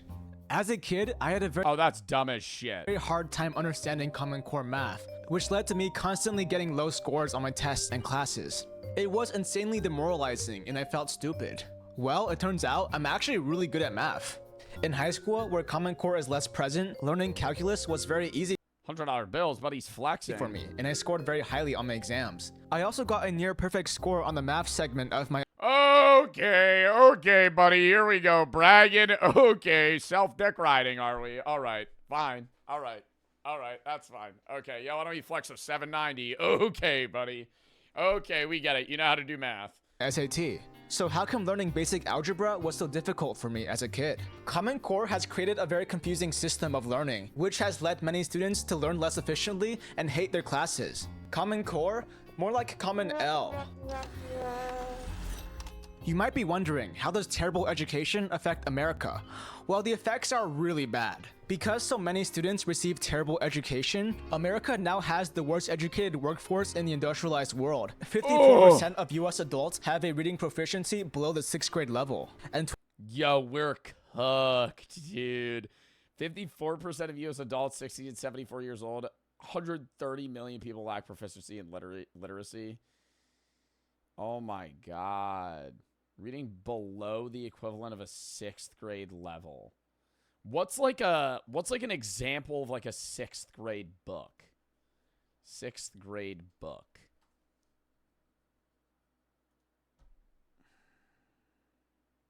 It's giving me books about being a 6th grader.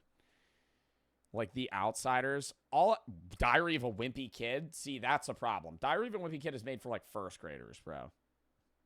I was reading Diary of a Wimpy Kid. Yeah, I was reading it in 6th grade. I was reading that shit in like, you could read Diary of a Wimpy Kid in fucking kindergarten. The second you know how to read, you could read Diary of a Wimpy Kid. Had 90% of the books fucking anime illustrations. Percy Jackson.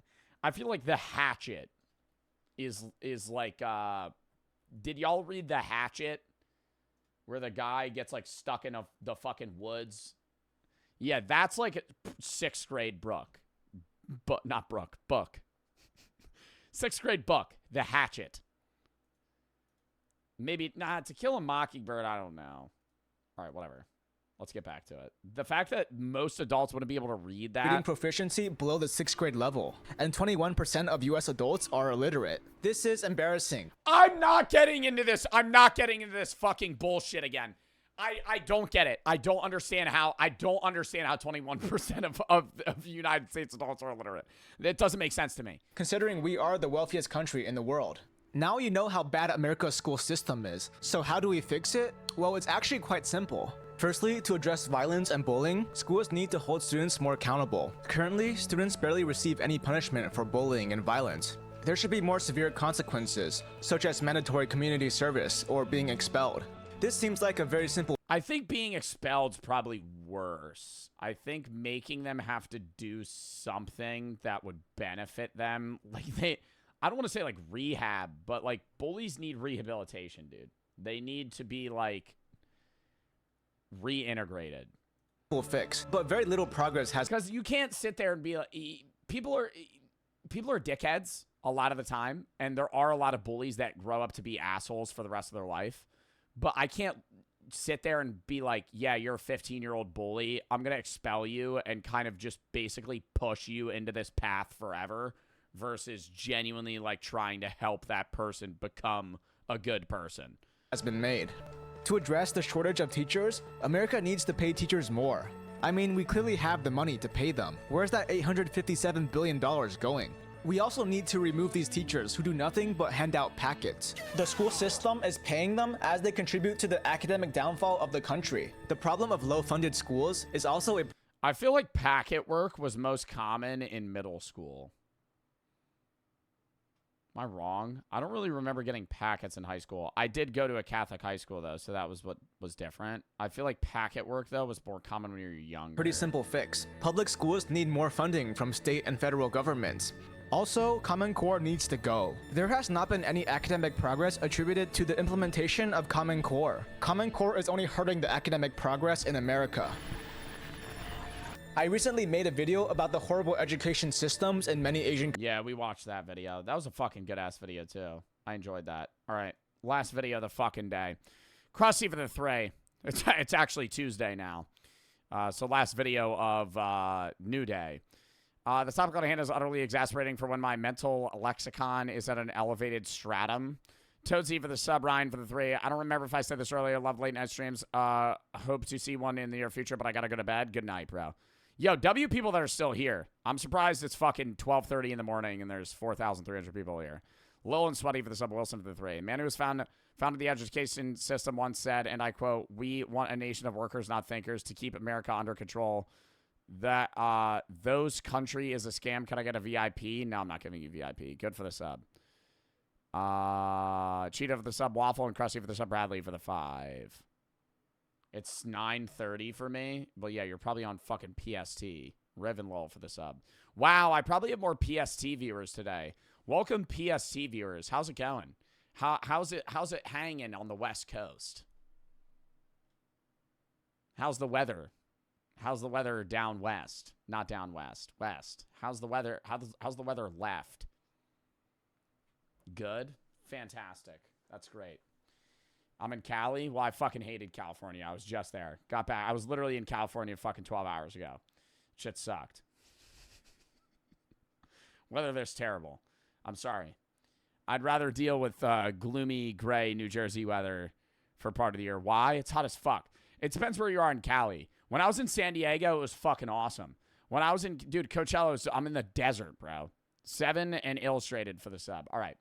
We're watching this video. Tomorrow, I'm live at 3:45 EST. We're doing Schedule 1 for the whole stream for like 4 hours. Wednesday, horror games. Thursday, unbans. Neighbors Suburban Warfare, new game with the guys. Maybe Mario Party gaming with the guys. Friday, reacts. Saturday, do not press the button. Other random games. Sunday's 420. Also Easter. We're going to be getting high. We're going to be fucking doing reacts. We're going to be playing some games. Maybe Schedule 1. I don't know. Maybe some other random games. Group games. Who knows? Fall Guys ranked. Who fucking knows? I'm going to be playing some random shit. Monday, starting Last of Us 2. Last of Us 2. Tuesday, if I am live, it's going to be more Last of Us 2. If I'm not live, I'm not live. Next Wednesday, horror itch games. Next Thursday, random game day, maybe Schedule 1. Next Friday, reacts. The Autism Rec charity stream and merch drop. Next Saturday, more Last of Us 2. We're going to try and beat Last of Us 2 in like 4 or 5 streams in like 2 weeks. I want to beat the game quick so people don't bitch at me that I'm dragging it on. I don't want to have another fucking Red Dead Redemption 2 or Subnautica on our hands. I can't be playing it once a week. And I know when I start Last of Us 2, there's going to be people complaining that I'm playing it fucking twice a week. But I'm saying this now. The reason I'm doing that is so we can get it done and over with so I don't have to fucking quit playing it. And then my chat goes, oh, what the fuck? Where's Last of Us? So we're going to fucking beat the 30-hour game in like 4 streams, 5 streams. Iron for the 3. Don't read out loud. Go to the doctor. Go to the hospital. Landon for the sub. Dude, your piss is red. Go to the hospital. What is millennial core music? Lock it in. We are young. All right, well, this is a fucking riff off of actual millennial music. This isn't real. This is that TikToker. What's his name? I follow this guy. Millennial Burger Place. If you've been on social media recently, you've probably heard that track. It's been trending a lot lately, along with people making fun of a very specific kind of millennial restaurant. I would call appetizers shareables, charge you $30 for a burger without fries, and play this kind of music. Hey, how's it going, guys? Can I get anything started for you? Any apps? We've got... Oh, what song is that? What song is that? That brings me back, though. That brings me back to when I was like 10. Can I get anything started for you? Any apps? We've got... Oh, that was not Bohemian Rhapsody. No, millennial music is literally just like anything from 2010. Any song that was made in 2010 is peak millennial music. Anything that's played on the radio. Got some great hard booch on tap. What are you playing? What is on right now? Sorry, they gave me the aux today. It's one of my favorites. It's this little indie band called Fun. Did you know the story behind this place, by the way? It started as just 2 guys with a crazy idea. Well, I'm sure it was kind of obvious seeing the video with it. I had no clue that this wasn't a real song until eventually seeing the original video and hearing the rest of the track, which made it very obvious. Yeah, Kyle Gordon's really good at that. Schedule 1, that's tomorrow. Cooper and Bo for the sub. Jal for the 2,000 biddies. My father recently had a stroke, so I wanted to be one of the ones to say thank you for your content. It's great distraction, help, and I love the support. Dude, well, I hope your father's okay. And Jal, thank you for the 2,000 biddies, bro. Tomorrow, today, tomorrow. Today, brother. Oh my God. It doesn't matter. Tuesday, whatever Tuesday is for you. At fucking 3:45 EST. It doesn't matter. It's fucking midnight right now. Okay, it's today. I hate when people say that. I'll see you tomorrow. Don't you mean today? Shut the fuck up! Yes, that it's satire. We did a thing. We let our voices ring. Politicians hear us sing.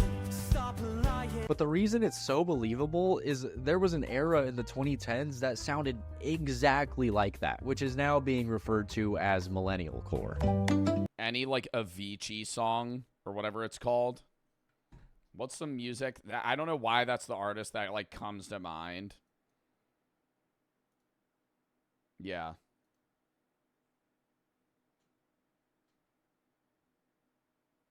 Good ass songs. It's millennial music though. Yeah, rip though. When did he die? That was what, like a year and a half ago, 2 years ago? He died in 2018?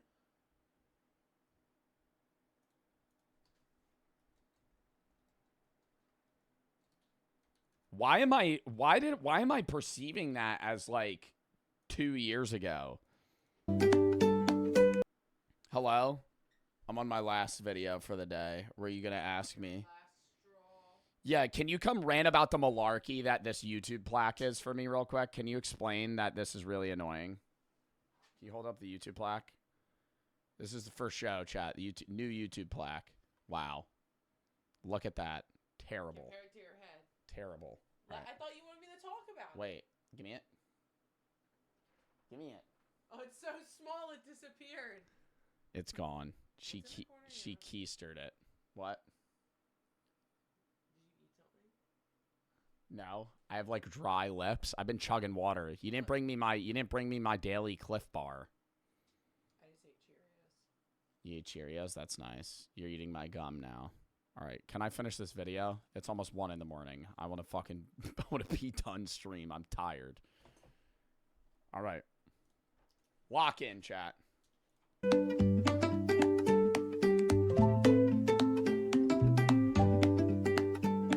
Okay, look, I'm not going to pretend like this name even remotely makes sense. If you take it at face value, it could mean so many things. So many different types of music that millennials are stereotypically... What are like millennial music? Millennial music. Maroon 5. Imagine Dragons. The Weeknd. Yeah, any Bruno Mars song ever. Ed Sheeran. Oh, this is so easy. 21 Pilots. Yeah. One Republic. Chat, you're killing it. Katy Perry. Any Katy Perry song ever. Lady Gaga is millennial music, but it's also Gen Z. I think Lady Gaga is everyone music. I think Lady Gaga is millennial music, but it's not just millennial music. Chainsmokers, Harry Styles. Eminem's older than millennials. Eminem is like, I wouldn't even say millennials. I would say Eminem's like Gen X. into from pop punk to alternative, and it's obvious. All right, I love Green Day, and I'm a Gen Zer. You're gonna tell me that Green Day is millennial music? It's very dumb to group an entire generation together like that. It's like a boomer saying Gen Z core, and it's that gosh dang mumble rap. But for the purpose of this video, the kind of millennial core that I'm referring to is this era roughly between 2011 and 2016 of super positive, upbeat anthem music, which has been coined this term millennial core online a lot by Gen Z because it was. And I feel like a dick for trashing it because it was a very uplifting time. But then I hear those songs and I'm like, dude, shut up. Fuck. Shut up. Rant about how some shit sucks sometimes, okay? Why are we fucking sitting here ranting about, uptown funk you up, uptown funk you up? Bro, Bruno, take a seat, buddy. It was a time where millennials were the most dominant in what was mainstream. Bands like Fun. Pharrell Williams. Oh, Pharrell Williams Happy makes me physically fucking pissed. It's literally doing the exact opposite purpose of the song. When I hear Happy, it was so overplayed from fucking Minions and Despicables. Like I feel like I lose like actual fucking neuro connections. I'm sitting here, my eyes start twitching. I feel like I'm having like mini fucking seizures.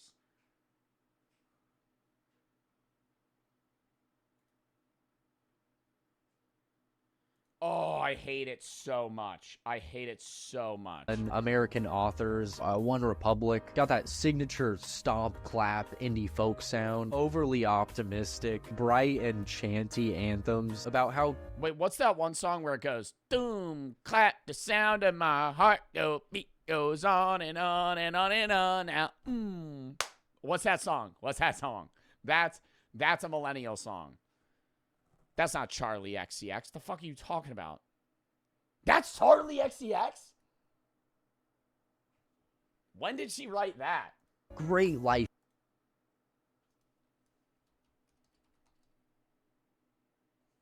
When did she write that? 2014? No.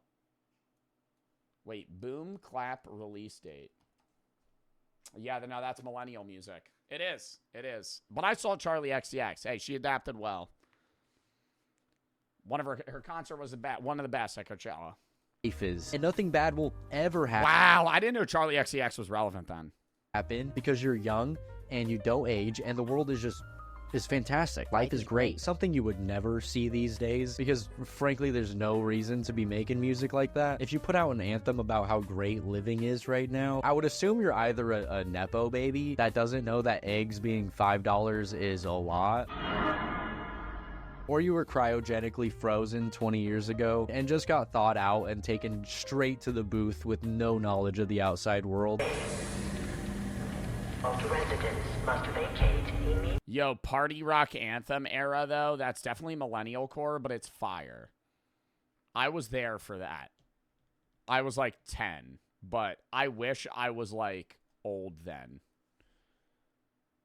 Party rock anthem, dude. Imagine being able to go to a club when this shit was like the #1 hit. Fuck, you know how crazy that would feel? They don't play that shit anymore. You walk into a club now, they're playing some boof-ass shit. Dude, imagine mid-hype party rock anthem. What is it, like 2015, 2014? You're like...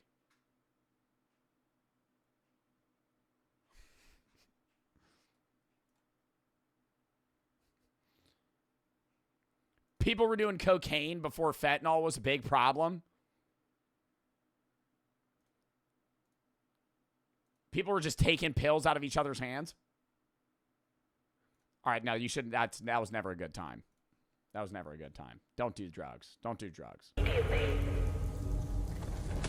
Some nights I stay.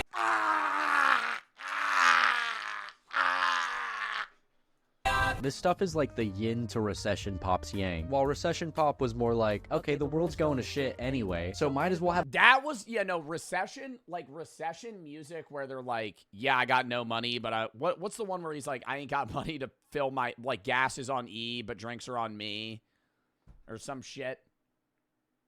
That's good music. Because it's still like an upbeat vibe for a shitty situation versus just genuinely being like, ignorant, or not even ignorant. Yeah, actually ignorant. Like, ignorance is bliss, where you're like, life is great, everything's fine. I love everything. I hate that. I hate that. Having an optimistic mood for a shitty situation is better than just fucking straight up like, everything's great. Have a good time tonight because the world's freaking ending. And the millennial core mindset was more, life is amazing, the world isn't going to shit, and nothing will ever make that happen. So live your life. Live, laugh, love, if you will. The actual staple of this genre that I'm pretty sure everybody thinks of right away is We Are Young by Fun, which I'm assuming was the main inspiration for that Kyle Gordon track that I showed in the beginning, because wow, this song was something.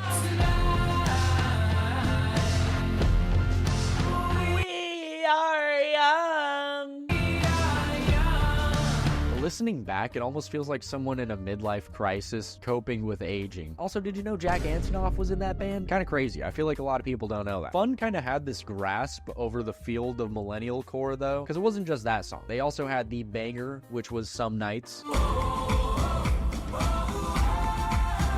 which feels like they took... I'm so happy we don't have that music anymore. Wow. I was shitting on modern music like probably 3 months ago, saying like people are being lazy and shit. I'm realizing, wow, we have it good right now. We Are Young shuffled it up a bit, put it back together in different parts, and called it a new song. Also, I had no recollection of this crazy little experimental part at the end.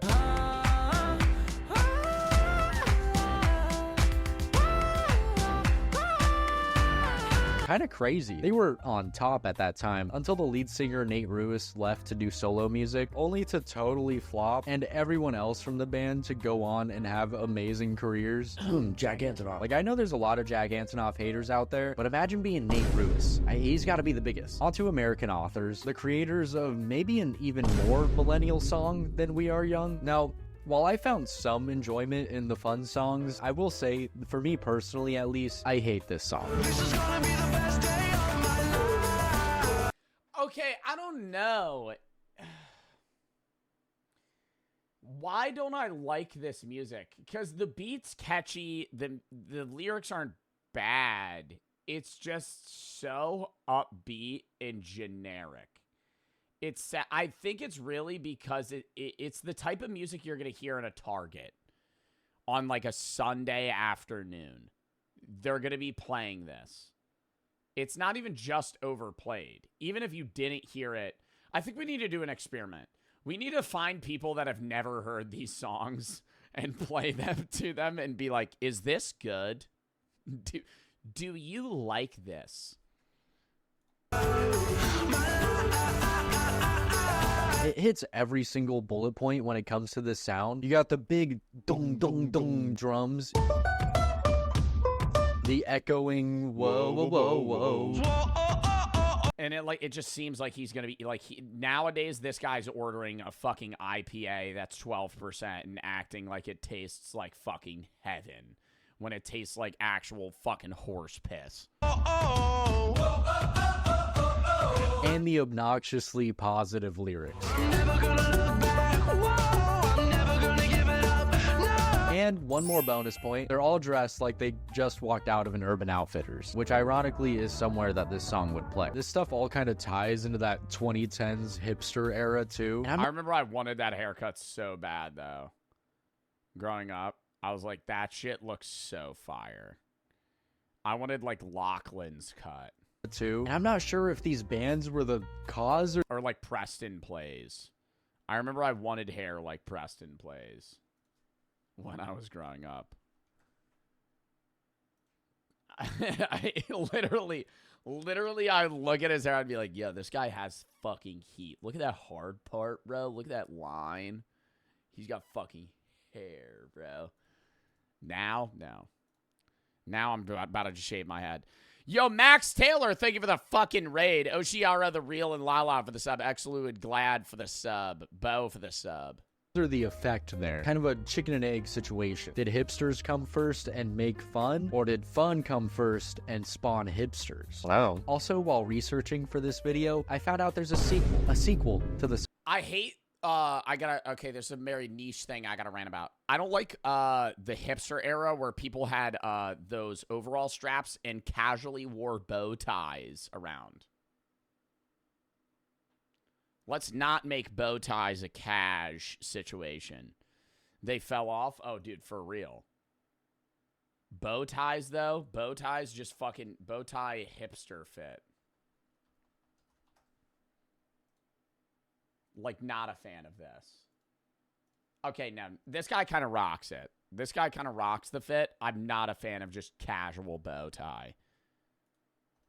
Unless it's a wedding, something important. Why are we wearing a bow tie out? Song. It came out 2 years ago, and it flopped so hard that it's kind of sad.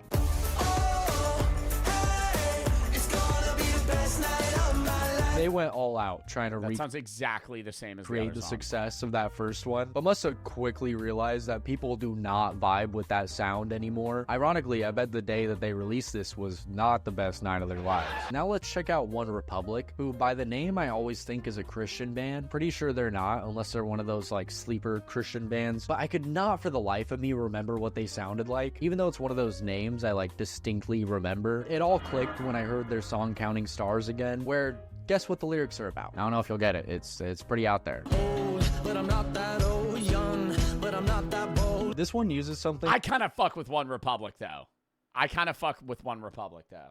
That song? No, now I gotta hear it.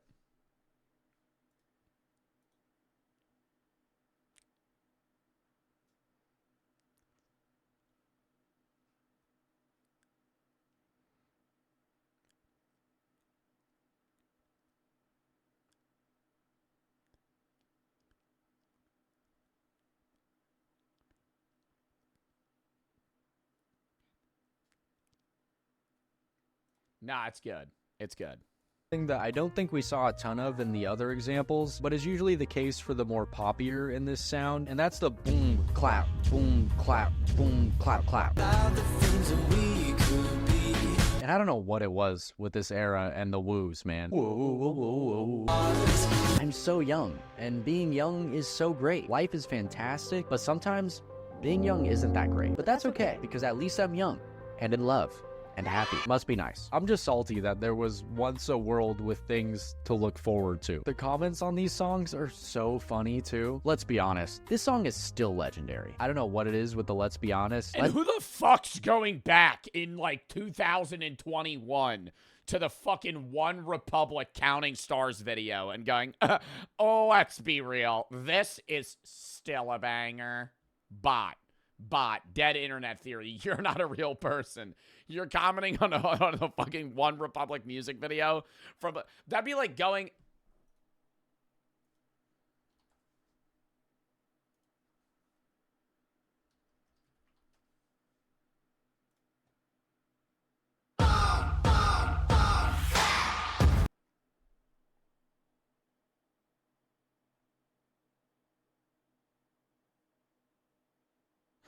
Possibly the catchiest chorus in all of modern pop music. This song honestly hurts. 2015 and before was such a good time. When you haven't heard it in years, it just hits different. Like, it's a good song, but like, I'm not about to go back to the video and comment on it. It'd be like going on Gangnam Style. Now I got to. God damn it. I need to end stream, bro. It's fucking 1 in the morning. Gangnam Style. 5 billion views. Brother.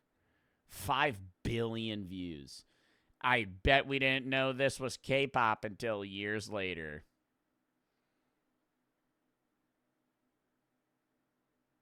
This is the closest we were to achieving world peace. But almost united the whole world. It's March of... That's the same fucking guy. That's the same fucking guy. What? That's the same guy. Dude, there's no way. There's no way. That's the same dude. That's the same profile picture. I need to go back to that. That's the same fucking guy. Jay Haber, when you haven't heard it in years, just hits different. Bro on Boom Clap. It's March 2025. Let's see how many legends are listening to this banger. Bro farming likes on nostalgia. There's no way. I'm just enjoying life as each day comes. Starting my channel soon. Bro, it's been open for fucking 7 years. There's no way this is a real fucking YouTube account. There's no way. Oh my God. I can't believe I found the same commenter. Let's be honest. This is one of the few songs that actually deserve the billion views that it got. I don't know. I would argue that Gangnam Style deserves it a little more. Another band I can't leave out are the Lumineers, who are on the more folky stomp clap side of this sound. I forgot that song existed before this, and I wish it stayed that way. So now that I've gone over the staples of Millennial... Bro, wait, what's that one? You know that one song where it's like, once I was 7 years old. That's Millennial music.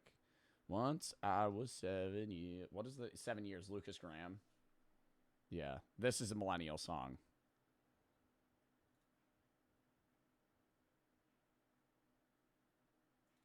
That's a sad song, though. I can't play that. Millennial core. Going back to that Kyle Gordon track, can you see why I thought it was a real song? No one I know will ever die.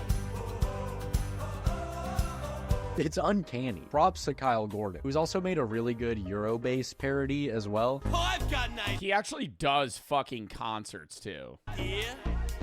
World peace!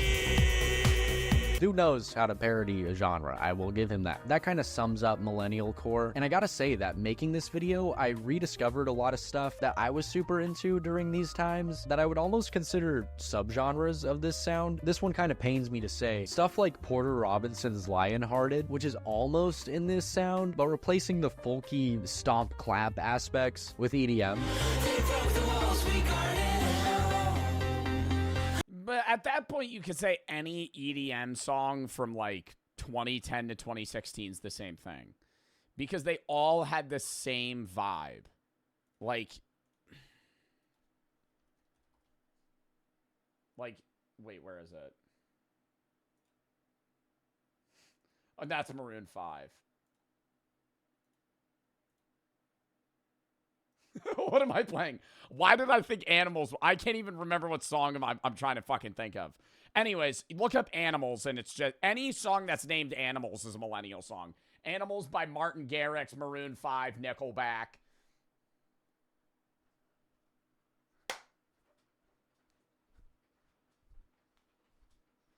I remember waking up fucking 5th grade, 6 in the morning, just on the bus. It's fucking 20 degrees outside. I'm just blasting this shit in my fucking booth-ass Skull Candies.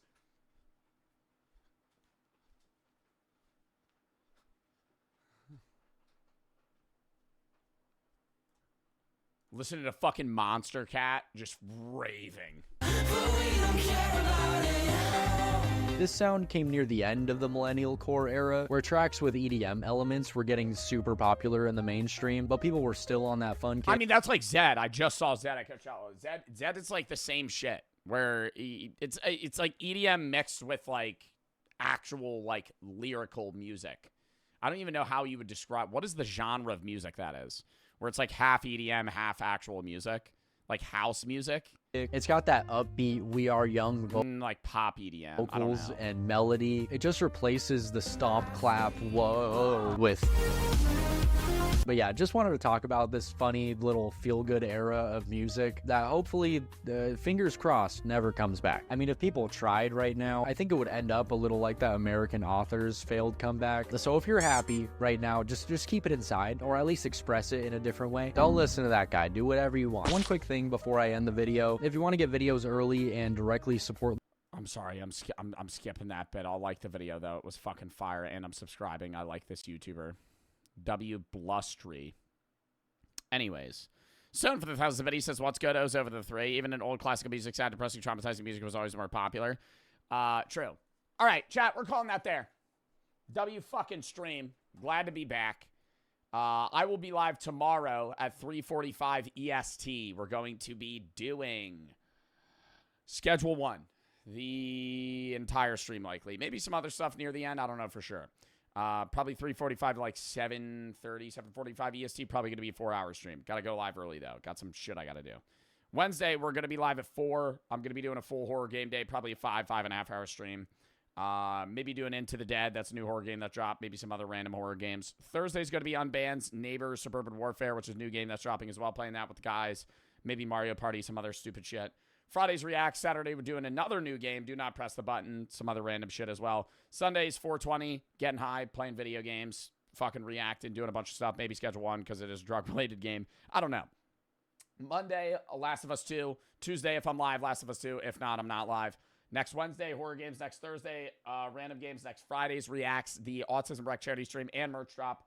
Next Saturday, Last of Us 2. We're going to try and fucking finish that within like 4 or 5 streams. But yeah, Corpse for the sub. W stream. Appreciate that popped out.